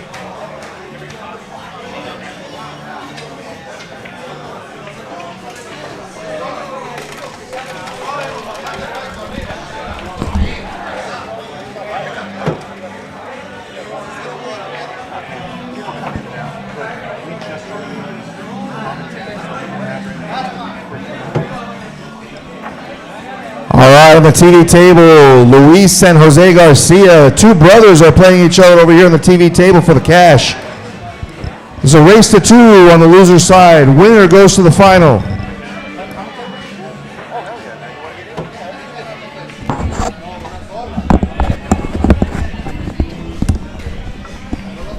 All right, can you hear me? Yeah, I can hear you. All right, man. So we got Jose Centeno playing his brother. Why don't you tell everybody who you are and how'd you do in the tournament? What's going on, guys? My name is Josh. I am a 5'11", Fargo rating. You're only 5'11"? I wish I was 5'11". Close, 5'10", but yes, I'm 5'11" on the Fargo. Yeah.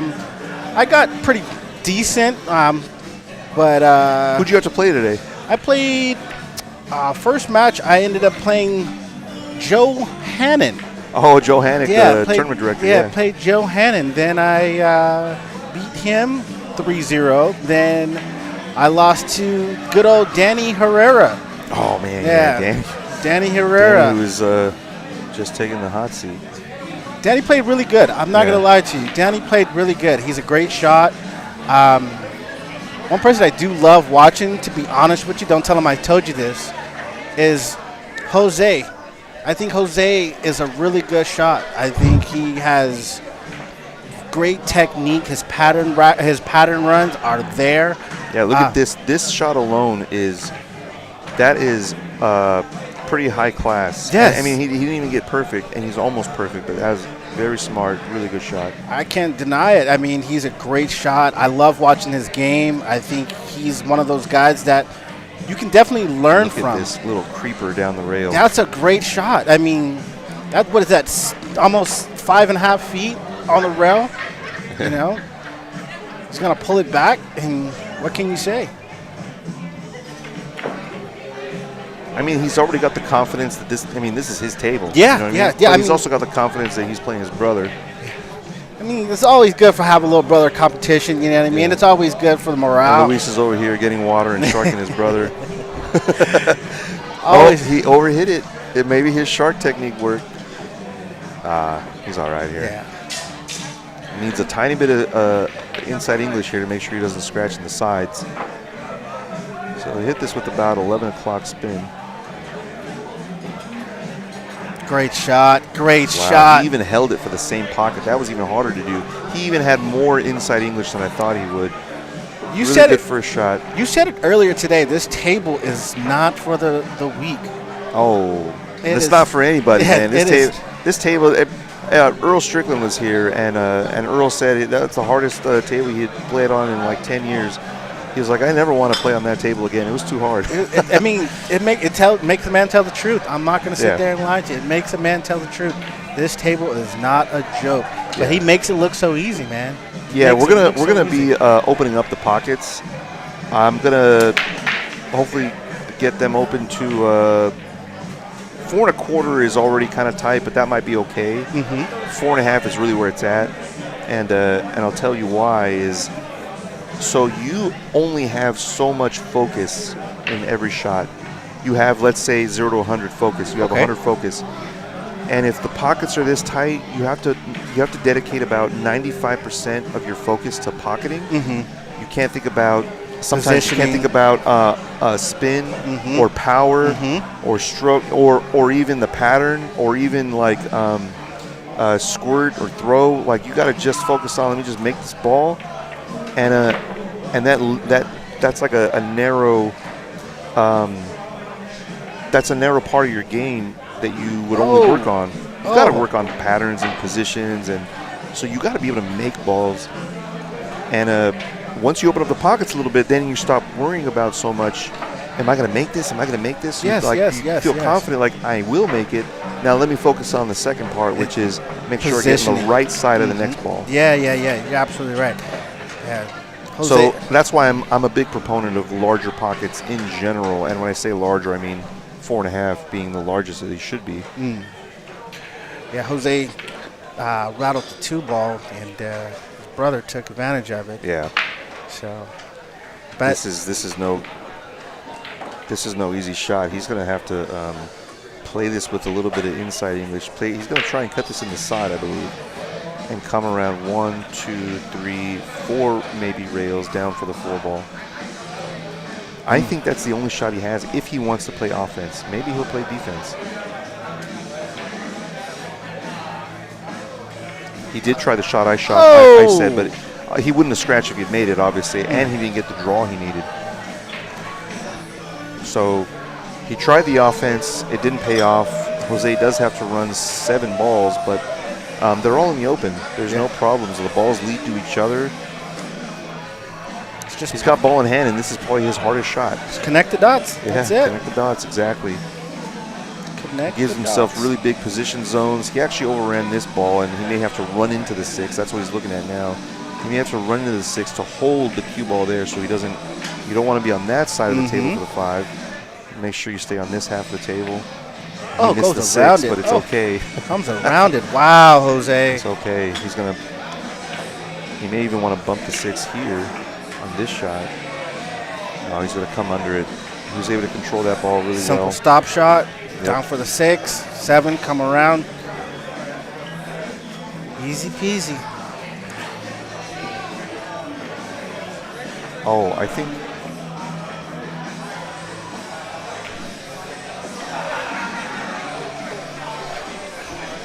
Where's Jose? Terrence? Did Terrence leave already? I owe him money.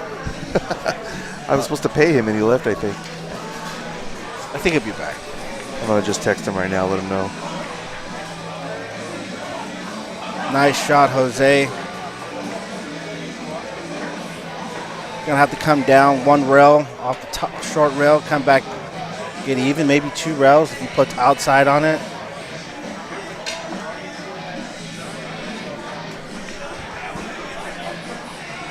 I guess he did leave. Yeah, look at this spin 2 shot. rails. Oh. Yeah, this is a perfect angle here. He's going to bounce off. He's Wow. actually too close to the rail. He missed his position zone by 3 inches, and it does matter, especially on this table. This shot became from 10 out of 10. This is now maybe a 8 out of 10 that he can make it, or 9.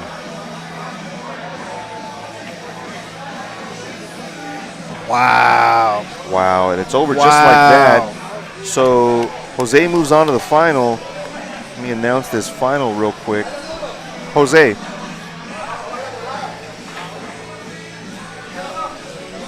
Give me 1 second. We're here at Good Times in Lakewood, California. Great place, family atmosphere. We have APA. We have just a bunch of people here just having a good time. If you want to come out and hang out with your family, shoot pool, come on down to Lakewood, Family Billiards. Good Times. I apologize. I mean Good Times Family Billiards. I apologize. Right here in Lakewood, California, off of Carson and Paramount. They're open until 1 o'clock in the morning.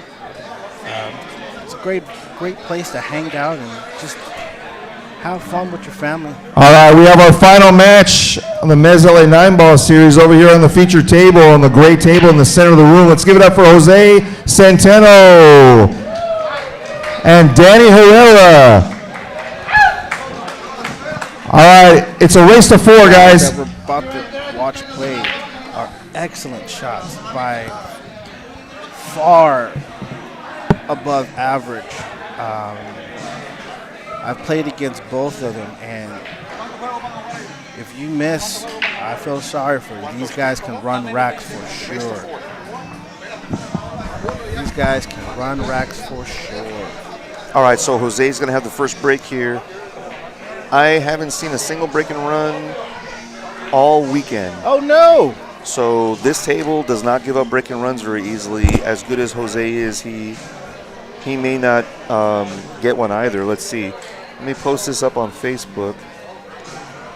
Chris, where do you position your break or your cue ball on your break? Right there where he's at. He's trying to make the 3-ball right now. It's going to go in automatically if it hits it dead square. The 3-ball should go, and it did. And he's got position on the 2, but the 6 is in the way. Ooh, happens tough. every time, man. Tough.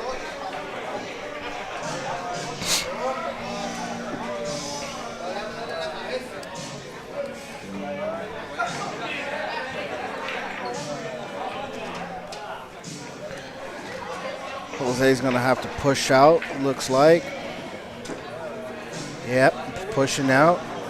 Yeah, Danny's he's tempting him to play a safe, and he's hoping that he sells out when he plays the safe. Mm-hmm. So Danny's gonna try and put the 2-ball on that side, on the right side, and the cue ball on the left side, as we see it on the screen.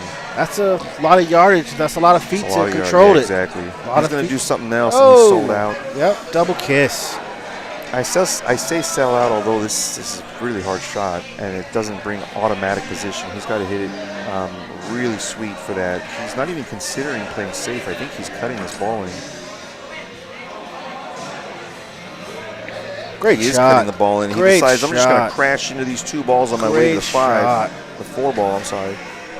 Now the table's wide open. Table is wide open. Like I said before, just connect the dots. Just connect the dots.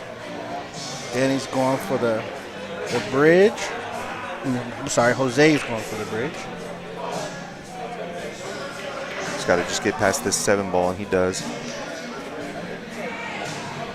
The hard work is not over. This is a very difficult shot. He's got to most likely stun over for the 6-ball. Unless he can draw it straight back, which I don't think he would, he's probably going to stun and bake the 6 on the upper right corner.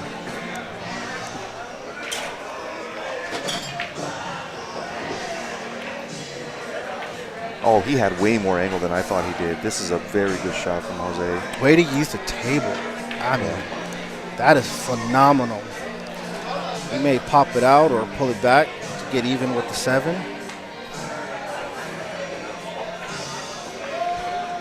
Nicely done. He's a little bit short of his mark, but it doesn't really matter. He's just going to pop it to the rail and back out.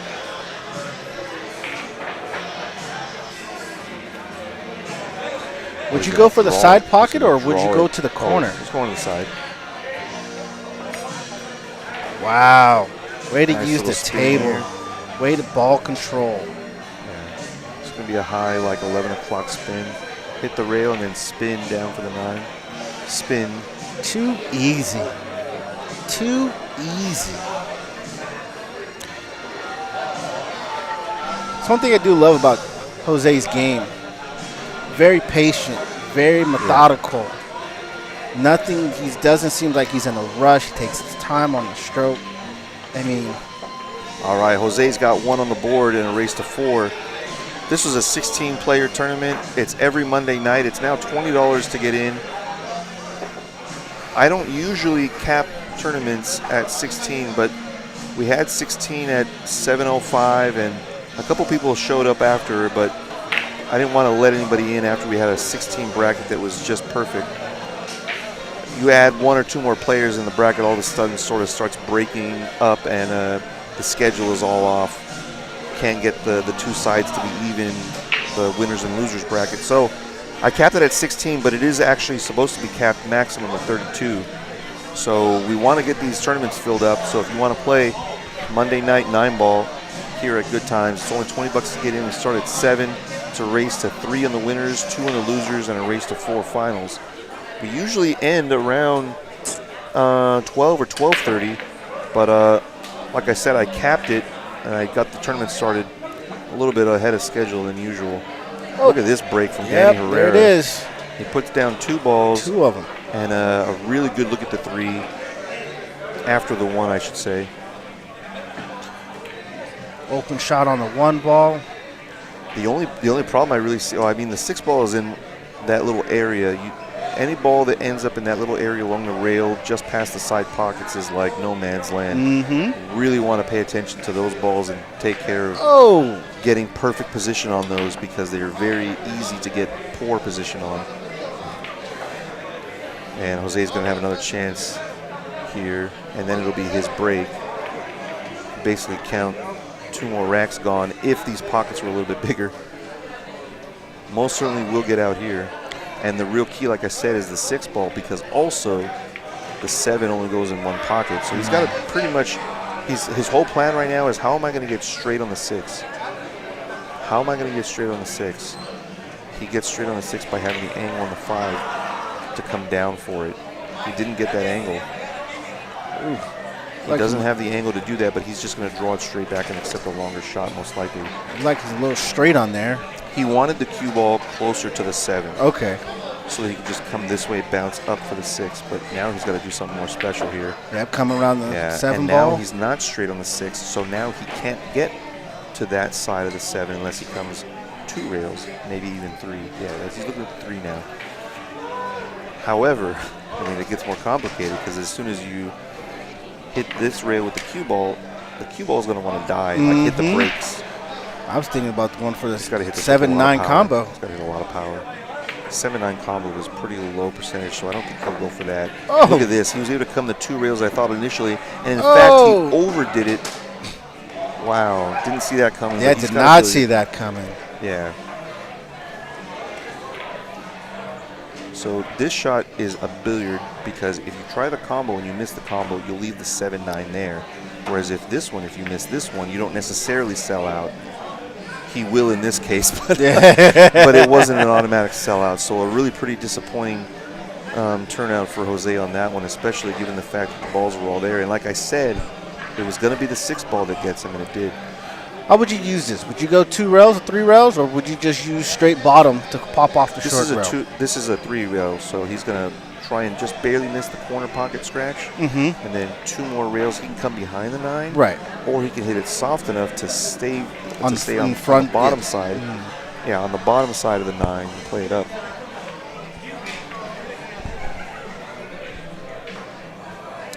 It looks like he's powering up, which means he's going to come behind the 9. This is much harder to control than the first option. The first option is better in general because you're also sort of slamming on the brakes. The way he did it, he's got to come with a lot of speed. Still a makeable shot, but this is a very difficult 9 ball. Those pockets are unforgiving. Yeah.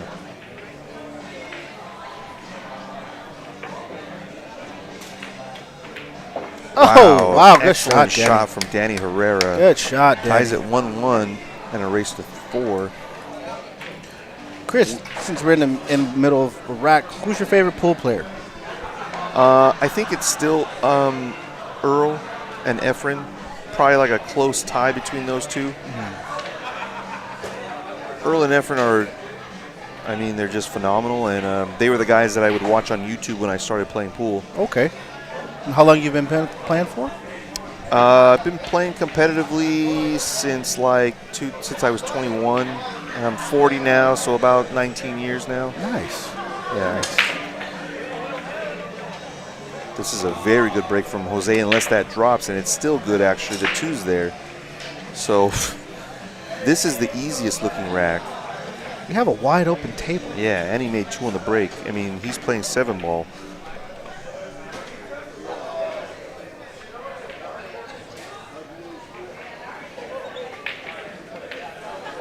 Way to pull it back. Yeah, and this is actually a mistake. He sort of wanted to be on the other side of the ball, but it's not going to matter. He can draw it, like above the 7 and play the 5 down here. I think that's what he's got. Yeah, but that shot required a delicate mix of spin and draw. He didn't get enough draw on it. I like the fact that he doesn't have to get perfect on the shot. Well, yeah, and the interesting thing about that is that the more he does it, though, he will fall. You know what I mean? He's going to trip. And the high-level guys, and there he did, he just tripped.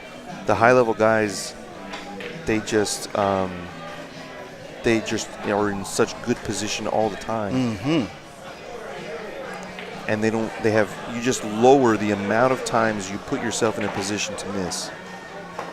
As soon as you can minimize that, it becomes a lot easier. I mean, obviously it's still freaking difficult as hell. But if that's your goal, at least you know what the goal is. Like, let me just not make so many mistakes. Let's not count how many balls I made. Let me count how many balls I didn't. I missed. Oh, he had a good chance of making that ball the way he was coming at it. Good kick by Jose after Danny played the save. Oh, did he get lucky? I think he did, but I mean, Danny can still hit this ball, and there's a good chance he can play a return safe. He can just thin the 5 and bank it Come to one the bottom rail. rail, and then send the cue ball around the 9, in between the 7-6, back up on that side of the table. I think that's the shot he has. So it's almost going to look like he's banking the 5 ball. Oh, he's making it. He's out of his mind. I can't believe he shot that. Good shot. That's a great shot. He's not going to get rewarded if he doesn't get past the 7, but he did. I had no idea he could take on that angle, Good number shot. 1. And number 2, it's so aggressive. That's ridiculously aggressive. It's great. I mean, 9-ball rewards aggression for sure.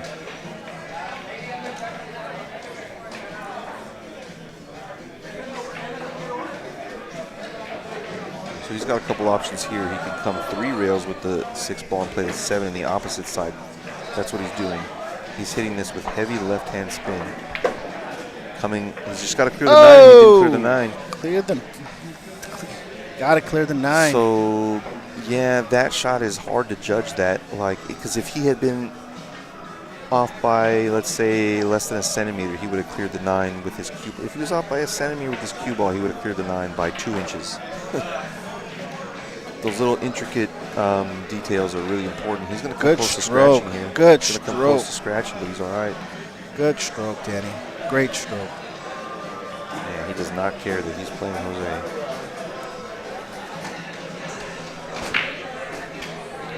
One thing I like about Danny, though, he does shoot for the fences. He's going to play aggressive if he has the. Oh, wow. Good shot, really, Danny. Really good Great shot.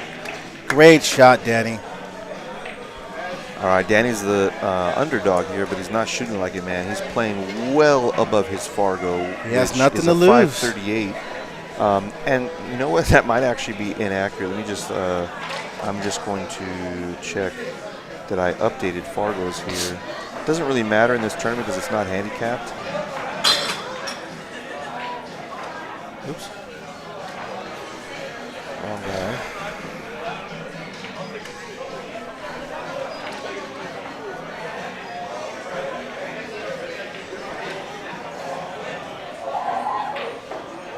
Oh no, that is accurate. Okay, so he is a 538, and Jose's is Jose's actually a 658, I think. Jose's is off by a couple of points. I'm gonna update that since I was looking at Danny's. I believe he's a 58. Oh, he's a 59 now. All right, just updated his Fargo up there. Hopefully it'll show. It looks like Danny got lucky on the break, hooked Jose behind the 8. I think Jose's going to push out, try to bait him to. I think what he should do is push and break these balls open a little bit better. And I say that because, he's going to. I don't even know if he left him a shot at all. I think he could take it down. I know he can hit it, but I don't know if he can make it. I like him to take it all the way to the far corner. He's inviting more safeties here is why I was thinking you should break them out so that you force your opponent to try to play offense, and by doing so they may fall and they may trip on themselves, you know. That's just kind of like a strategy from Jose's type of thinking.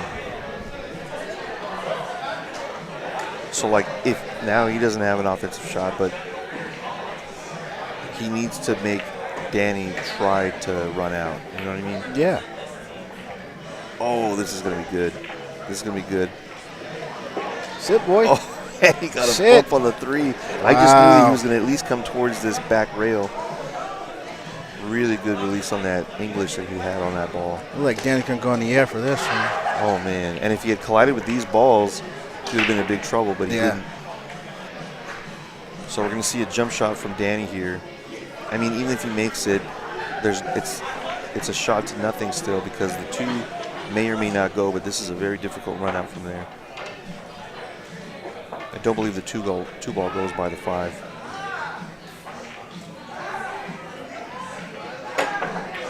Good hit. Oh, he's not going to scratch, but he came close. Jose's most likely going to just graze the side of the 1 ball and bring him down by here by the 6 ball and then to the end rail. I think that's the only shot I see. Chris, how often do you practice? Not very often. Not even once a week. Maybe once a week sometimes. So what would you recommend for a beginning shooter? What would you recommend for them to get better? Oh, exactly what you're doing, man. Leagues and tournaments all Good day. shot. Look at this. Good he shot. hit the shot I said, You but I thought he actually- was gonna hit it thinner. That's as thin as he could hit it, and he almost scratched. You are absolutely right. That was a great shot. Yeah, I mean, and here he should just bank the 1 ball, bam, all the way around the table, the 1 ball. Oh, he's going to use the cue ball instead. This is still good. This is still really good. Oh man, this is going to be devastating. Left it out. He Oh! can't even jump here. Oh! He can't good jump. He can't kick 1 rail. He's going to go 1, 2 rails to the 1 ball. Z formation. He's got a Z kick this. That was a great shot. He doesn't by have Danny. a 1 railer in either direction. Oh, he's just going to give him ball in hand, and he's doing that so he doesn't accidentally bust open these balls and leave an open table for his opponent. You want to make sure, like, I don't want to make my situation worse. I'll just give you the ball in hand. You try it. I like that strategy by Jose. Yeah. I like it. It's a really good strategy. Yeah, he's, I don't think got a shot. I think he does have a shot. But That's if he why was he's going to play playing. safe, this is not a good position to play safe from. That's why I'm a little confused. If it goes, then it makes perfect sense. Oh, he was able to creep it behind the 5. That's pretty good. That's hard to control. He could have, lost the 5 ball and lost it as a blocker if he hit it any harder than that. Jose's going to 1 rail kick it. He's trying to make this ball. There's a high reward for making because the 3 is there. Yeah. Oh, and he got the save. And he got the and 1. Good save, Jose. Good save.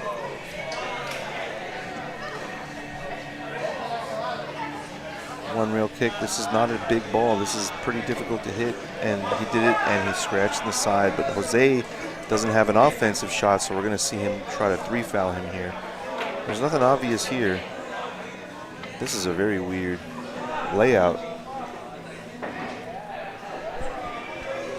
It's not obvious. He's going to just draw this ball back. He's going to try and hook him with the 3 ball. He wants to draw it all the way behind the 3.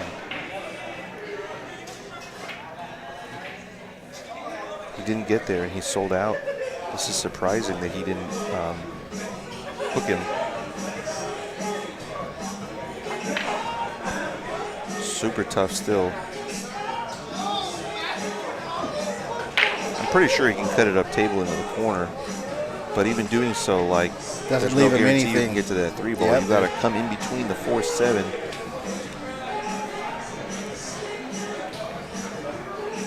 That's one thing I do have to bring into my game is thinking about the Say that again. overall. Oh, good try. Oh, he's going to come behind the 6. Wow, good Oh, shot. behind the 4-9 even better. Wow, good shot. Oh, Great oh, oh, shot. Watch out, yeah, watch out. He almost hit that goal. That was a great shot by Let's Danny. see what he's got here. He's got a very difficult jump over 3 balls. And the even more difficult part is that if he doesn't land just right on that ball, the cue ball could fly off the table. Yeah.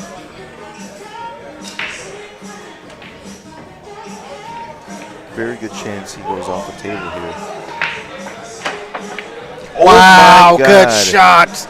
You Good kidding me? shot. And he gets a little love bump on the 8. Good shot. What do you say to that? What do you say to that? Oh man, that's pretty cool. Too easy, Jose. Yeah. Too easy. Excellent jump shot from Jose Centeno.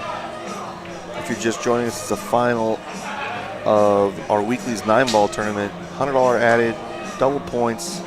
Normally, winner here would get 40 points for first. It'll be 80 points tonight for first place. It's a big boost in points. 80 points will shove you past maybe 7 or 8 people. That was an amazing jump shot by Jose. That was an amazing jump shot. Yeah.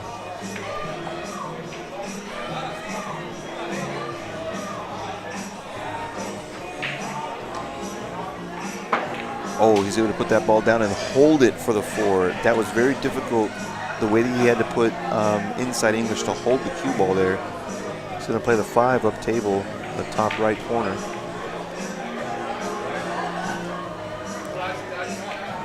Okay, he's playing smart again.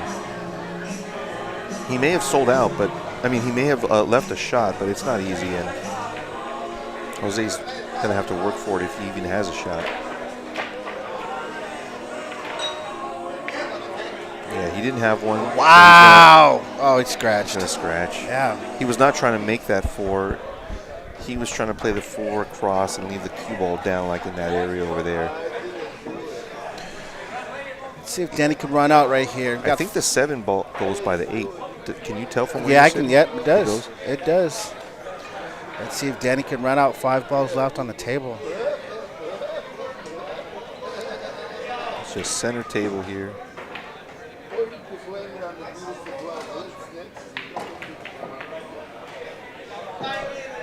Pretty good.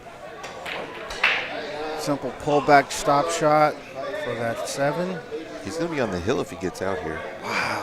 Against the tournament favorite. Wow. Actually, he only became the tournament favorite after David was knocked out.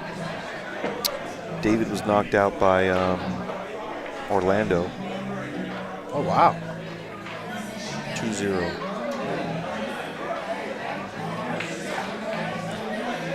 Nice. He's keeping his composure. He's staying steady, staying down, following through. Nerves of steel. He's like, if we look at the performance rating later, his performance rating is going to be higher than his Fargo. I would say his performance right now is close to 600. Oh! Of course, I say that and he misses the 7. I don't think he got a look, though. I don't know if the 8's blocking. Yeah, I think it blocks. I think he doesn't have a look. look. Tell from this screen over here. Oh, Jose. By Jose's reaction. Yeah.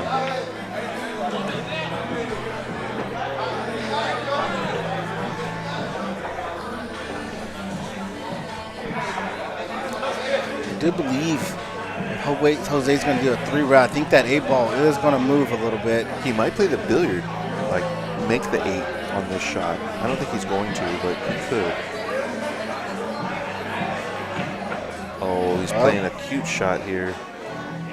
A little cute shot. That's pretty good. Danny can bank this, and it's a 2-way shot. If he makes it, he'll have shape on the 8, and if he misses it, if he has shape on the 8, the 7 ball will be far away. He wants his cue ball around where it is now, sort of, not that close to the corner, but if he banks this, his cue ball wants to come that way. Oh, he's playing safe. That's pretty good. I'll take that. Oh, yeah. I'll take that. Jose's going to play a shot sort of like what he did a minute ago, where he's going to try and cross the 7, cross that way, and send the cue ball back down table. He wants to just hit this kind of thin. The problem with that is that he wants to the cue ball wants to scratch if he does that. So now he's got to think, I got to hit it thicker. Or now he's looking at, he's not going to look at trying to make this though, I don't think. Is he coming behind it? He's coming behind it. And the thing is, if he misses it, the 7 ball will stay in that area, but the cue ball is going to keep flying around the table. So it's kind of like a 2-way shot. If I'm seeing what he's seeing, he's going to try and hit like the rail first almost here. Yeah, see, and the cue ball is coming down table, and they're getting separated, the balls. So even if he misses it, it's not too bad. And this is even more difficult because the 8 ball only goes over there, and the natural path of this cue ball is not going to bring him to this side of the table. So He's going to play safe again. Try to put the 7 ball near the 8 and the 9. Oh, no, he tried to play offense. I think that's a mistake. Did he sell out? Oh! He would have had perfect position. Wow. Yeah, I don't think that was the right shot. Even though he got perfect position, the chances of him getting perfect position were very low. I base my game only on percentages, or at least for the most part. Most of my decisions are based on that. Think Jose goes to the side pocket and comes around 3-4 rails? I think he can get there. That's what he's looking at now. How close can I get position without compromising, getting hooked behind the 9 or something?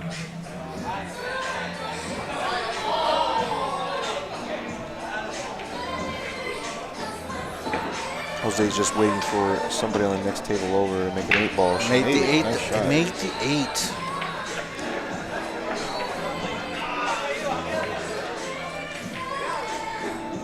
Here comes the cue ball, 2 rails to the 8. It's pretty good, man. Perfect speed control. I mean, yeah, but he now has to travel 18 feet. 1, 2, 3, 4, maybe 4 or 5 rails to get to the 9. He's going to hit this with maybe like 10 o'clock spin. Pretty firm.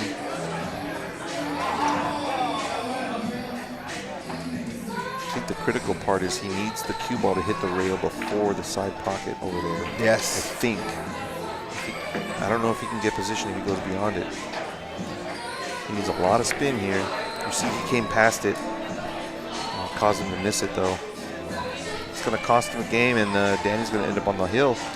These tables are not friendly. Nope. Even the strongest players are going to hang balls. What in the world is he doing? Oh no! What in the world Too hard is he doing with that shot? I mean, sure, he can probably still make this, but why? I don't understand the speed that he hit it at. It's going to be okay. This is okay. He overcut it. Oh, and did he scratch? No, he's not. That was a very, very weird ending to that rack. All right, so Danny's got a 3-1 score line. Jose cannot lose another game. It's win or go home. Jose has to win 3 in a row. This is the final of our weekly Mezz LA 9-ball series, Monday nights at Good Times Billiards in Lakewood, California.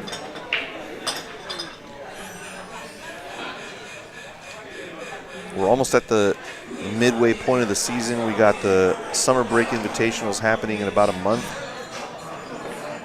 Stop number 13 is coming up. If you think you made the top 32, most likely you can play in that event. Jose with a great break, a great look at the 1 ball. The 2 ball is kind of tied up though. So he can shoot this in a way where he busts them open. He's got to hit 1 rail up there and then another rail before the side pocket to bust open the 6 and 2. He's got to hit he didn't get to the rail. Oh no! Yeah, he wanted to hit the rail before the side pocket, that would have busted him up. So he's going to probably play a safety behind the 3-5 here. Hold it back. Wow. Good shot. Look at this. The 6 ball almost went in and ruined the party. All right, Danny's going to jump at this almost for sure. I had fun yesterday at the Mezz. How'd you do then? Oh, I did great. I got whooped on my first match. Played a 690, and I'm a 510. Oh, you played Dave Hema first. Yeah. Oh my goodness. Did you know who Dave Hema was? Had no clue who he was. Do you know who he is now? Oh yes. No, I mean like know him like you. So he used to be the house pro at Hard Times. Did you ever go to Hard Times? Oh, dude, I lived across the street from it. You never went? I went all the time. Oh, you did, yeah. So he was probably house pro for about 10 years, from maybe like, I want to say like 2000 to 2010. Maybe my timeline is off by good hit, 5 Danny. years or so. But anyway, he was one of the best players in California for a very long time. He was one of the old school. I don't think he was ever considered a hustler, but he gambled a lot. He was one of the best in California on a bar table. Nobody could beat him. Still a super strong player. He's sort of just making a comeback, sort of. he decided he wanted to play competitive 9-ball again. Right now he works at Mr. Lucky's in Torrance. Have you been there? Oh yeah, I've been all the way off of Hawthorne Boulevard and he's sort of one of the managers, I think, there.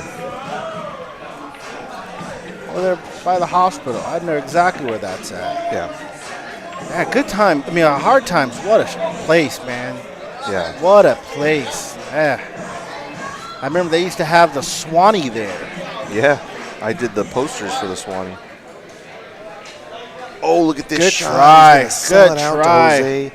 Jose with a very good chance to put up another beat up there because he can't afford to lose another game here.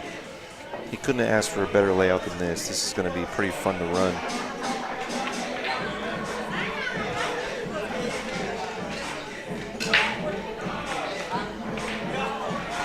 Connect the dots. That's all he has to do. He's kind of out of shape here. It's not really going to matter, but it will matter to him that he's not in perfect shape.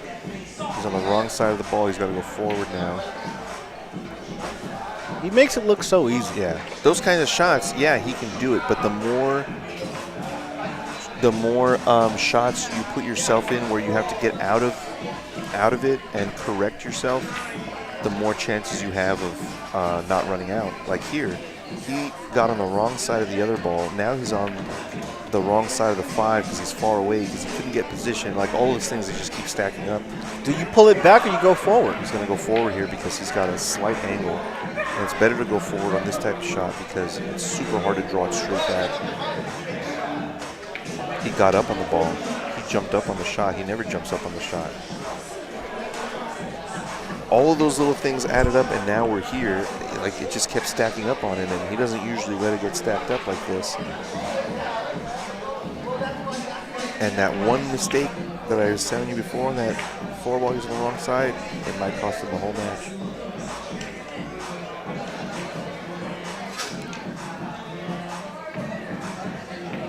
Oh, it was the 3-ball actually, and Great he was able shot. to finally correct his position. Great he shot. Finally got back in line, and it took so much work. All right, so we got a 3-2 score line in the final, race to 4 here. It's still a packed house here, man. We got is league night. booming. We got regular players. We got league players that checked out tables, and we got the drinkers are here as well. It's a Monday, dude. Place you want to be on Monday. Huh? Place you want to be on Monday. Yeah, it's a good spot for Monday night for sure. When can we get some of that Monday night football, though, man? Oh, my God, I can't wait. Can't wait. I'm jonesing. Jonesing, yeah. Can't wait. I'm a huge Tampa Bay Buccaneers fan. Oh, the Buccaneers. Oh, man. my goodness, I can't wait.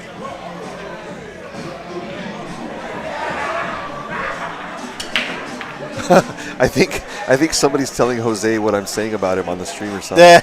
He's sort of giving me funny looks like. He'll tell me what that's all about. All right, so we got a dry break here. Nothing that looks too good on this first shot, though. This is really tough, first shot. He's going to draw this back, maybe 2 rails. Lucky's going he's forward. Come forward around the 7-ball. This is really difficult. Ooh. Yeah, he's asking a lot of himself on that shot. Stood up.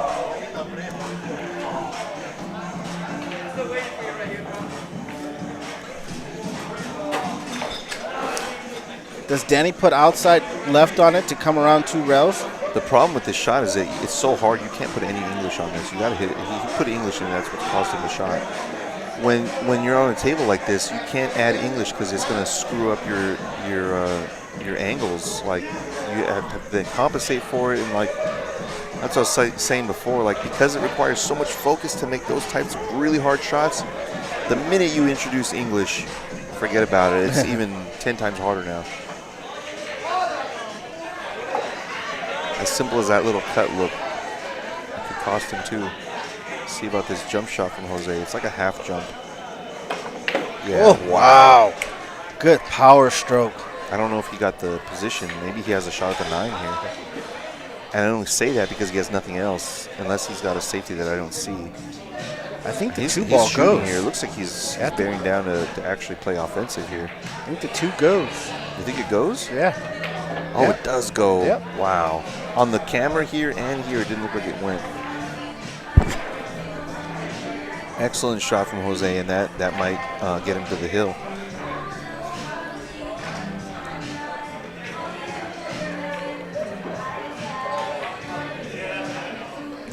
Oh, no. He did not just do that.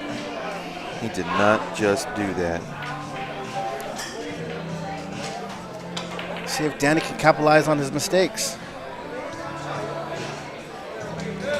Good sportsmanship there. Giving him the rack, the rake.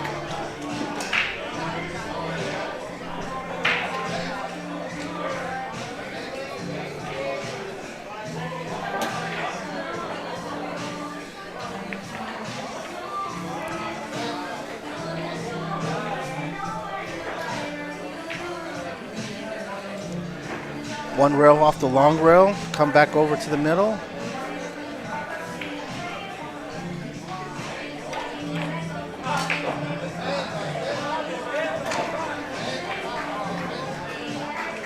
Probably the 5 in the same pocket. If he puts. I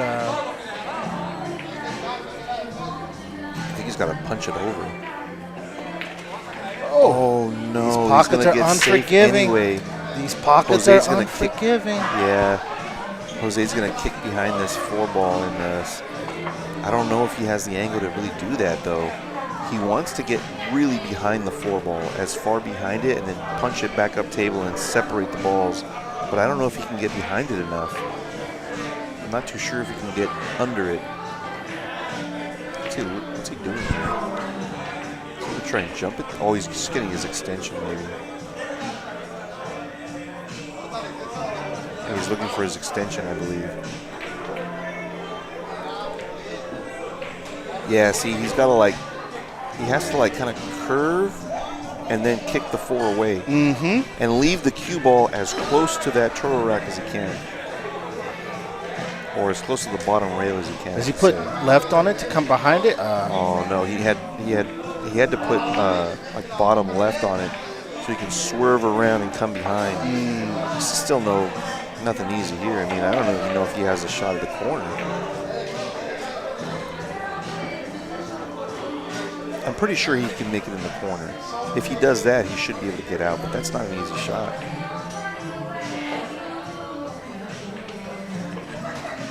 Might be playing safe here. Oh, wow, he is playing safe. This is a really good shot. That's but a really good shot. Jose can kick it 1 rail. See, if he had gotten that cue ball just like a centimeter closer to the 8, you'd have nothing. Jose wouldn't have been able to even do what he's going to do here.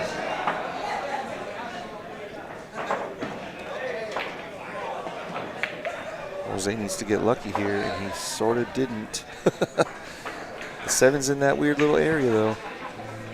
Always got to pay attention to that little spot near the side pockets. Those balls are really troublesome.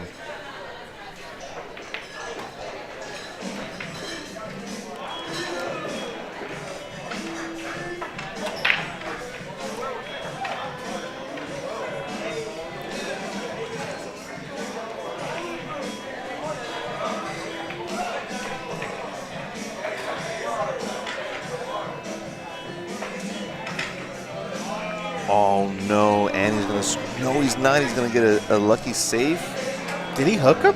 I think he did, Wow, based on the fact that he that's a waved good- at Jose and said sorry. His pockets are unforgiving. Man, this is brutal. He can probably swerve around the 8 a little bit. No, he doesn't even have that. That is so hard what he's looking at. Would you jump the it? The swerve is better. I think the swerve is the right shot here. He's going to try and kick and clip it. This is very difficult. He might scratch. Oh, it Oh, hit. no, he Oh, didn't. he got lucky. He No, got wait, lucky. He's going to scratch. He's got. He's going to scratch. No. He's gonna scratch. No, he's not. Wow. Oh my God, he doesn't have a shot. What do though. you say to that? Oh God, that's just a bad roll, man. What do you say to that? Oh no, I really thought he scratched. I'm surprised.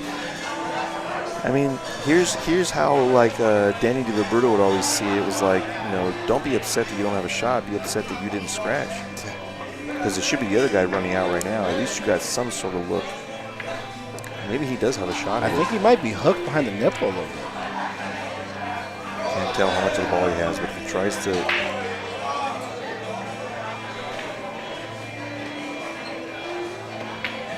Oh my God. Way to shoot. Another almost scratch on that shot, dude.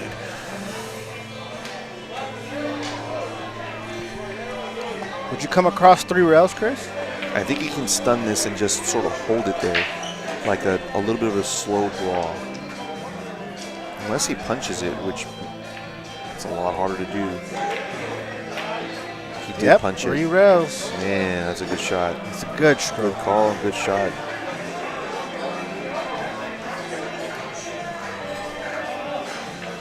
Just stun the 7 to the middle. Well, stun the cue ball to the middle of the table. Yeah. Or 1 rail come off of it. Yeah, it looks like he could even play the 8 ball on the bottom left, like down here, if he draws this way. I don't really think that's what he's going to do, but I think he's really just going to sort of stick it right there. Hold it as much as he can. Wow, he decided to Hold shoot it the back. hell out of the ball Hold it instead. back. Why not? Man, still not over. This is still ain't easy, man. He's got to come all the way back down table. He's going to follow it to the top rail and back down table.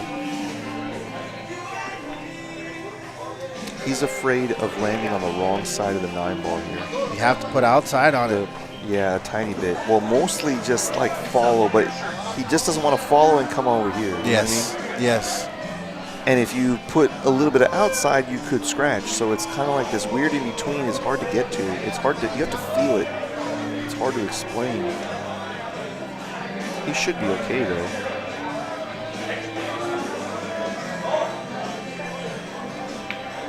Beauty. That's a beauty. He came that's straight a great, back down. That's a it's great not shot. easy to come straight on that line. That is a great shot. Like I said before, man, Chris, I love watching Jose play, man. He's a great shot. He is very, very, very fun to watch. Yeah. Are we Hill now? It is Hill, my friend. All right. It is Hill. We have a Hill match over here on the TV table. These guys are playing in the finals. It's 3-3 in a race to 4. Let's give it up for these guys. Jose Centeno and Danny Herrera. One of the best local shooters I've seen in a while. I haven't seen anyone shoot quite as good as him. Oh, and they go take a break. All right, so who do you like here, man? Man, like I said, I love watching Jose, but I'm an underdog, man. Yeah, me too, man. I'm sort of rooting underdog. for Danny. He's going to be upset at me for saying that later. Jose, you've been winning enough, man. Okay? Let's let some other people win. All right? I'm sure he's not going to Jose would beat anybody no matter what day of the week, no matter if there's money or not. He's always playing his hardest. He don't care about the underdog, man. He's like, forget you. I'm gonna beat you anyway. But yeah, I really like Danny's game. I like the fact that he's pretty composed. He doesn't seem to get too upset. He doesn't wear his heart on his sleeve. You know what I mean? He's kind of like pretty level-headed and not emotional. No, by no means. I like good pool. I like to watch good pool. If you're gonna come out and compete, I love that. Yeah. I love watching competitors play pool. My wife always tells me all the time, I watch pool so much, she gets irritated. Yeah, I watch it when I work too. Same here. Same here. And my son watches it now. And you will learn so much more, in my opinion, or at least what I should say is you learn a lot really fast watching pool, because every sort of situation comes up. You hear about shots you never knew about, or you hear about strategies that you had never considered. You are absolutely right. You are absolutely right. I like watching pool because I'm a visual learner. I like what would Shane do? What would Efren? My favorite pool player right now is Eklund Kachi. Oh, Kachi's great, man. Oh my goodness, Eklund Kachi. Perfection. Oh. Kachi's a character, dude. His brother is also a monster. Oh, dude, his brother's amazing. Yeah. Him and Albin Ocean are right now top of my list right now. Top of my list.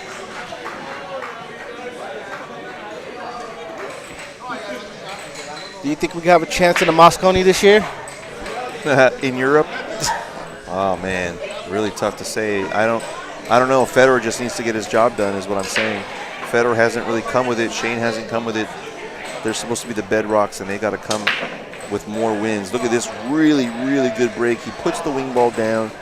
2 is over the corner, and the 8 ball ruins it. No. 5 as well. So this is like a situation where he's going to most likely push to a jump because the 1 is so open. Like, he can't get his cue ball over there, like on the end rail. I think what he's going to do is try and figure out where do I want to jump from. Maybe he's thinking if I leave the cue ball there, he won't have a chance to make the 1 and get to the 3. I really think the shot here is to play position for push out to a jump.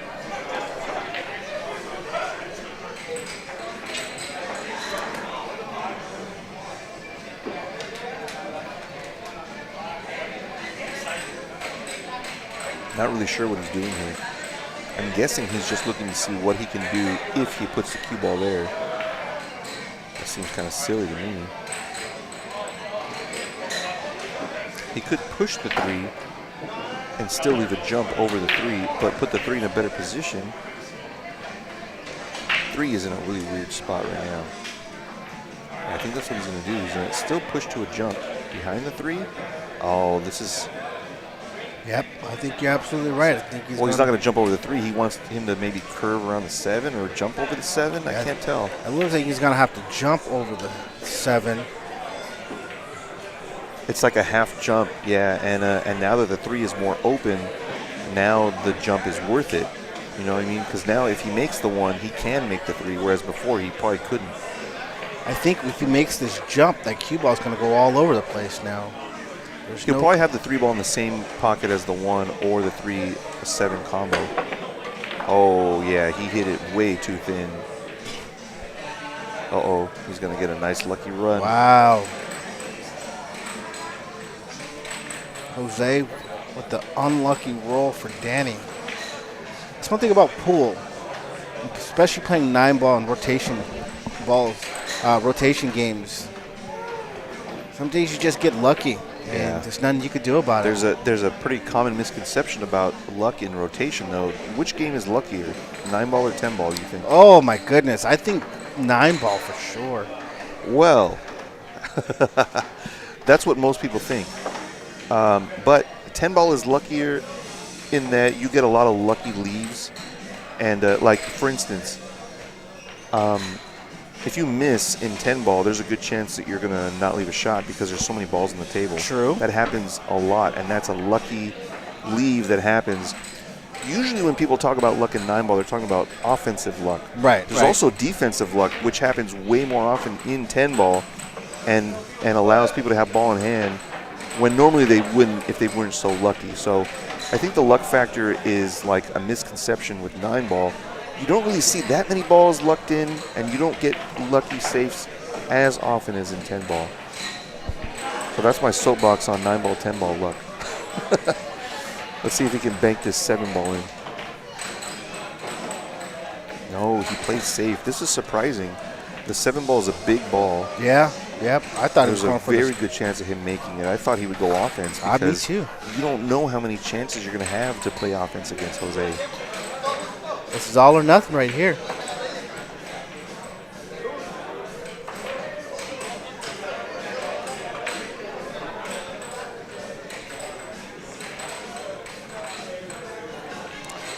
Jose's going to go in the air right here. Yep. Yeah, I think he's playing in the upper left corner. Last shot, last time in the upper right, he might scratch. Last time he made the 2-ball. Yeah. Yeah, he's playing in that corner only because he might scratch it. It goes the other way.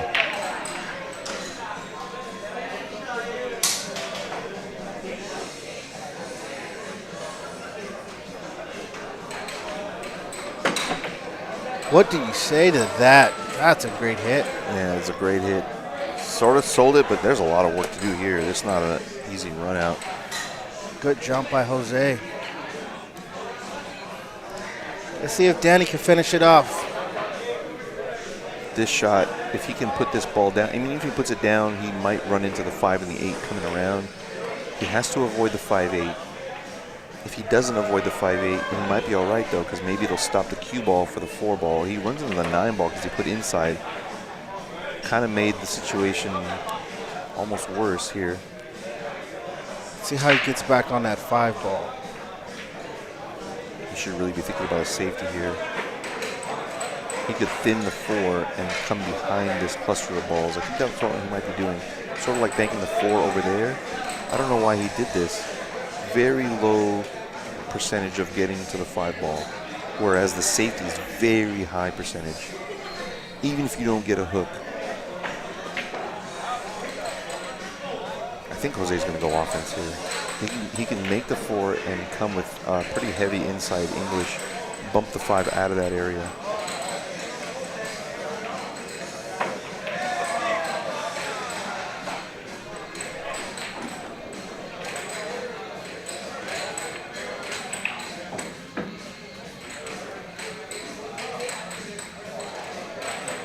Yeah, that's what he's doing. He's trying to bump the 5. Guy hit this so perfect, though. There's almost no margin for error here. Almost no margin for error, and he made an error, but it's okay.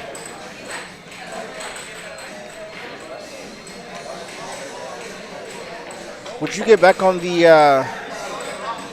how would you get on the 5, Chris? I think I'm playing safe here, too, man. If he draws the cue ball towards the 6, the 4 ball will go around, and he'll be hooked behind the 6. Yeah, I see that. Oh, that's what he's doing. Exactly what he did. Yeah. Exactly what he might did. make it to the side. Oh, he's all right. Yeah, this is a high percentage safety because even if, let's say, he can see the 4, it's going to be hard as hell. Yeah. You know what I mean? Yeah. Distance. Got to maneuver through balls. You want distance, you want blocking balls, and you want rails. Like the fact that he's on the rail just made it even harder to kick even, you know? So if he wants to play offense, he can thin the 4 into the side and send the cue ball into the balls. The problem with that, he's going to draw it in. This is a mistake, I think. This is the wrong way to play this ball. Oh, he's going to play safe. Okay, so he's going to do the same thing he did over here. Exactly So right. Stop that ball. The difference here is that there's a good chance that the 5 ball will stay on this side of the table, whereas before it was almost guaranteed the 4 ball would leave the area. So he may not have thought that part through. Probably have to get a little closer. This is very tricky. I don't know what's going to happen here. Oh, yeah, see, wow. But see, there's not a big reward for making the 5, though. Why would you play that shot to make the 5 if the 6 isn't really available and you might sell out? So I think he's not weighing his options heavily enough for safeties, I mean. That's a high percentage shot from Jose. A little glove bump on the 9. He's going to come 2, maybe 2 rails to get to the 7. He wants the cue ball kind of where it is now. I'm not going to lie. I think it might be curtains for Jose tonight. I mean, for Danny tonight. This shot, he's got to stretch for it. I think it Oh, might no, be, he's left-handed. Oh, he's right-handed. I think it might be curtains. I thought he was left-handed. He wants the cue ball around where it's at now. Oh, he decided to be super aggressive. Wow. Oh, that almost cost him, though. Almost. Almost. If that 7 wobble was pushed further further up, I think he it would was not have a shot scratched. at all. On this shot, he's got to come with heavy English. Oh, he's just going to nudge it. Okay. He's just asking for trouble. You know what I mean? Just moving the cue ball a little too much, huh?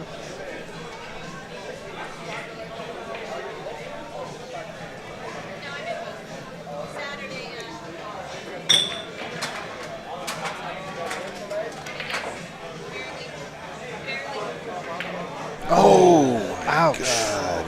And he's Ouch, going to but hook him. did he hook him? Yes. No, I don't think he I hooked think him. he might have a shot. I don't think he hooked him. I think he's got a shot. Wow. Did not see that coming. Did not see that Very coming. uncharacteristic for sure. Oh, this is not easy by any means, but it's definitely got an offensive shot at the 8-ball.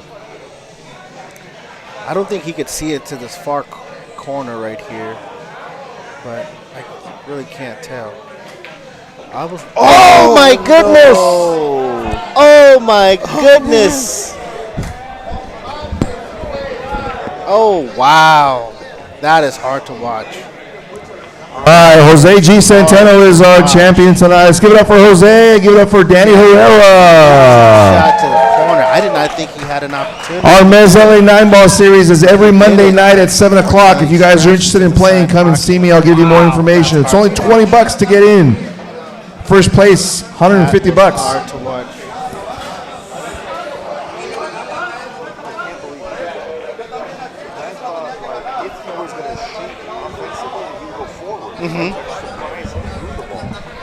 Well, I think he just wanted to come off the side of the rail and come back, but That's too much brutal. bottom.